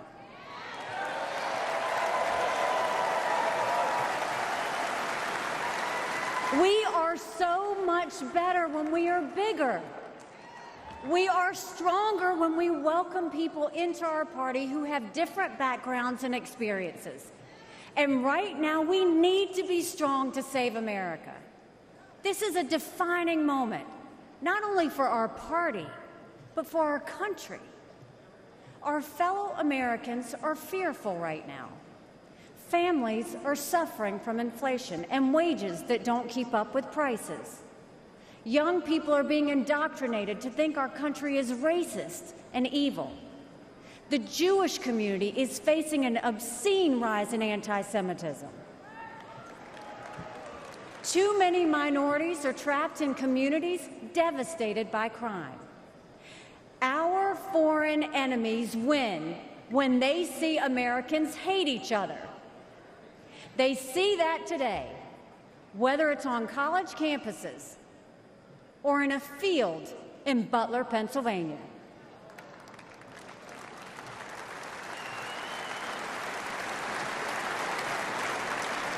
But we can conquer those fears with strength and unity. No president can fix all of our problems alone.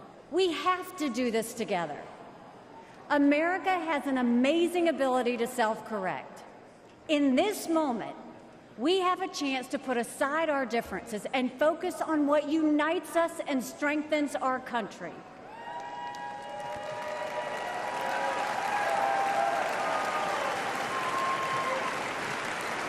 Let us join together as a party. Let us come together as a people, as one country, strong and proud. Let us show our children and the world that even on our worst day, we are blessed to live in America. God bless you. Thank you. God bless the United States of America.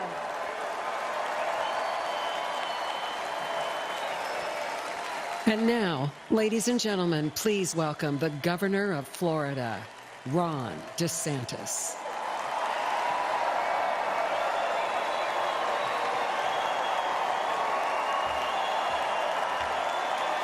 My fellow Republicans, let's send Joe Biden back to his basement and let's send Donald Trump back to the White House.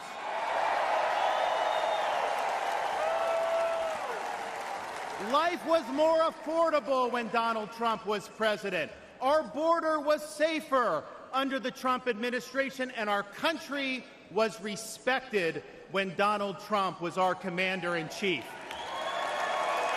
Joe Biden has failed this nation.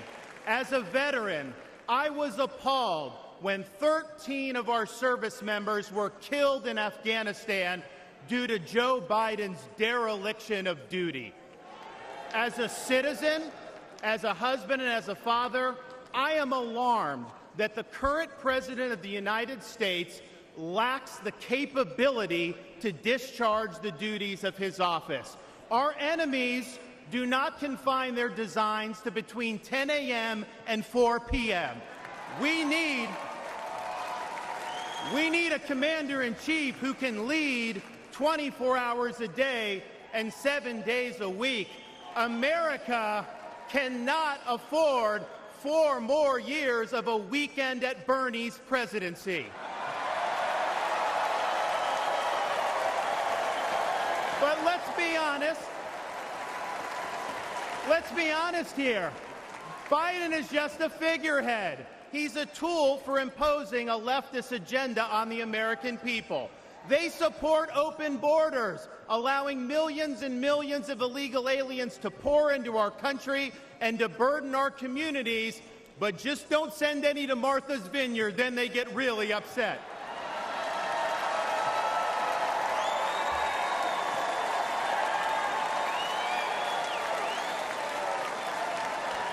They have unleashed progressive prosecutors across our nation who care more about coddling criminals than about protecting their own communities. They use the unelected bureaucracy to impose their will on us without our consent, and they weaponize political power to target their political opponents like they've done to our own nominee.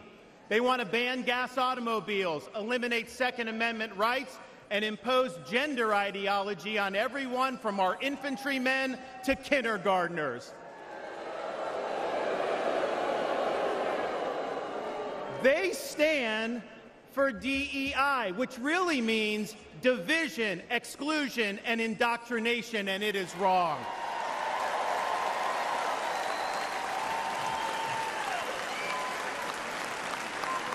They mandated that you show proof of a COVID vaccine to go to a restaurant, but they oppose requiring proof of citizenship to cast a vote.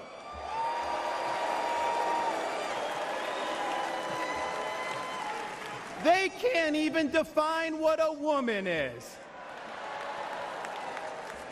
Now, Donald Trump stands in their way, and he stands up for America. Donald Trump has been demonized, he's been sued, he's been prosecuted, and he nearly lost his life. We cannot let him down, and we cannot let America down.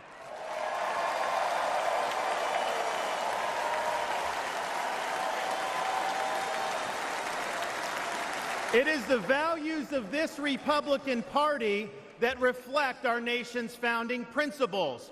We believe schools should educate, not indoctrinate. We stand for parents' rights, including universal school choice. We support law and order, not rioting and disorder. We seek a strong, focused United States military, not one distracted by a social agenda. We reject entrenched political class, and we demand term limits for members of Congress.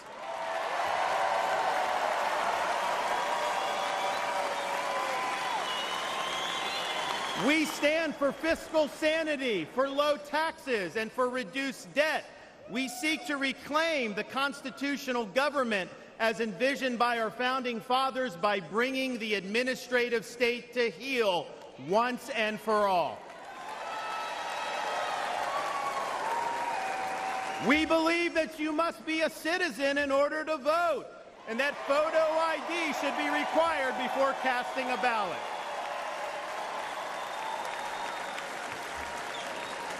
We stand for strong borders and believe that our nation must have a shared civic culture, and we oppose any immigration that stands apart or in contrast to our American values.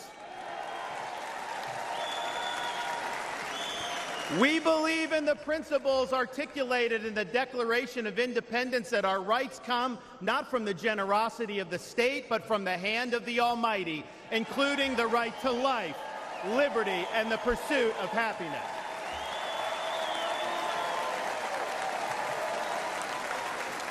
Now, none of this is easy, but it can be done.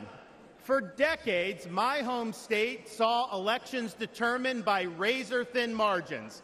Today, due to bold leadership, the Democratic Party lies in ruins. The left is in retreat. Freedom reigns supreme. The woke mind virus is dead, and Florida is a solid Republican state.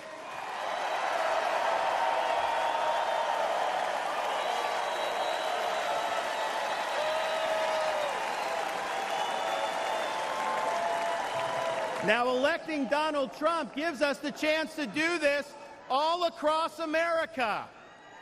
And we have a responsibility to step up and make it happen. We have a responsibility to preserve what George Washington called the sacred fire of liberty. This was a fire that burned in Independence Hall in 1776 when 56 men pledged their lives, their fortunes, and their sacred honor to establish this nation. It's a fire that burned at a cemetery in Gettysburg, Pennsylvania, when our nation's first Republican president pledged this nation to a new birth of freedom. It's a fire that burned at the foot of the Berlin Wall in 1987, when our nation's 40th president stood in front of that wall and said, "Mr. Gorbachev, tear down this wall."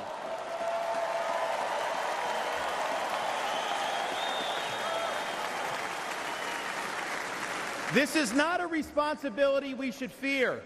It's a responsibility we should welcome. After all, if not us, who? And if not now, when? Let's make the 45th President of the United States the 47th President of the United States.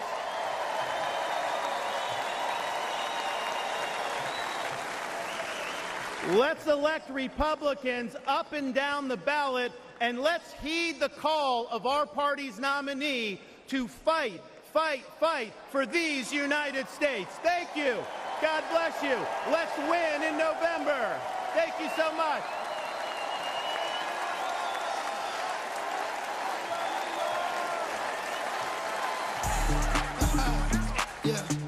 It's the mayor of Magaville, baby. Hey, you know who we voting for? We voting Donald Trump, baby. America needs saving. America needs saving. We voting Trump, baby. November 5th, we going crazy. November 5th, we going crazy. Red pill poppin', swerving in the Trump. Republican 4G, Antifa knows what's up. Red, white, and blue, MAGA nation, throw it up. Black, white, and brown, all about a Trump. Democrat party gon' take your freedom. Indicting our president cause they can't beat it. It's a two-tier justice system. Put America first, we the victims. FJB, FJB, FJB, FJB, FJB, FJB. Let's go, Brandon, sing it. We voting Donald Trump, baby. America needs saving. America needs saving. We voting Trump, baby. November 5th, we going crazy. November 5th, we going crazy. Now I pledge allegiance to vote for Trump. There's a red wave coming, you gon' surf for what? In God I trust to take the devil away. Lock Joe Biden up and throw the key away. Your propaganda ain't gonna work on me. Bidenomics is like you working for free. I demand reparations from every idiot that voted for Joe Biden, boy, period. Period, Sleepy Joe is a fraud. And the bloodbath in the Oval Office. The media is the enemy of the people. The Democrats and the fake news always cheat. FJB, FJB, FJB, FJB, FJB, FJB. Let's go, Brandon, sing it. We voting Donald Trump, baby. America needs saving. America needs saving. We voting Trump, baby. November 5th, we going crazy. November 5th, we going crazy.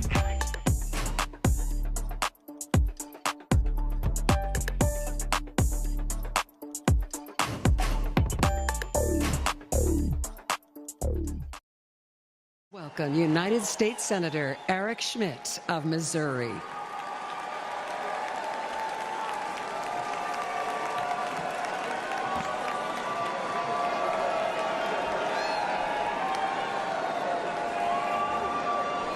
Hello, Milwaukee.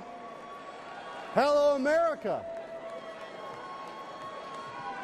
I'm Eric Schmitt from the great state of Missouri, the Show Me State.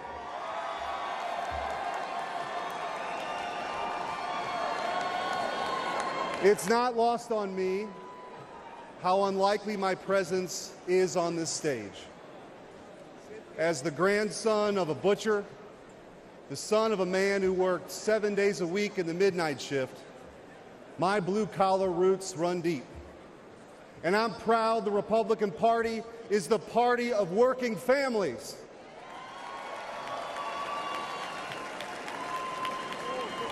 Missouri is home to cities named Liberty and Independence, and towns called Freedom and Defiance.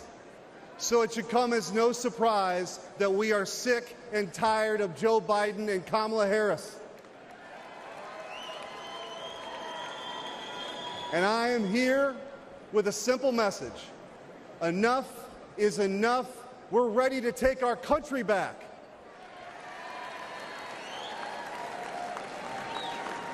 Under Joe Biden, the rule of law has disintegrated. Crime is rampant.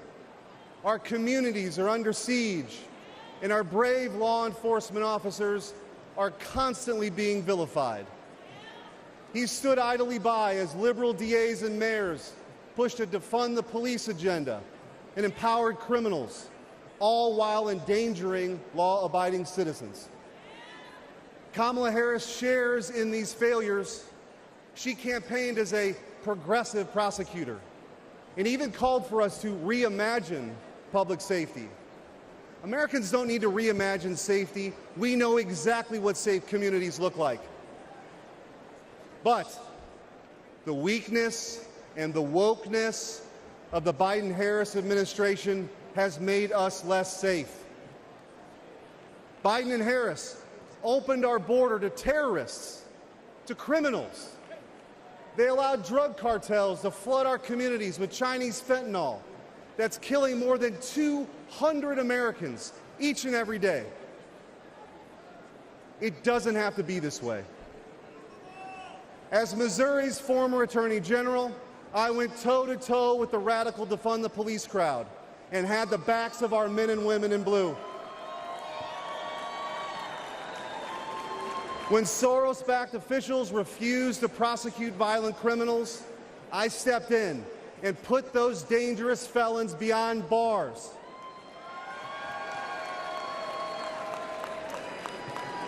And I know President Trump will do the same. He'll restore law and order. He'll unapologetically back the blue. And President Trump will secure the border once and for all.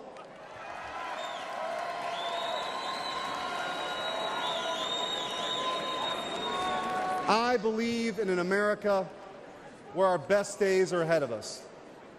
I believe in an America where moms and dads can raise their kids in safe communities. And I believe in an America where we defend the police, not defund the police.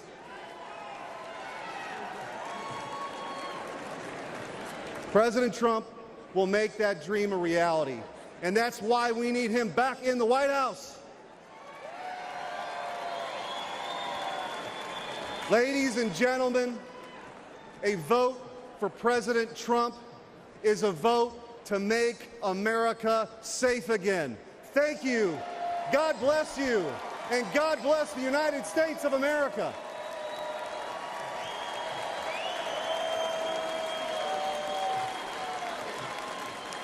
Ladies and gentlemen, please welcome United States Senator Tom Cotton of Arkansas.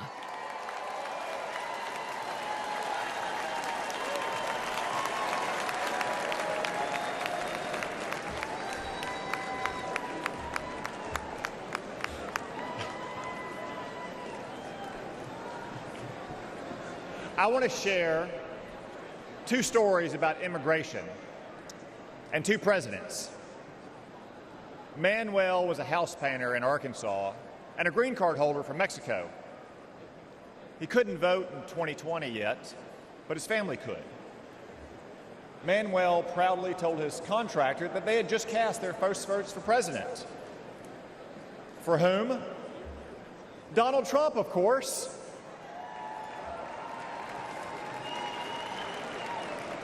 When asked why, Manuel gestured to the parking lot and responded, "Have you seen my new pickup?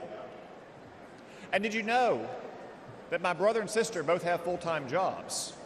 With Trump, we've had more work than ever. Things are good."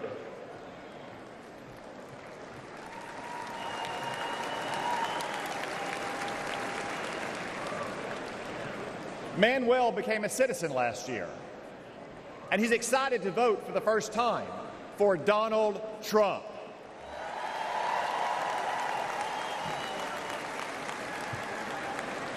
By contrast, after Joe Biden and the border czar, Kamala Harris, reversed President Trump's immigration policies and welcomed a third world invasion, I traveled to our border. What did I see? The body of a migrant drowned in the Rio Grande. Human traffickers on the southern bank taunting the Border Patrol. Migrants huddled under a bridge. I asked them why they came. None said persecution. Most said for a job. A few admitted because they could get in. Another answered with one simple word: Biden. My flight home the next day was full of these migrants, and you, all of you, paid for their tickets.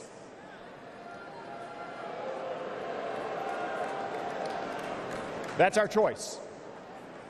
A secure border and an immigration system that works for all of our citizens, whether your ancestors bled with George Washington, or like Manuel in Arkansas, you just took the oath of citizenship, or Joe Biden's chaos. Donald Trump said, you can't have a nation without borders, and he defended those borders.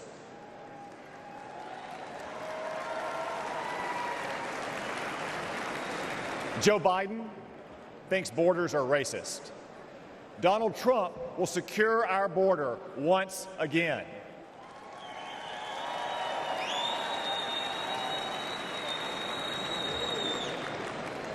Donald Trump banned travel to America from terrorist-infested countries. Joe Biden allowed ISIS to smuggle terrorists in. Donald Trump will protect America once again. Donald Trump insisted that immigrants must stand on their own 2 feet, the oldest principle of American immigration. Joe Biden gave migrants welfare, free hotels, and more. Donald Trump will stop migrant welfare once again.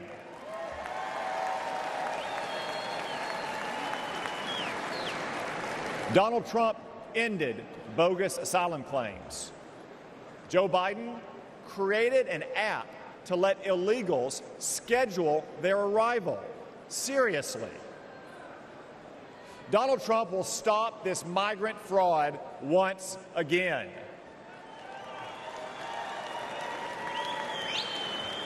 Donald Trump cracked down on hiring illegals. Joe Biden let illegals take American jobs. Donald Trump will protect America's workers once again.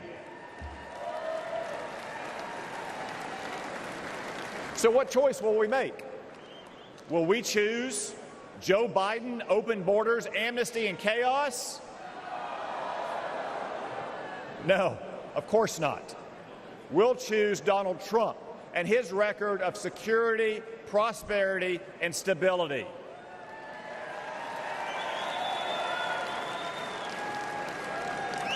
As Manuel said, things were good with Donald Trump, but everything has gone to hell under Joe Biden. But this Biden chaos will end soon, because it's time for us to elect President Trump to secure our border and to make America great again. Thank you all. God bless you. God bless the United States of America.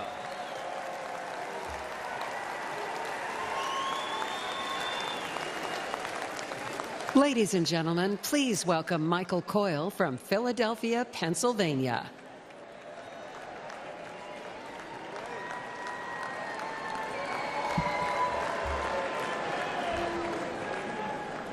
Good evening, Milwaukee. My name is Michael Coyle. I'm from Philadelphia, in an area of Kensington, one of the worst neighborhoods in America. Kensington has long struggled, but in the last few years, things have gotten much worse. Our streets are plagued by drugs. You'll find human feces in front of your business or someone lying dead on your front steps. Politicians say nice things or clean up the streets for a couple weeks in an election year, or when someone famous visits, or even when there's bad news. But as soon as the politicians are no longer afraid for their jobs, we are no longer afraid for our lives. Our children grow up seeing this, thinking it's normal. But there is nothing normal about this. This should not be the norm happening in the richest nation on earth. As a dad and small business owner, I had to do something. I started a nonprofit to improve the neighborhood I love and shared videos online of the horror we live with. In just one day, in one park, where our kids passed to reach the public library, we picked up over 1,000 needles. 1,000. This is unacceptable. Philadelphia is not just my home, but the birthplace of the nation, where our founding fathers signed the Declaration of Independence. This is not a tragedy for just my city, but for our nation. My city and all cities deserve better.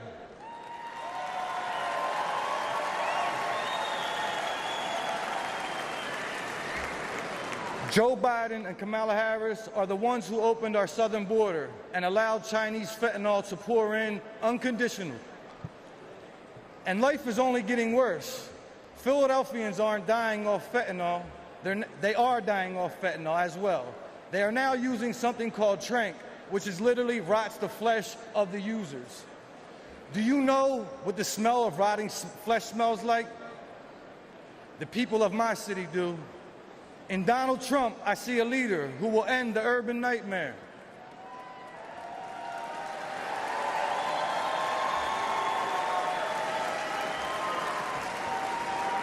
I ask you to join me in supporting him this fall, because a vote for President Trump is a vote to restore our cities and to make America safe again. Thank you. Kensington Beach for Trump.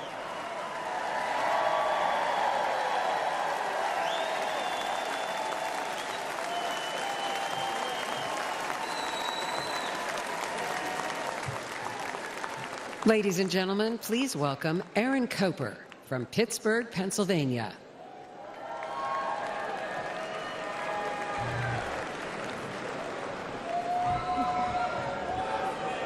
That's right.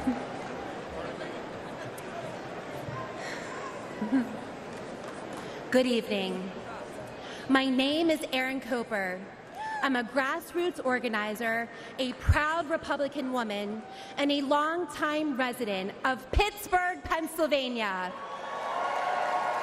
I'm here to urge Americans to re-elect President Trump and make America safe again. But I'm also here with a warning, because in recent years, I've had a front row seat to the chaos caused by Democrats and their soft on crime policies. Democrat Mayor Ed Gainey, Congresswoman Summer Lee, and especially Socialist County Executives Sarah Innamorato have demoralized and disrespected our police while unleashing criminals into our communities. The Pittsburgh Police Department has shrunk from 991 officers in 2020 to 750 at the end of last year. Response times are soaring. One city worker got mugged at gunpoint and raced to a police station, but no one was there to help. The Democrats have given Pittsburgh defund the police on steroids. The result is crime and chaos. There were 122 murders in my county in 2022, one of the deadliest years on record. Drug deaths are also near record highs. But statistics don't tell the full story. I've been chased by drug dealers on my own street. I've seen filthy tent cities pop up on my block.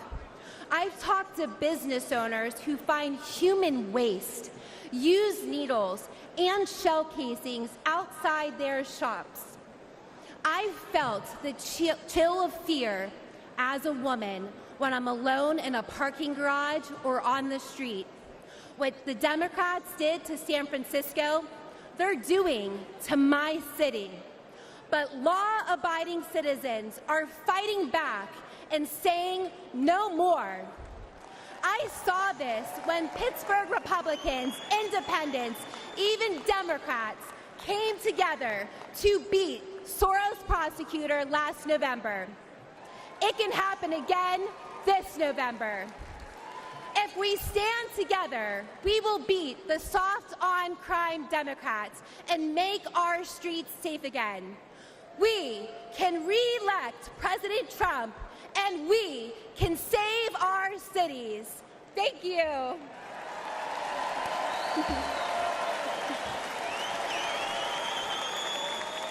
Ladies and gentlemen, please welcome American mom and funder.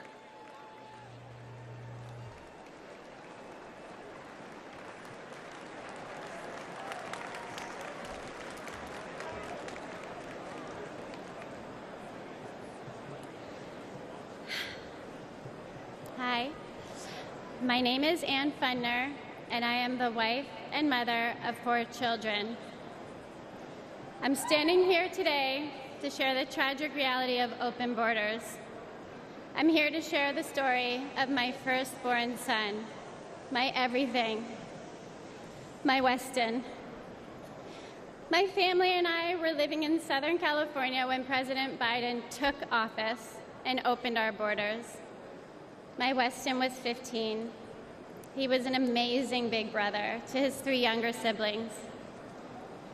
Weston attended church twice a week, played football and hockey, and he loved to surf. He had a big heart, and he lived to make people laugh. He had so many good friends.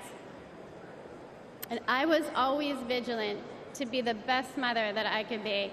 I was room mom, school ambassador, and I attended all of his sports. We had family dinners and barbecues at the beach. And like most teenagers, Weston wanted to fit in. And in a moment of peer pressure, he tried something that someone gave to him, and it took my baby's life. We did everything right.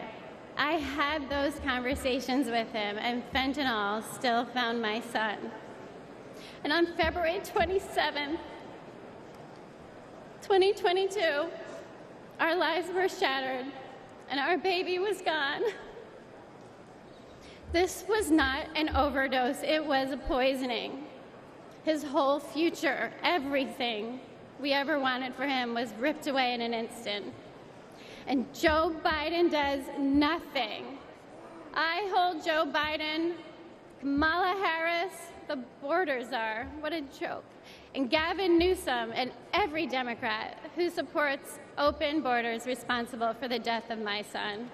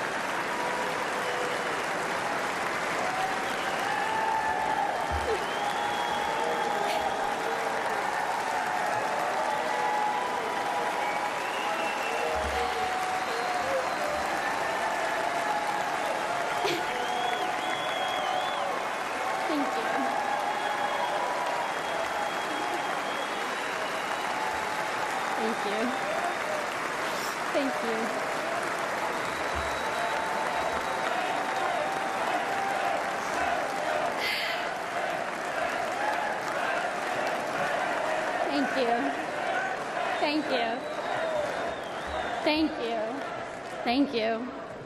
And the tens of thousands of American innocent children. For that alone, they should be voted out of office.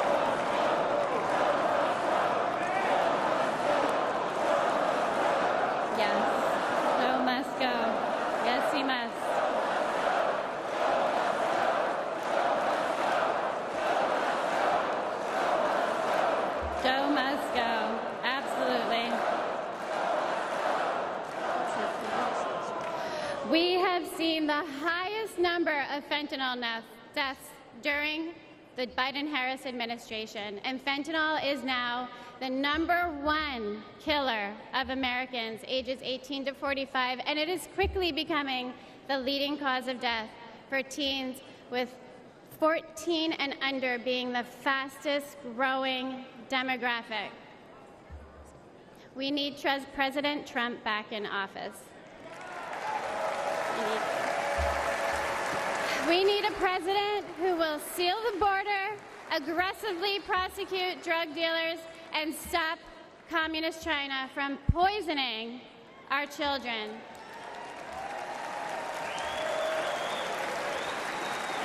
This is not a red or blue issue.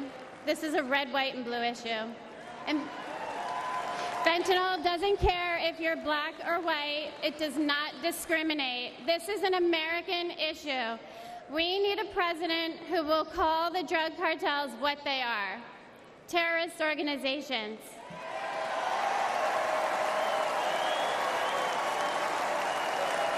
This fight is not for me. My son is gone. This fight is for your children. We owe it to our children to elect a president who will win the war against fentanyl once and for all.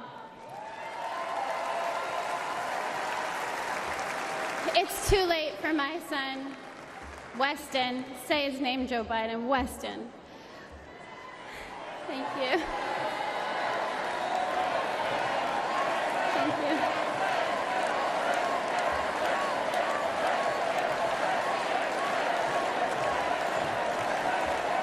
But we can change this for your children. We need President Trump back to save the lives of our kids. Thank you. Thank you. God bless America.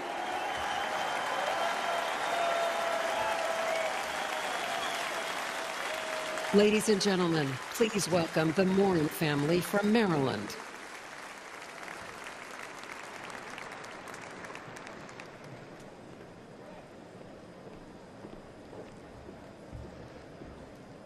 Last year, we lost my beloved sister, Rachel.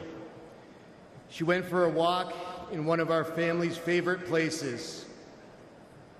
This beautiful trail was to us a safe place where we pushed our babies in strollers, where we walked together as a family, where my wife and I got married, near what would later become the spot where my sister's body was found. Rachel, a joyful, accomplished athlete and mother of 5, was raped and murdered by a suspected illegal immigrant. This was described as among the most brutal and violent offenses that has ever occurred in Harford County, Maryland history. Open borders are often portrayed as compassionate and virtuous. But there is nothing compassionate about allowing violent criminals into our country and robbing children of their mother.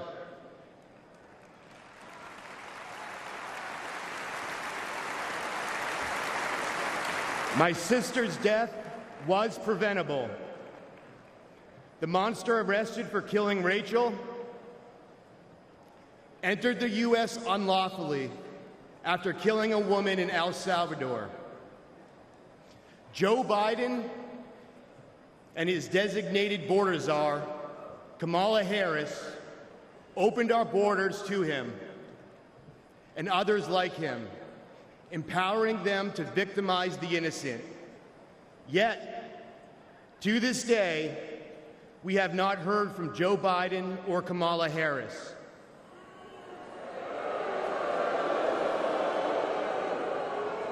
They never apologized. But when Rachel was killed, President Trump called my family to offer his condolences.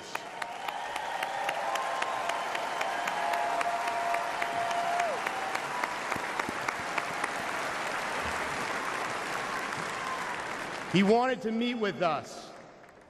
He cared. That is leadership.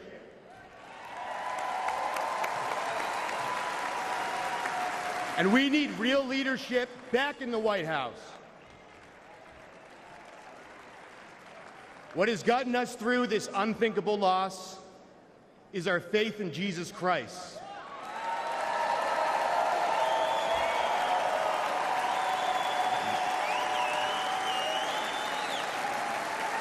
And as brutal as the murder of my sister was, I pray that her killer will find Jesus Christ.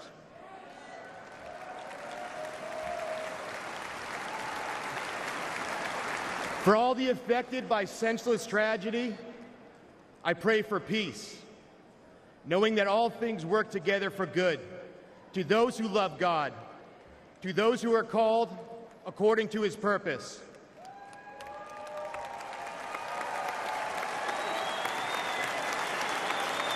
I pray that we hold worldly leaders accountable for safety and justice, for innocent people. I pray that we make our country safe and secure in the memory of my sister Rachel, who loved life. Thank you. God bless America. Good night.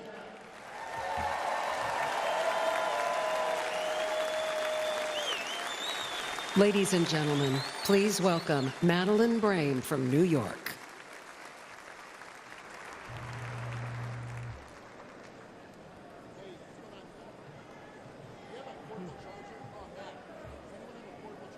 Good evening, everyone. My son, Sergeant Hassan Korea, an Afghanistan War retired veteran. He received enemy fire from the Taliban, only to be murdered with a knife on the streets of New York City.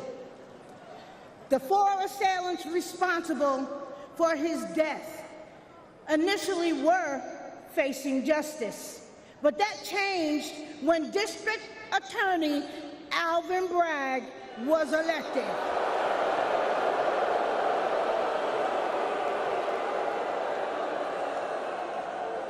Suddenly, 2 of the homicidal maniacs responsible for my son's death had their gang assault and murder charges completely dismissed.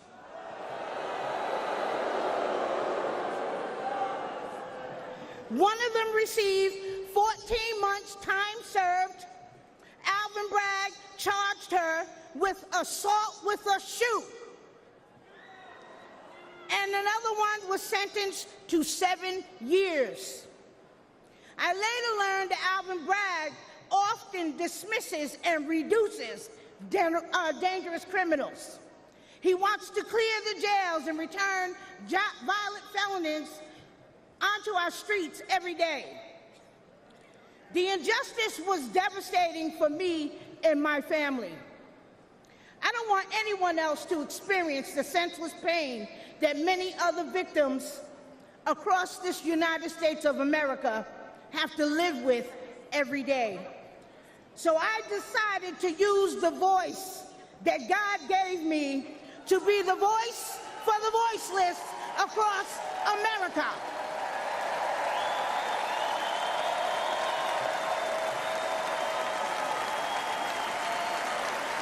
We need justice for victims, and we need accountability for prosecutors who fail in their duty.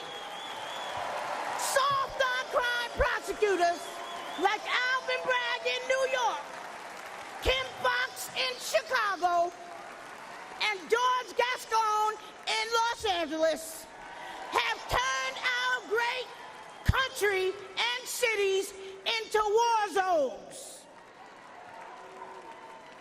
Poor and neglected communities like mine are suffering. And who else in here is sick and tired of being sick and tired?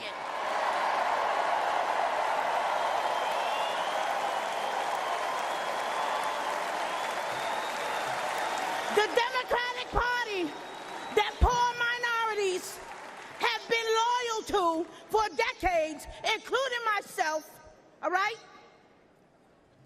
They betrayed us. They stabbed us in the back. Joe Biden and Kamala Harris, who claim to represent us, have abandoned us. They neglected the poor minority communities across America.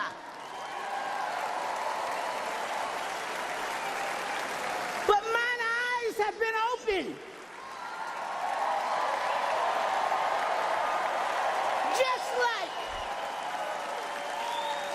Just like so many other poor minorities across America. Donald Trump shares our values, love of God and family and country.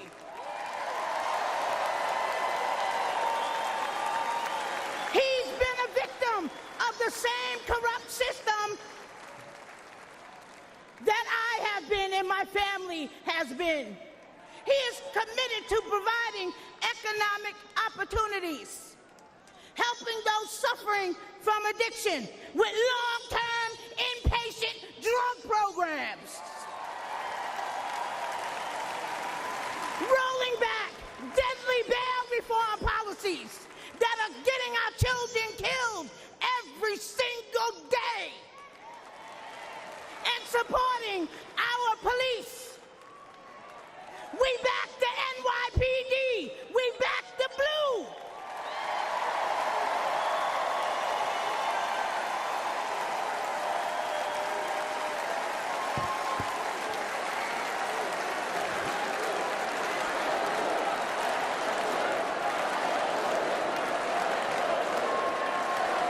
Back the blue. NYPD, black the blue. Trump was right when he said, they're after us. He's just standing in the way.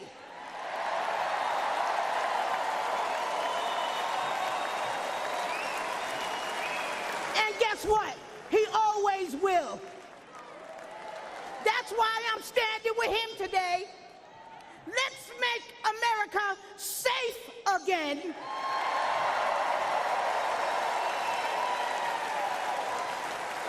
Re-elect our Donald J. Trump.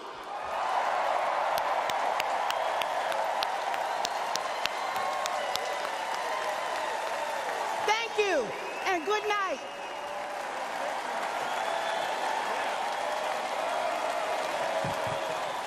Ladies and gentlemen, please welcome Arkansas Governor Sarah Huckabee Sanders.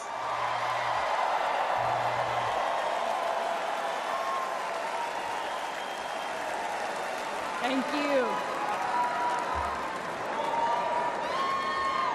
What a powerful story to follow. Good evening. I'm Sarah Huckabee Sanders.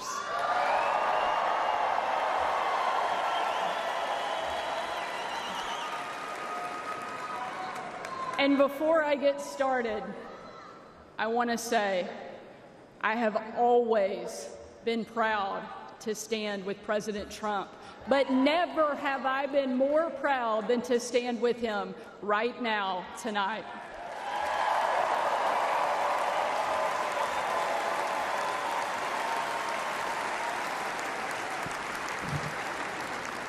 Not even an assassin's bullet could stop him.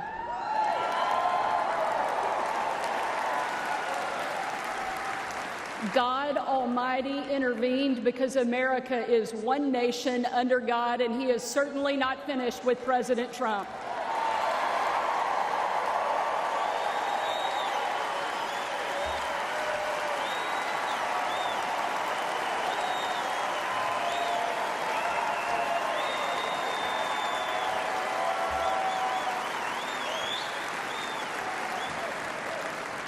And our country is better for it. I am here tonight as America's youngest governor, the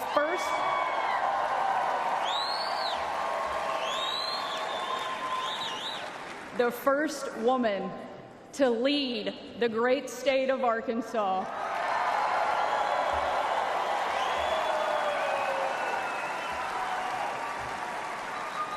And most importantly, a mom to 3 amazing kids, Scarlett, Huck, George.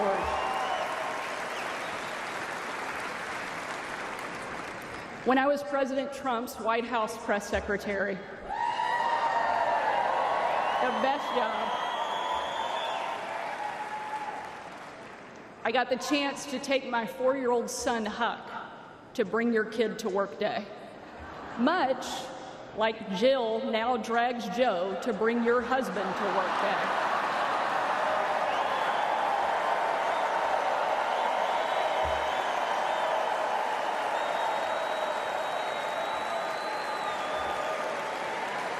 And while I was briefing the president on the upcoming event in the Oval Office, all of the kids who were attending that day gathered in the Rose Garden, getting ready to meet him.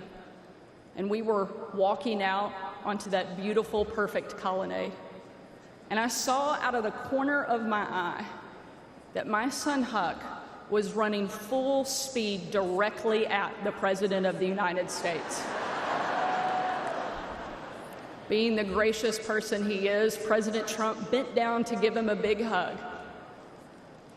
And right in front of everyone, Huck sidestepped the president, completely ignoring him in front of everyone, and ran straight into my arms.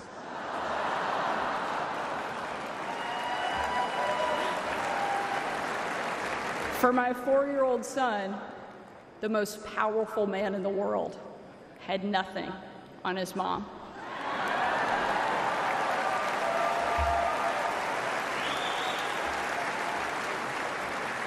But because he's the amazing man he is, President Trump didn't mind at all. After all, he's a dad to 5 unbelievable kids and a grandfather to 10.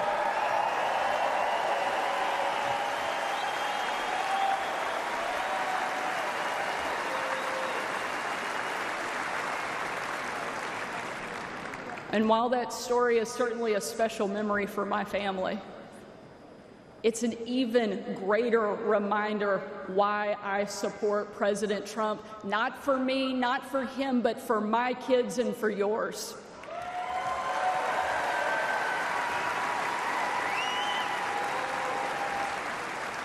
Under President Trump, America was safer. The world was safer, and it felt like the next generation would have a chance at the American dream. President Trump did the job that Kamala won't and Joe Biden simply can't.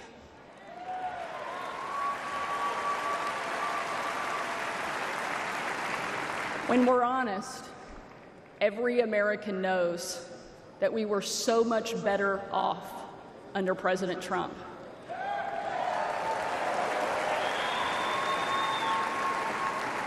So tonight, I don't want to just speak about President Trump's successful policies. While there are many, I want to talk about the man that I know. When the president hired me, I was the first mom and only the 3rd woman to ever serve as the White House press secretary.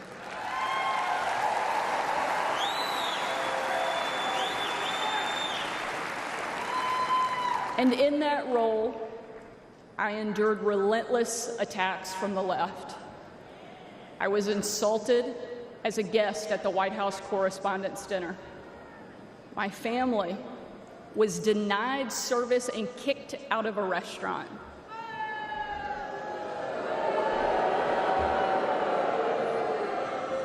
And a parent at my 3-year-old son's preschool spit on my car. And in those moments, it was President Trump who defended me.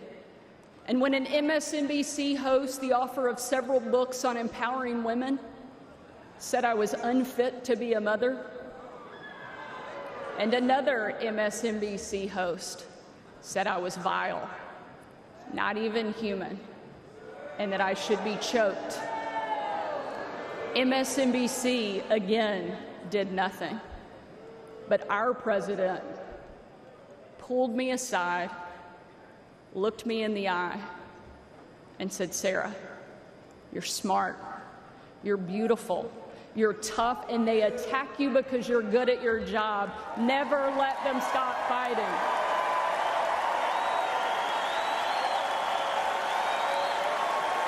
Thank you, Mr. President. Thank you.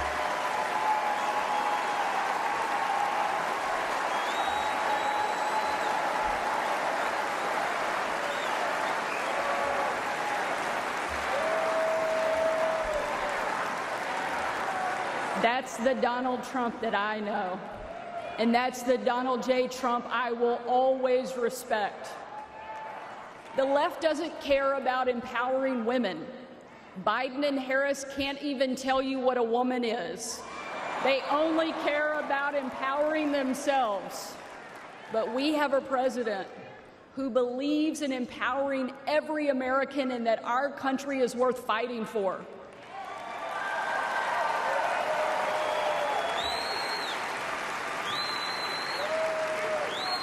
For the last 4 years, Republican governors have been leading that fight and doing what Joe Biden refuses to do.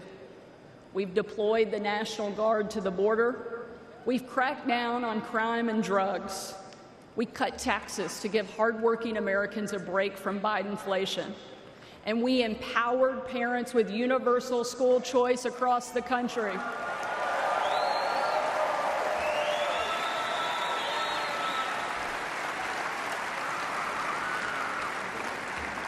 Donald Trump was the very first president in my lifetime to take a hard line against China, and I'm proud to be the first and only governor in the country to kick communist China off our farmland and out of my state.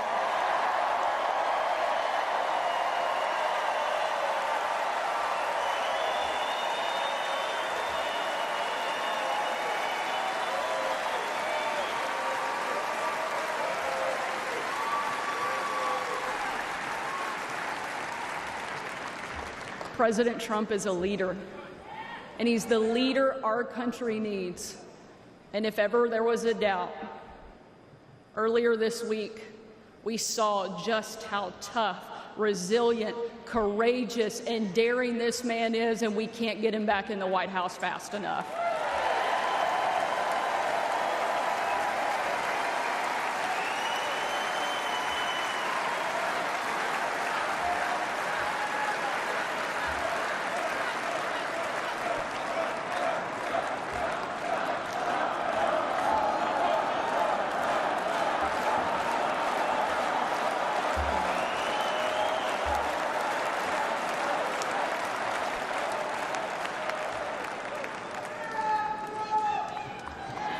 Ladies and gentlemen, we are not called to stand still in the face of great danger.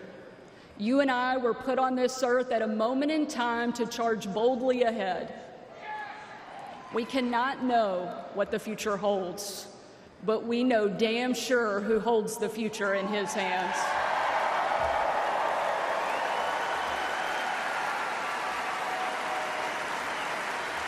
God spared President Trump from that assassin because God is not finished with him yet.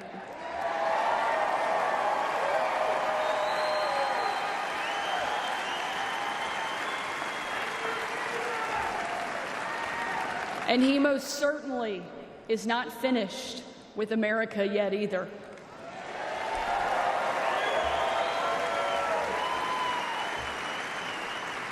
With God as our guide and President Trump back in the White House, we will show the world that America is the place where freedom reigns and liberty will never die.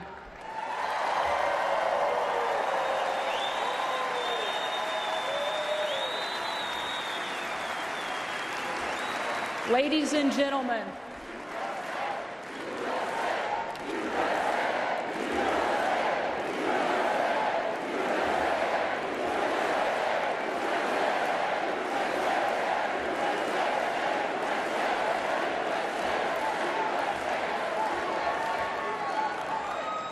tonight, let us not leave here just excited about a great few days, but let us leave here energized and committed to making sure that we protect our freedom and we have the ability to pass it on to the next generation, because America is the greatest country that the world has ever known, and our kids and our grandkids deserve to enjoy it the way each of us did. And we will with President Trump back in the White House. Thank you so much. God bless the great state of Arkansas and the amazing United States of America. Thank you very much.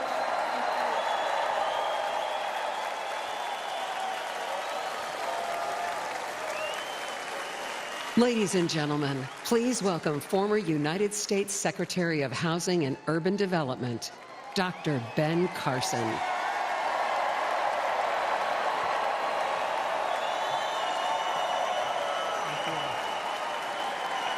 you. Thank you so much. Thank you. You know, Sarah Huckabee always says to me, I hate to follow you, but I think she turned the table on me tonight. I want to thank you all for being here and for being involved. Like many of you last week, I watched with horror as the events unfolded in that Pennsylvania field.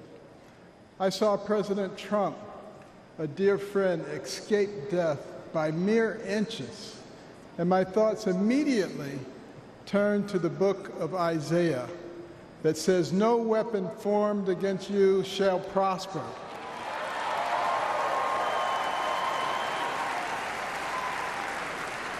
Well, let me tell you the weapons that they used. First, they tried to ruin his reputation, and he's more popular now than ever. And then they tried to bankrupt him, and he's got more money now than he had before. And then they tried to put him in prison, and he's freer and has made other people free with him. And then last weekend they tried to kill him, and there he is over there alive and well.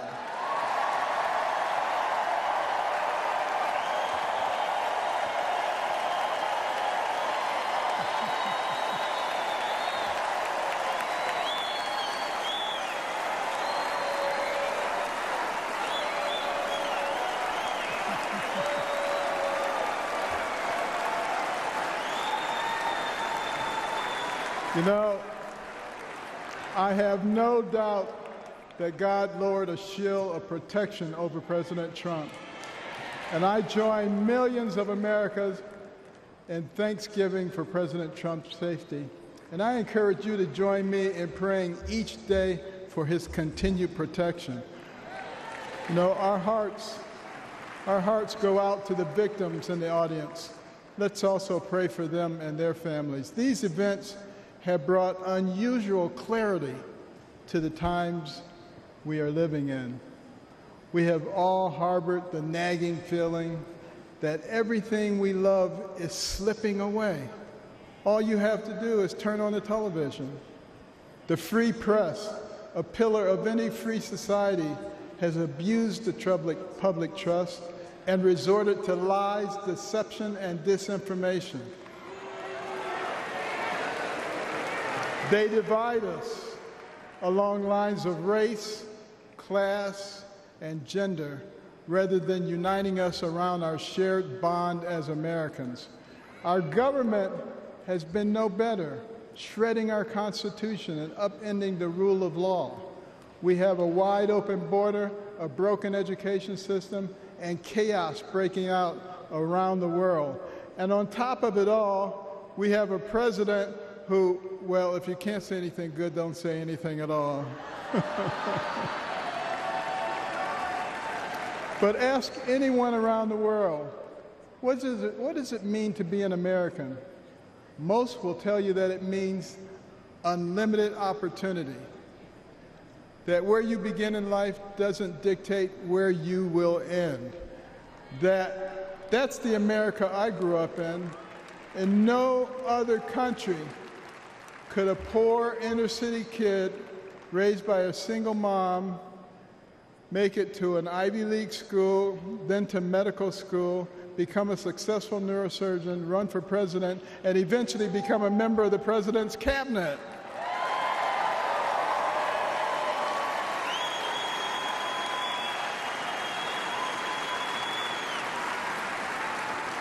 You know, and as a member of his cabinet, I had a chance to work closely with him. And I got to tell you, this is a man who is a gift to us as a nation. He is very gifted. He is very smart. He is very compassionate. He cares about people. And I'll tell you, the first time I met him, it was before either of us got into the political arena. And we were at Mar-a-Lago, and someone came up to him and said, "Mr. Trump, Rod Stewart just walked in." And he said, "I don't care. This is Ben Carson."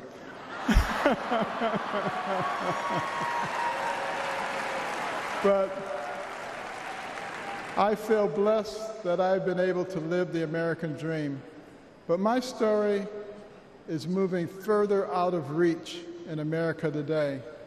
The lessons my mother taught me, like hard work and the value of well-rounded patriotic education and faith in God above all else, are being forced out of the public square. But we're all here today because we know we can bring these things back.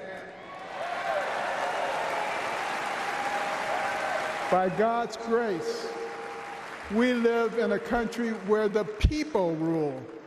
We have the power to choose the kind of nation we will be and the kind of men and women that will lead us. And today the choice could not be more clear. The most repeated phrase in the Bible is this: do not be afraid, or fear not. It appears 365 times in Scripture, a reminder to live each day with faith, hope, and joy as joyful warriors for Christ.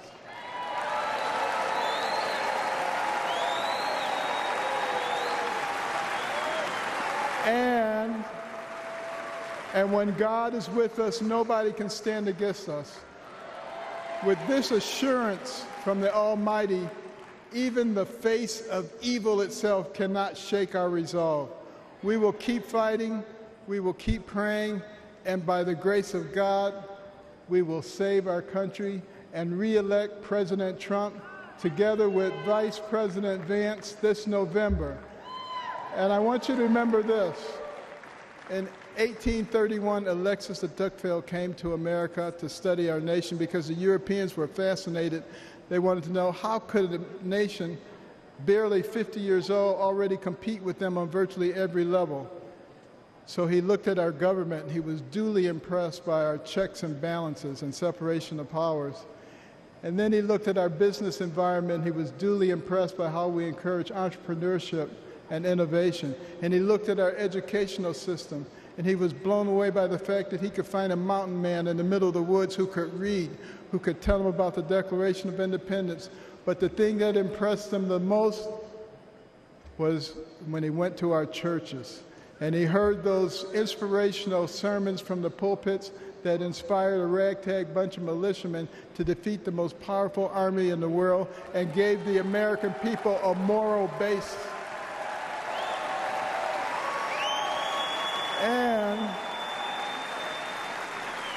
And he concluded his 2-volume set, Democracy in America, with these words.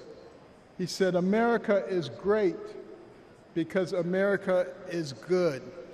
And if America ever ceases to be good, she will cease to be great. It is our job to make America good, and let's do this by re-electing President Trump so we can make America great." Thank you very much.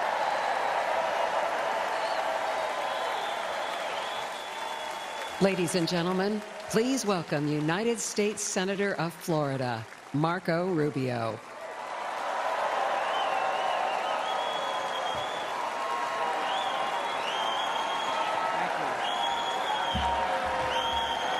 Thank you, thank you. Thank you.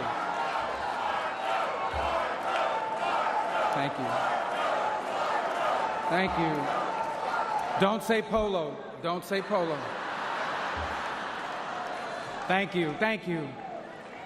Thank you. The last few days remind us that the life of every living thing and the breath of all mankind is in the hands of God.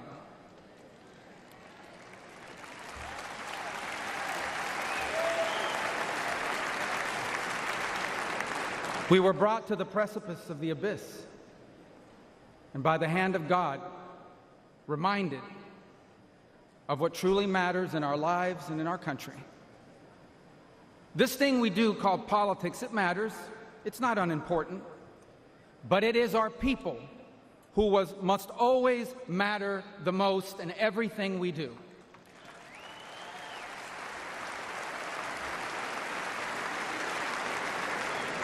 By giving voice to everyday Americans, President Trump has not just transformed our party, he has inspired a movement.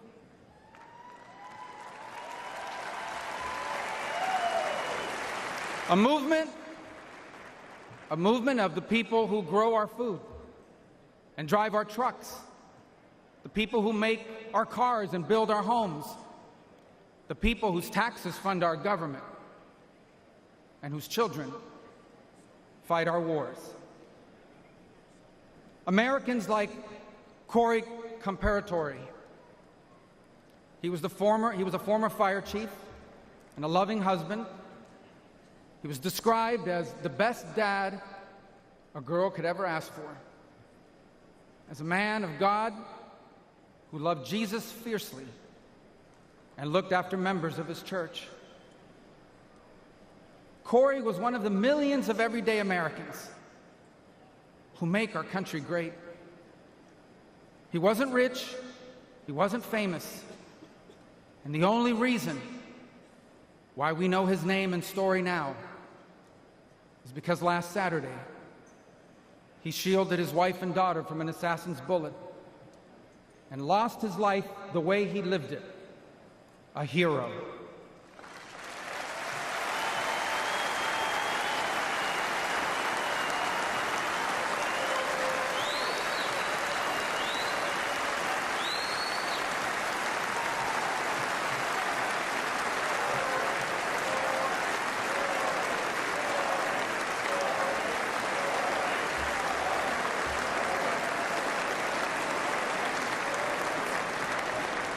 For those still wondering who are in the press and many watching at home, these are the Americans who wear the red hats and wait for hours under a blazing sun to hear Trump speak. And what they want, what they ask for, it is not hateful or extreme. What they want is good jobs and lower prices. They want borders that are secure, and for those who come here to do so legally. They want to be safe from criminals and from terrorists. And they want for our leaders to care more about our problems here at home than about the problems of other countries far away.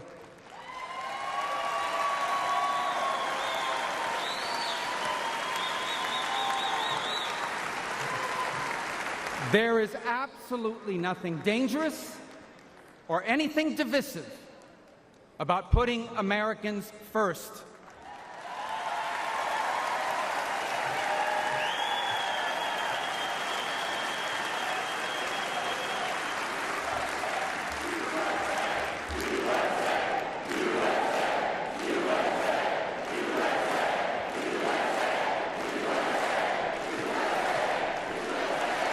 Those who are offended, anyone who is offended about putting America first has forgotten what American is and what American means.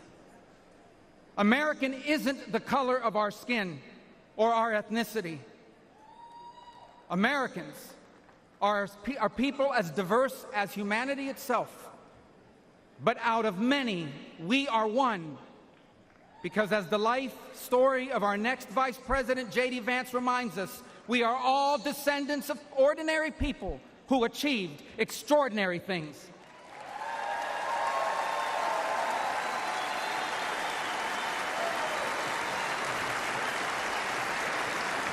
Who do we come from? We come from pioneers who ventured west to chase their dreams, and slaves who overcame bondage to claim their right to the promise of America. We come from exiles who fled tyranny in search of freedom, and of immigrants who left behind all they had and knew because they could not be or achieve God's purpose for their life in the nation of their birth. That is an American.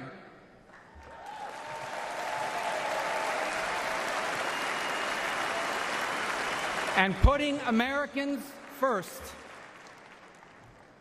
must be what this election is about. When President Trump was in the White House, Americans had more money and lower prices. Our borders were secure and our laws were enforced. Iran was broke, the Taliban stopped killing Americans, and Putin didn't invade anyone.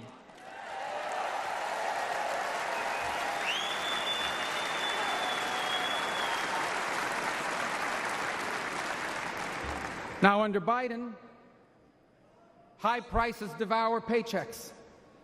Criminals and drugs are allowed to flood into our country and terrorize our people.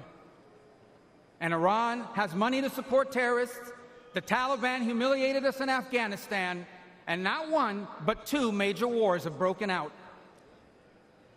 My fellow Americans, the only way to make America wealthy and safe and strong again is to make Donald J. Trump our president again.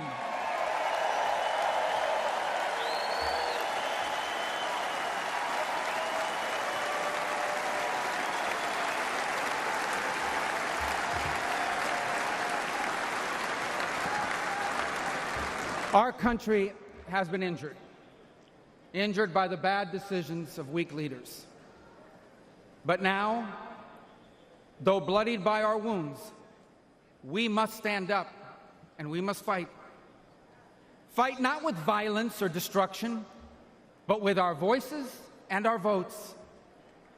Fight not against each other, but for the hopes and dreams we share in common and make us one. And fight for an America where we are safe from those who seek to harm us on our streets and from abroad. And we will not be alone in this fight. For leading us in this fight will be a man who, although wounded and facing danger, he stood up and raised his fist and reminded us that our people and our country are always worth fighting for.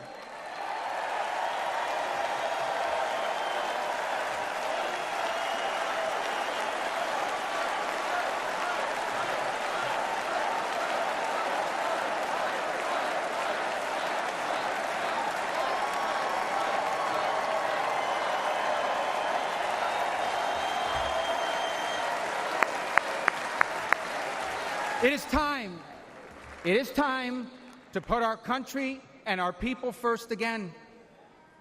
And if we do, together, we will make our people wealthy again. If we do, together, we will make our country safe again. Together, we will make Donald Trump our president again.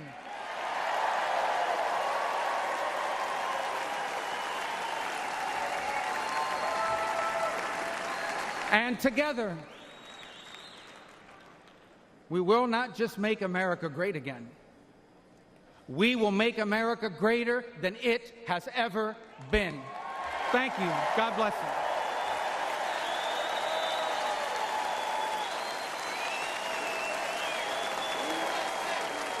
you. Ladies and gentlemen, please welcome Laura Trump.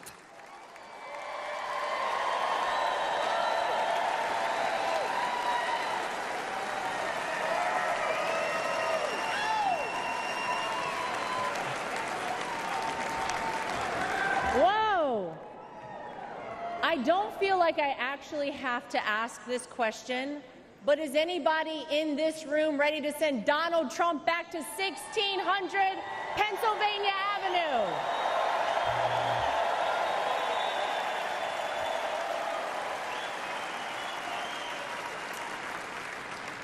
Well, it may not be a surprise that I actually had a very different speech that I was prepared to give up here tonight. That all changed at 6:11 on Saturday evening.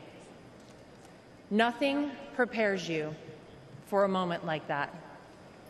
Our family has faced our fair share of death threats, mysterious powders sent to our homes, tasteless and violent comments directed towards us on social media, but none of that prepares you as a daughter-in-law to watch in real time someone try to kill a person you love. None of that prepares you as a mother to quickly reach for the remote and turn your young children away from the screen so that they're not witness to something that scars the memory of their grandpa for the rest of their lives. The prayers and well wishes we've received over the last 72 hours have been overwhelming, to say the least.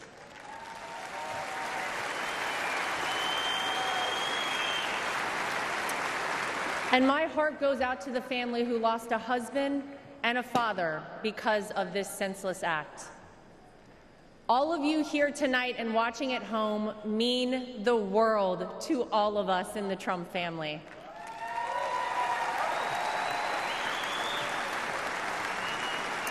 If Donald Trump has shown us anything, it's that when it feels impossible to keep going, those are the times we must keep going.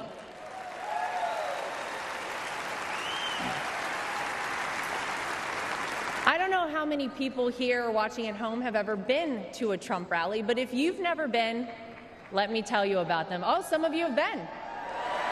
Oh.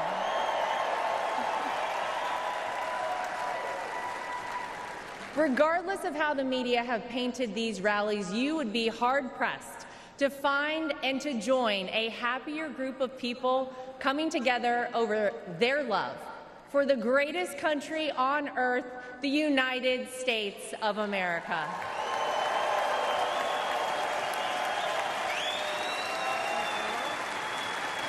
I dare anyone trying to leave a Trump rally without leaving with some new friends. You always make friends out of Trump rally, right? Veterans, teachers, blue-collar workers, white-collar workers, active duty military, police officers, firefighters, small business owners, Latino supporters, Christian supporters, Jewish supporters, black supporters, white supporters, Asian supporters, gay supporters, Republicans, independents, and yes, even Democrats.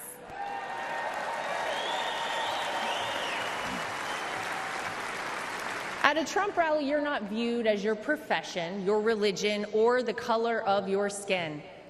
You're viewed as one thing: an American.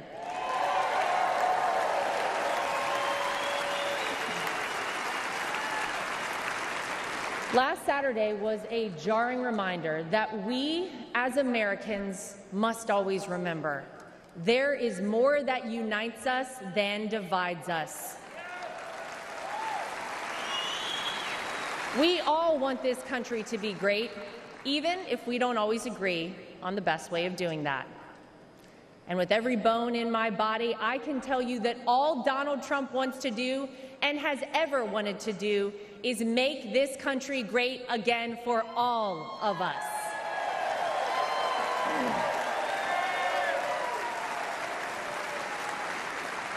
Proverbs 28 reads, "The wicked flee, though no one pursues, but the righteous are as bold as a lion." And that truly epitomizes Donald Trump. He is a lion.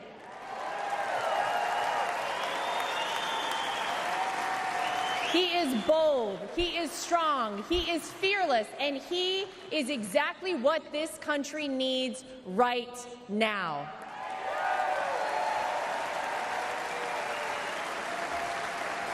Let's not forget what life actually looked like under President Donald Trump. Trade deals across the world that benefited our economy, allied countries paying their fair share, a safe and secure southern border, record low unemployment rates for African Americans, Hispanic Americans, Asian Americans, and women, record investment in historically black colleges and universities, the creation of the United States Space Force, the most comprehensive prison reform in decades. How about the peace agreements in the Middle East that they said would never happen?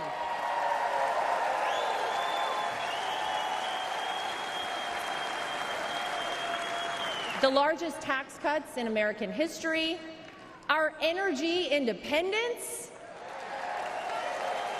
massive amounts of red tape cut, and no new wars when Donald J. Trump was president.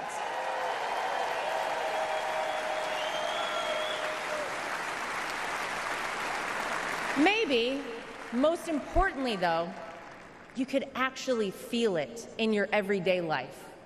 Now, you didn't have to love everything that he tweeted, but you cannot deny you were better off when Donald Trump was in office. Americans were finally able to start saving money.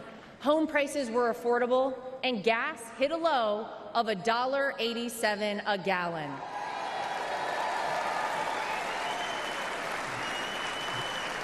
As I speak here tonight, many of our fellow Americans don't know how they'll pay for their next trip to the grocery store, new clothes for their children, or this month's rent. Many of our fellow Americans worry that we are on the verge of a major terror attack here on American soil. Many of our fellow Americans don't think their own children will be able to establish a better life than they themselves currently have. Many of our fellow Americans are right now sitting and wondering how on earth this country could have moved in the wrong direction and so quickly. The Democrats and the media know that they cannot convince you, the American people, that your life is better off now, because it's not. So what will they do? They'll try to sell you on some outrageous narrative about the terrible things that Donald Trump will do if he becomes president. But you don't have to imagine what it would be like. All you have to do is remember what it was like.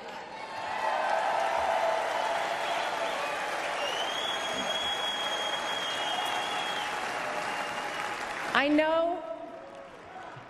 Oh, yeah.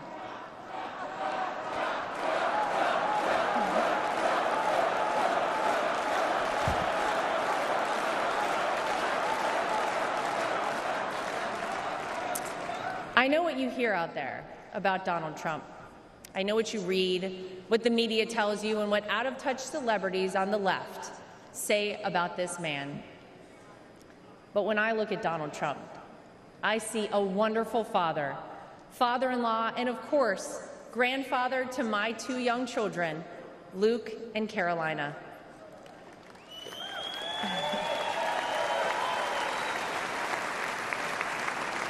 I know that I'm lucky enough to get to call him my father-in-law and see him a little differently than all of you. But it's through that lens that I sometimes wish more people could see him. This is a man who has sacrificed for his family and a man who has truly sacrificed for his country.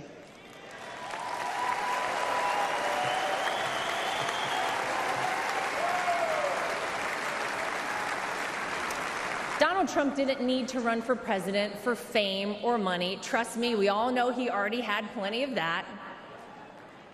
I'll tell you why he did it and why he continues on, even in the face of the unthinkable.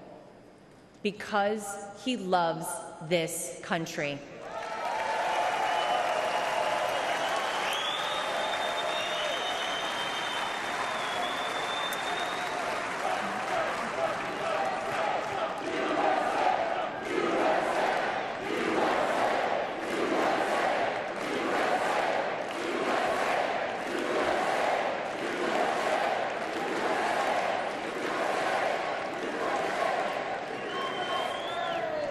He did it for his grandchildren, for your children and grandchildren, and for the generations to come.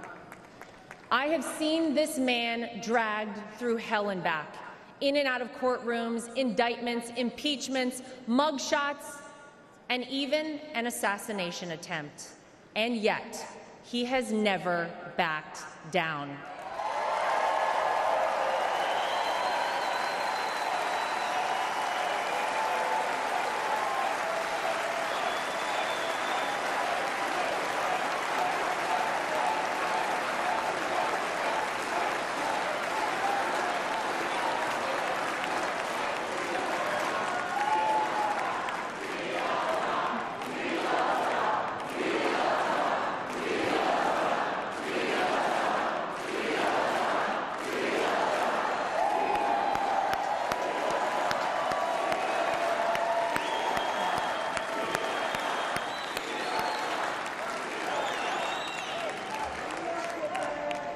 I'll never forget watching my 2 children run up to him with their drawings and hugs for Grandpa, just moments before he took the elevator down in Trump Tower to address the media the day after his wrongful conviction.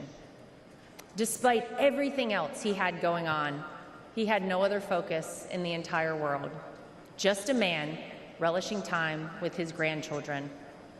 It's a side of Donald Trump that not enough people get to see. Maybe you got to see a side of Donald Trump on Saturday that you were not sure existed until you saw it with your own eyes. Martin Luther King Jr. once famously said, "The ultimate measure of a man is not where he stands in moments of convenience and comfort, but where he stands at times of challenge and controversy."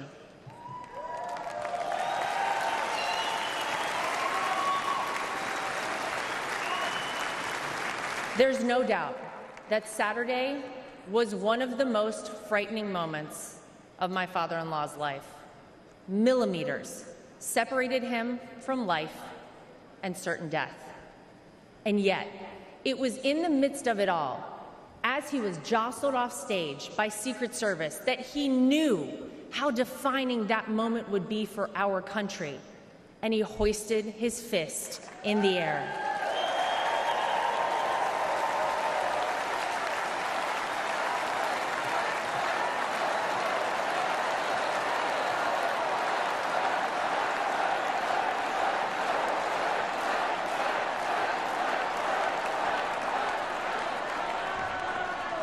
It was not just for the audience at the rally, not just for his supporters tuning in, but for all of America, and as a signal to the world that no matter what, America will always prevail.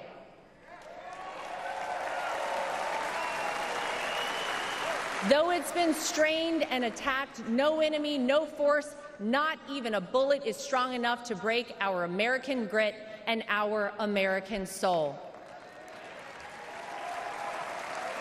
We are the country whose founders gave their fortunes, freedom, and lives to pursue the dream of a free society. We are the country of Thomas Edison, Susan B. Anthony, Henry Ford, and Harriet Tubman. We are the country who fought and won 2 world wars. And we are the country who always rises to meet the moment, no matter how insurmountable the task. And in that split second, on Saturday, Donald Trump reminded us all of that very history and who we are at our core as a nation. That is the Donald Trump that I know.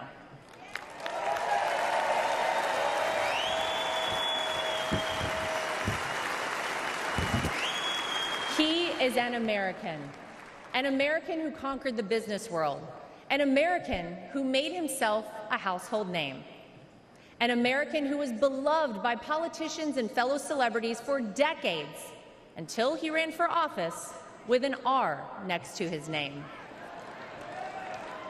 An American whom even Barack Obama admits people consider the American dream.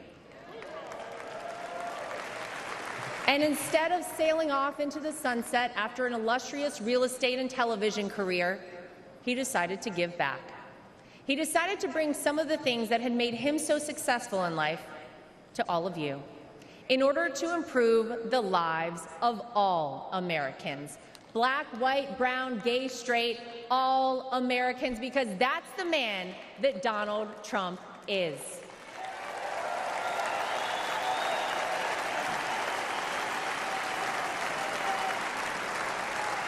I can tell you that my personal experience with Donald Trump has shown me his heart. There wasn't a second that he made this small-town girl who was way out of her element in New York City feel anything but welcomed and part of the family. And if not for the support and encouragement of my father-in-law, I wouldn't be where I am today. It's been said by many that Donald Trump sees things in people that they don't even recognize in themselves. In 2016, when he asked me to help him win my home state of North Carolina, I'll be honest, I was terrified. I had no idea how I would make it happen. but he knew I would, and I did. When I was given an opportunity to join a television network as a commentator, it was the push and support of my father-in-law that gave me the confidence to take that job. Always the first one to call or text me after a TV hit and tell me, "Great job, keep going." Not bad, right?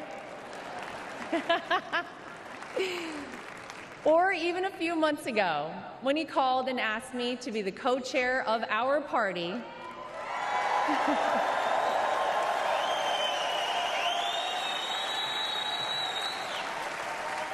He showed me potential in myself that I couldn't yet see. So tonight, to my father-in-law, I want to say thank you.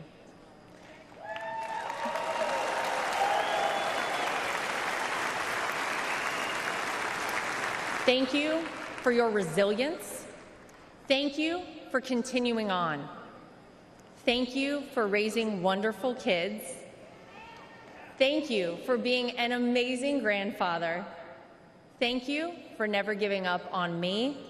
And thank you for never giving up on our country.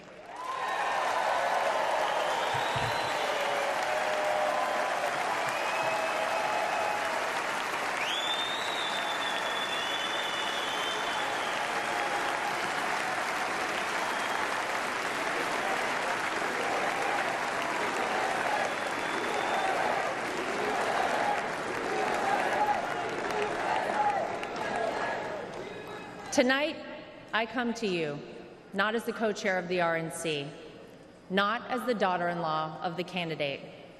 Tonight, I come to you as a mom and as a citizen of this country. For those of you watching who have never voted for Donald Trump, I know what the media and his political opponents have tried to tell you about this man.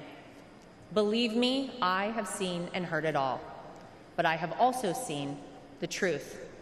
I am proud to know Donald Trump, to campaign for him, to vote for him, and to raise his grandchildren.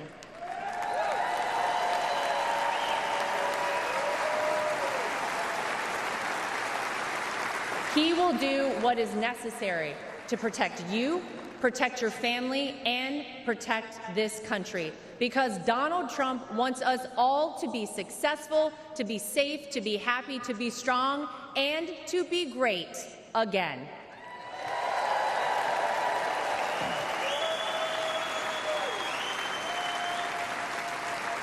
Tonight, I'm asking you to vote, not for the Donald Trump you see flashed on your TV every day, splashed across the headlines. Tonight, I'm asking you to vote for the Donald Trump that Luke and Carolina call Grandpa. I'm asking you to vote for the Donald Trump that my husband Eric calls Dad. I'm asking you to vote for the Donald Trump that I call my father-in-law. I'm asking you to vote for the Donald Trump who can and will make America great once again for all of us. Thank you. God bless you. God bless the United States of America. We love you. Thank you, guys.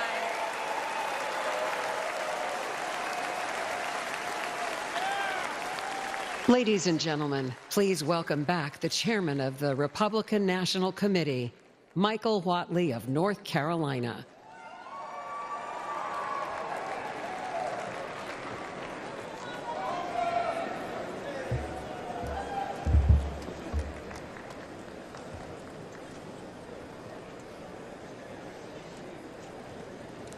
For tonight's benediction, please welcome Pastor Corey Brooks, senior pastor of the New Beginnings Church in Chicago and founder of Project Hood, an organization committed to fighting violence and poverty.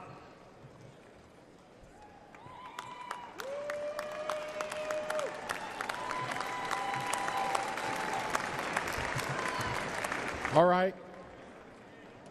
If you wanted to end on a boring note tonight, with no emotion on a benediction or a powerless benediction, then you probably shouldn't have invited a black pastor from the south side of Chicago. Before I pray, let me say three things real quick. Number one, let me thank President Trump and the Republican National Convention for giving me a platform to lift up the name of Jesus and to pray for our great nation. Number two, I'd be remiss if I did not give the great state of Illinois and Chicago and the South Side a shout out. O Block, Opportunity Block. And number three, I want you to make the biggest noise in just a second. I want you to raise your signs, blow your whistles, and give God the loudest shout of praise on the count of three. And somebody may say, why? Because this week we could be having a week of mourning. But because God did not let any of those things be, this is a week of celebration and a week of life, a week of democracy and liberty. So I want to ask you on the count of three to make the loudest noise you can and let the world know that we serve an awesome God. Are you ready? Come on, are you really ready tonight? 1, 2, 3. Yes, yes, yes.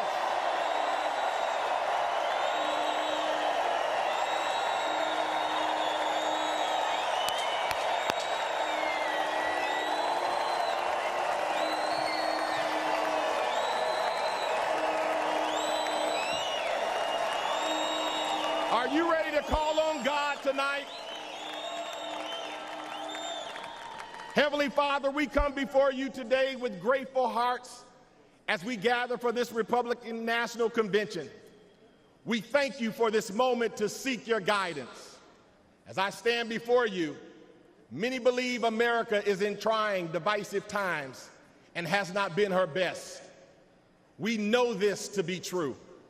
We have not been steady, firm, resolute. Too many of us have forgotten how to be Americans. I see this on the south side of Chicago where I'm from. But I refuse to give up. Why? Because I still see the yearning fire within us to be better Americans. Lord, we ask for your divine presence to bless every heart and mind. Grant us wisdom and courage and discernment as we chart the path of our beloved country. May our deeds reflect your will and bring glory to your name. We pray for strength to better our individual selves so that we may bless those around us. Let us be reminded that we are one nation under God, indivisible, with liberty and justice for all. Father, we lift up our citizens and leaders to you. Let them be guided by your truth. And may their actions honor the values upon which this great nation was founded. Let us remember the words of Isaiah chapter 40, verse 31. But those who hope in the Lord will renew their strength. They will soar on wings like eagles. They will run and not grow weary. They will walk and not faint. Empower us to rise, persevere, and to pursue excellence. Lord, bless our great nation, from Project Hood on the south side of Chicago to all four corners of the great nation, from the hills of West Virginia and Tennessee to Beverly Hills in California, all the way to the homies in Los Angeles and the homies on the west side of Chicago. May we renew our Americanness and strive to uphold your word. With you, Lord, all things are possible. I said all things are possible. All things are possible. In your mighty and matchless name, Jesus, we pray. Let everybody say amen. God bless you and God bless America.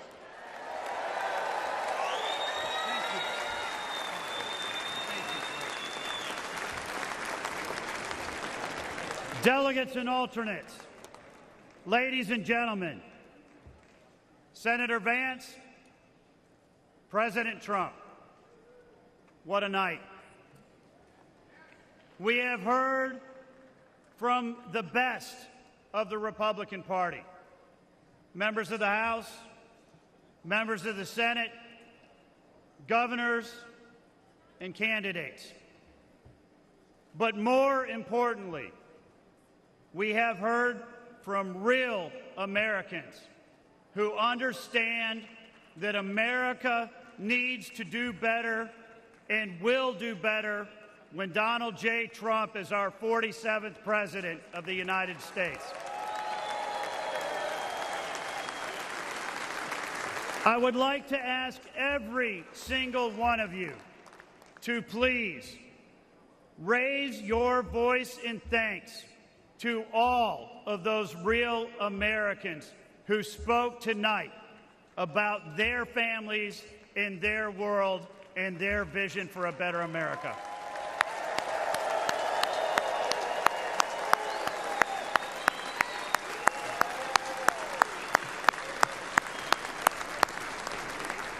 At this time, the chair recognizes the delegate from the state of Indiana for the purpose of offering a motion. Mr. Chairman, my name is Victor Smith from the great state of Indiana. And I make the motion that the convention now adjourns. The question now occurs on the motion to adjourn. All those in favor signify by saying aye. Aye. All those opposed signify by saying no. In the opinion of the chair, the ayes have it, and the motion is adopted. Accordingly, this convention stands adjourned until 5:30 p.m. tomorrow.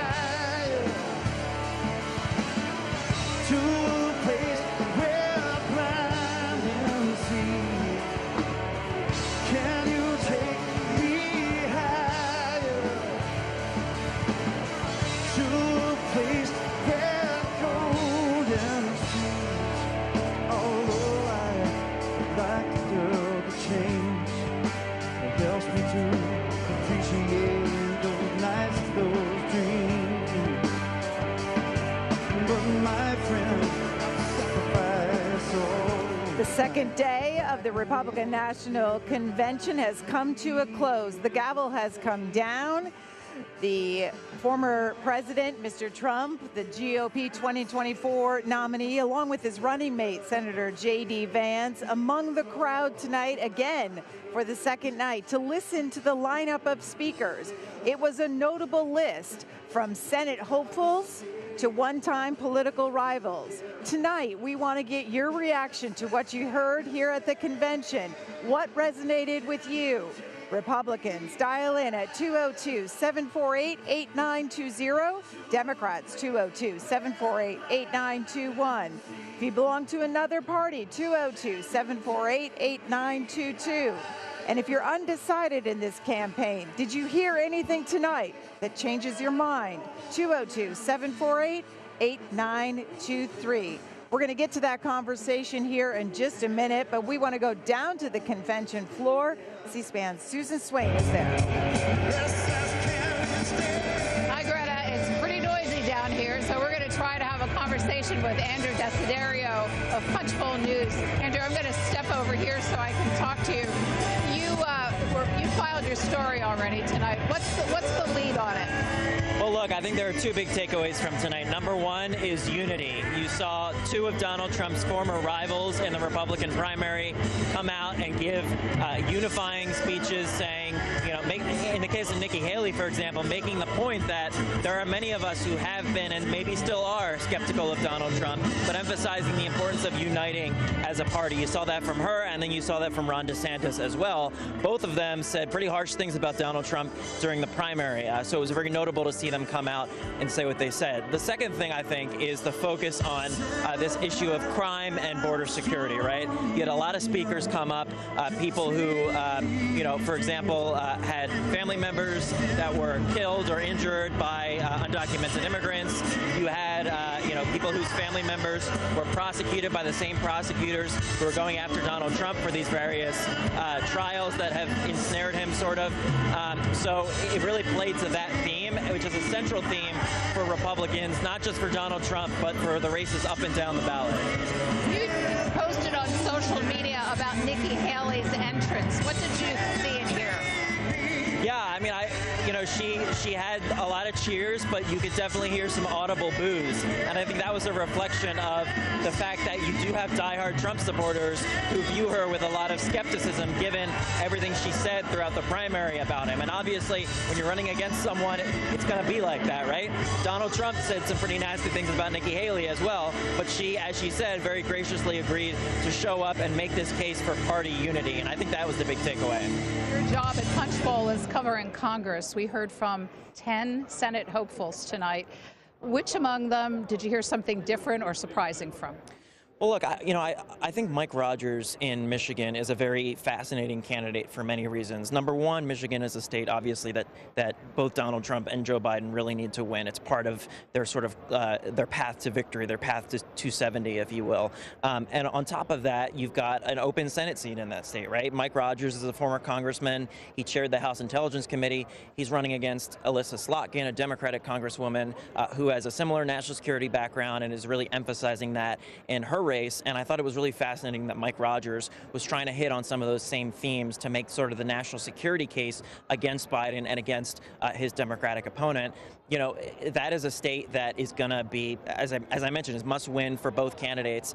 But particularly now, Republicans feel very confident about it, more so than they did even a few weeks ago, because of these concerns that Democrats have been expressing both publicly and privately about President Biden's ability to win. Which among the Democratic incumbents are you thinking are most challenged now? Well, look, it's always been Sherrod Brown in Ohio and Jon Tester in Montana, right? Those are the two states that have always been the most difficult for Democrats on this year's Senate map. Donald Trump is going to win those states by double digits, by massive margins, right? So it's going to be really difficult for both Sherrod Brown and Jon Tester to outrun Joe Biden by the number of points that they need to outrun him by in order to win their races. That's something Republicans are banking on. But at the same time, we're seeing that the Republican candidates, those challengers in those states, aren't nearly as popular as Donald Trump is in those states. So what Senate Republicans are trying to do is encourage President Trump to go to those states, to hold rallies there, to feature those candidates, and encourage his supporters to also go out and vote for them, because there really is a gulf between the levels of support for Trump in those states and the Republican challengers. Moving to the Biden campaign, back in Washington, we're beginning to hear stories of some Democrats in the House that are not happy with the plans to move ahead with an early vote for President Biden. What is your sense of what's happening within the Democratic caucus on Capitol Hill? they see this really as an effort by President Biden and his allies and by the party apparatus, really, to fast track this whole process, to stamp out this dissent that we're hearing very publicly as well as privately still right now among Democrats, and use this moment of A, the Republican convention being this week, so the attention is off of them, and B, this attempted assassination against former President Trump obviously grabbed the headlines right away. So Democrats close to President Biden feel kind of relieved in a sense that this is sort of the Republican convention week. All of us are focusing on the Republican side rather than the Democratic side. You haven't seen any new Democrats come out against President Biden and say that he should not be their nominee anymore ever since Saturday. So, this was an opportunity for people close to the president and the Democratic Party apparatus to potentially speed this up while everybody else's attention is focused elsewhere. For viewers who are not familiar with Punchbowl, how can they reach you? You can go to punchbowl.news and you can subscribe to our free morning newsletter. It comes out around 5 a.m. Eastern time every morning. We also have premium offerings, paid subscriptions, in other words, midday and a PM newsletter on all of the Capitol Hill happenings, House and Senate. Our motto is Power, People, Politics. We cover all of that and sort of the decision-making, how that drives the decision-making, rather, in Washington. Well, with that early newsletter coming out, I know you have to go. Thanks for spending time with us here. Thank you very much. Thank you. Greta? All right, the gavel has come down on the second day of the Republican convention here in Milwaukee. The band has stopped playing. The delegates have made their way to the doors, but we're not done here on C-SPAN because we want to get your reaction and have a conversation with all of you, as we always do here, on what you heard tonight and what resonated with you. We'll go to Charlie first in Wichita. Kansas is a Republican. Charlie. I was really pleased to hear Nikki Haley and Ron DeSantis from Florida. I'm happy that they both made their appearance and made it seemed to me a very positive impact, bringing some more voters and kind of unifying the party more. But I am happy that for the outcome of former President Trump, that he's with us today. I watched the other day him being shot, and it was a very frightful thing to almost to lose that man. I really look forward to seeing him in the White House again this year, this coming next year, to make the changes that we need. We need to get the prices of our foods down, our gasoline, and we actually need somebody to work on unifying the country rather than having everybody split up. That's the big. That's all right, the Charlie. issue. So, how would the former president do that in his speech on Thursday night? What does he need to say? I think, from what I understand, he's torn up his previous speech and he's made one primarily to unity, to bring people together. So I think that he's committed to bringing down the rhetoric that was being said in the past. I'm not seeing so much. I don't see it slowing down very much from the Democrat side as of yet. Right. They're still reporting a lot of garbage, but people need to listen to what he has to say, what comes out of his mouth, rather than listening to other people. And I think President Trump is going to make a big change this coming Thursday. I think that what he has to say is going to be really good for everybody. All right, Charlie. Let me hear from David in Huntington Beach, California. Hi, David. Hi, how are you? Hi. Yes. David, Hello? David, were you watching? Yeah, were you watching this evening? Yes. Yes, I loved watching. It was very inspiring to see people from different party blending more. I wish there was no parties. I think that people could just be accountable. Instead of the parties seem like you have to be loyal to your party, so maybe you might agree with something on the Republican side or the Democrat, but you're afraid to because your party won't like that. And I think voting on paper makes a lot of sense because people have lost faith in the voting, and it means everything. So that's something that I liked hearing. And I think sometimes if you have one party, that's all you have. You should have everything.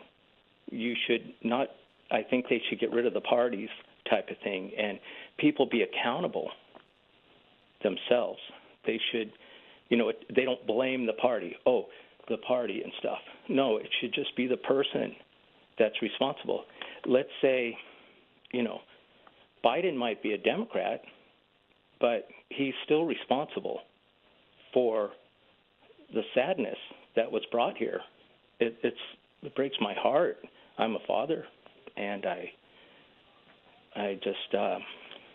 think we need to focus on uniting everybody. And all right, David, there in Huntington Beach, we have a few delegates that are sticking around here to talk to C-SPAN. Susan Swain? Thanks, Greta. I'm on the floor with two members of the New York delegation, Sesson Adams and Oz Sultan. Both of them are with the Harlem group of the overall New York delegation, which is 90-plus strong. And let me start with you, Mr. Adams. This is your first convention, right? Yes, it is. How did you get here? Well, by the grace of God, through all things. I actually was here with brothers Oz Sultan, and when it comes down to being in New York and helping people, we got together, tried to bring some good people together, and we've been working, I guess, together for a while, and we actually decided to drive on down together. So what do you do for a living? Well, I am government in government sector. I used to work for the NYC Comptroller's Office. I was Special Assistant Emeritus to John C. Lew when I was a Democrat before I woke up. And after, now I just basically consult and running for Assembly in the 70th AD in Harlem. It's your first run for office, too. Yes, it is. And when did you become a Republican? Well, my mother was a Republican her whole life. I became a Republican in 2017. After 4 attempts of trying to switch from 2016, which was the first aspect of lawfare that I saw from any other party, not being allowed to switch, I guess, freely and make a conscious decision for oneself. Let me turn to you, Mr. Sultan. So you are representing, you're the head of the Harlem sector of the New York delegation. That's correct. The club was founded in 1923. That's what I wanted to hear about the history of the club. It dates back to the beginning, almost 100 years you've celebrated. Correct. So how did it get started, and how's its fate been over the years? So the club was founded by a number of black Republicans in 23.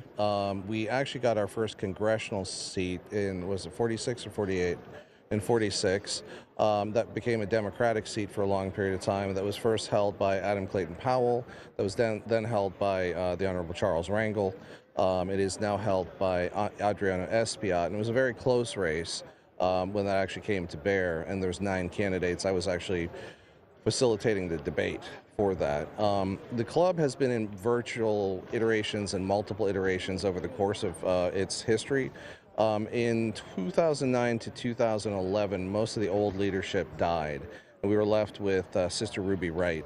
I served with Sister Ruby Wright until 2021 when 2020, right? Yeah, 2020 she passed right before COVID. And so we basically re-established the club in 2012. We've been doing the Kwanzas, we do the barbecues, we do all of the local outreach, we do the Eid celebrations. And we're a tapestry community. We are predominantly black. We are also Latino. We're 30% Muslim. We are, I think, about 30% Muslim, 60% Christian, 10% Jewish, with 3 synagogues and about 70 mosques and about 100 churches. While you're talking about demographics and size, what is the percentage of Republicans in Harlem overall of the voting age population? It's about 5%. 5%? Yeah, when I ran in 2020 against Brian Benjamin, I was running in a D+46, but pulled a 17% composite. So, there's a need and a want for change if that much can be achieved on a self-funded run, right? We ran another candidate, Edwin de la Cruz, in, was that 20? And he pulled 31%. And now Sesson Adams is teeing himself up with this existing run for Assembly District 70. And we're hoping that, he passes. And we think that people have had enough, whether it's the migrant issue or the city handing out, 65 million and then another 65 million to illegals and nothing for local single moms, nothing for local families, nothing for local just kids. I mean, when they pulled the police funding, we lost our police athletic leagues. We lost all the stuff that we in the community care about. And I think that's something that's not well articulated to the world, either in print or in the media, simply because no one comes into the hood and talks to us. You told me that you worked for Donald Trump in 2016. What do you see in this man as a candidate? What do you like about him? In 16, he came in and did a roundtable with all the district leaders from the 5 boroughs and the 4 towns. And him and Lynn Patton literally put their money where their mouth is. They said, we're actually going to do things. I was able to write some policy that turned into serious safe zones. We were also able to write some policy that actually came into the community. The challenge that we have is when they put money down to the states, the then Cuomo administration kind of halted a lot of the grant funding that we wanted to bring down. So what I'm hoping this time is that instead of sending it to the states, it's sent to the departments like Health and Human Services, that kind of a thing. And if you make it available through a granting process or a 501c3 application process or public-private partnerships, we can bring that money into the community where it's desperately needed. Job force development, food, I mean, just crop shares, and you want to talk about green tech. I mean, I've written on Medium about this at length, but if we could take garbage, like low oxygen pyrolysis garbage reactors, we could be creating power, creating green jobs, doing a whole bunch of this. That isn't what Biden has, which is just grants, which doesn't create jobs. It says, hey, technology, come up with something, So since you're running for office, can you tell me a little bit about the unemployment rate in the district you're running for? Wow. When you talk about the unemployment rate in our district, it would be hard to just pinpoint it off of the actual pure numbers because we've had an influx of migrants that have been taking jobs. So within the fudge numbers that we get from the processes that the Democrats have been doing, the numbers are just not really computing the actual negative. 27.2. And trust and believe, it's worse than that. So understanding that we have a job to do within getting transparency, bringing back transparency, and actually, as Oz was saying, when it comes down to giving back to the actual American citizens, we shouldn't have them jump through American or hoops. If we can prove that you have a birth certificate, you're an American. When it comes down to granting money, here, you sign up, you come, get the money, because we've been giving it out to foreigners for far too long, and those foreigners have been taking our jobs and actually turning around and robbing us whenever we're going out into our streets or sitting in our local restaurants, sitting on the sidewalk. So we have a lot to do within finding out how we're going to bring and spur our economic growth within jobs, and we just need to work together in doing it. Gentlemen, thanks for staying after to talk to C-SPAN. We appreciate it. Thank you for having us. A couple of gentlemen from the New York delegation, they're still on the floor here in the Fiserv Forum. The second day is in the books. There are two more days left here of the Republican National Convention. We will continue here on C-SPAN with our gavel-to-gavel coverage of it, uninterrupted, no commentary, no analysis. All day Wednesday evening is when they will begin, and then Thursday as well. We're expected to hear from J.D. Vance on Wednesday night, and then the former president, the GOP nominee, Mr. Trump, will be speaking on Thursday to officially accept the nomination and make his nomination remarks.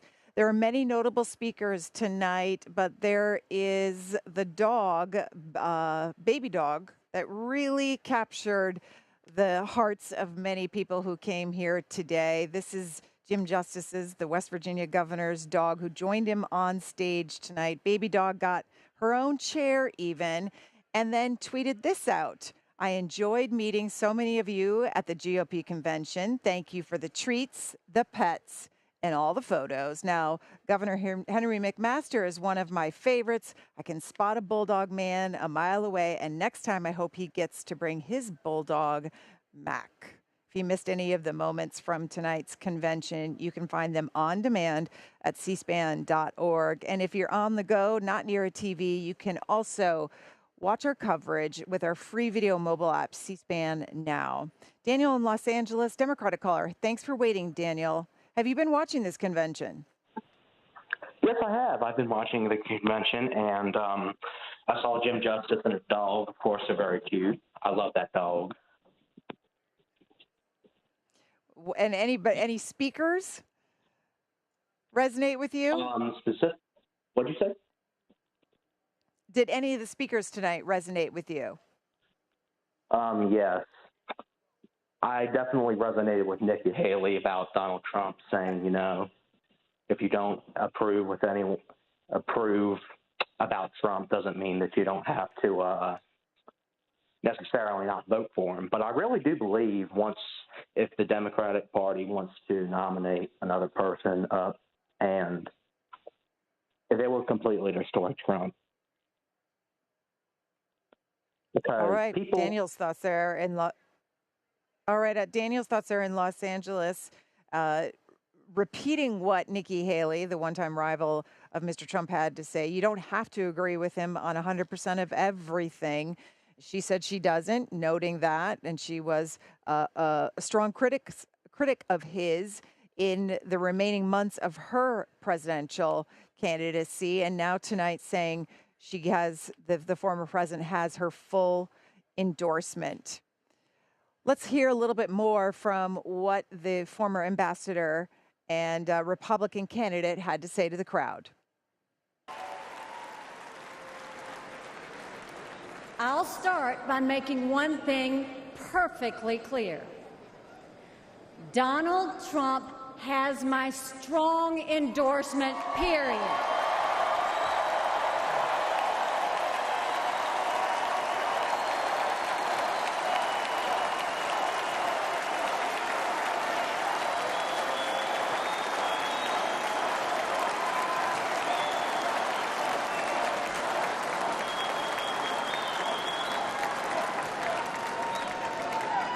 Our country is at a critical moment. We have a choice to make. For more than a year, I said a vote for Joe Biden is a vote for President Kamala Harris. After seeing the debate, everyone knows it's true.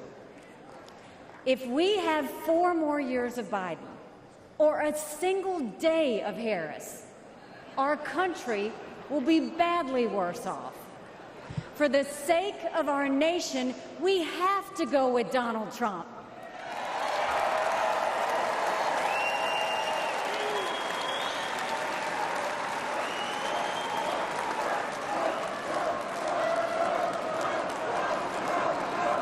But there's more to it than that.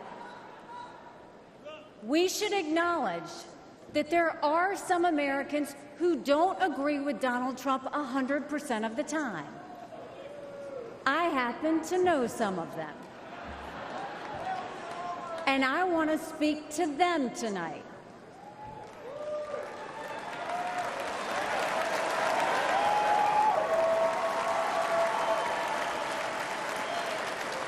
My message to them is simple. You don't have to agree with Trump 100% of the time to vote for him.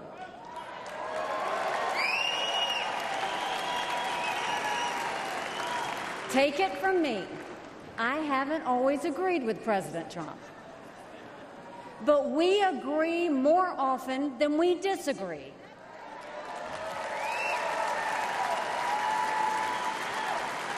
We agree on keeping America strong.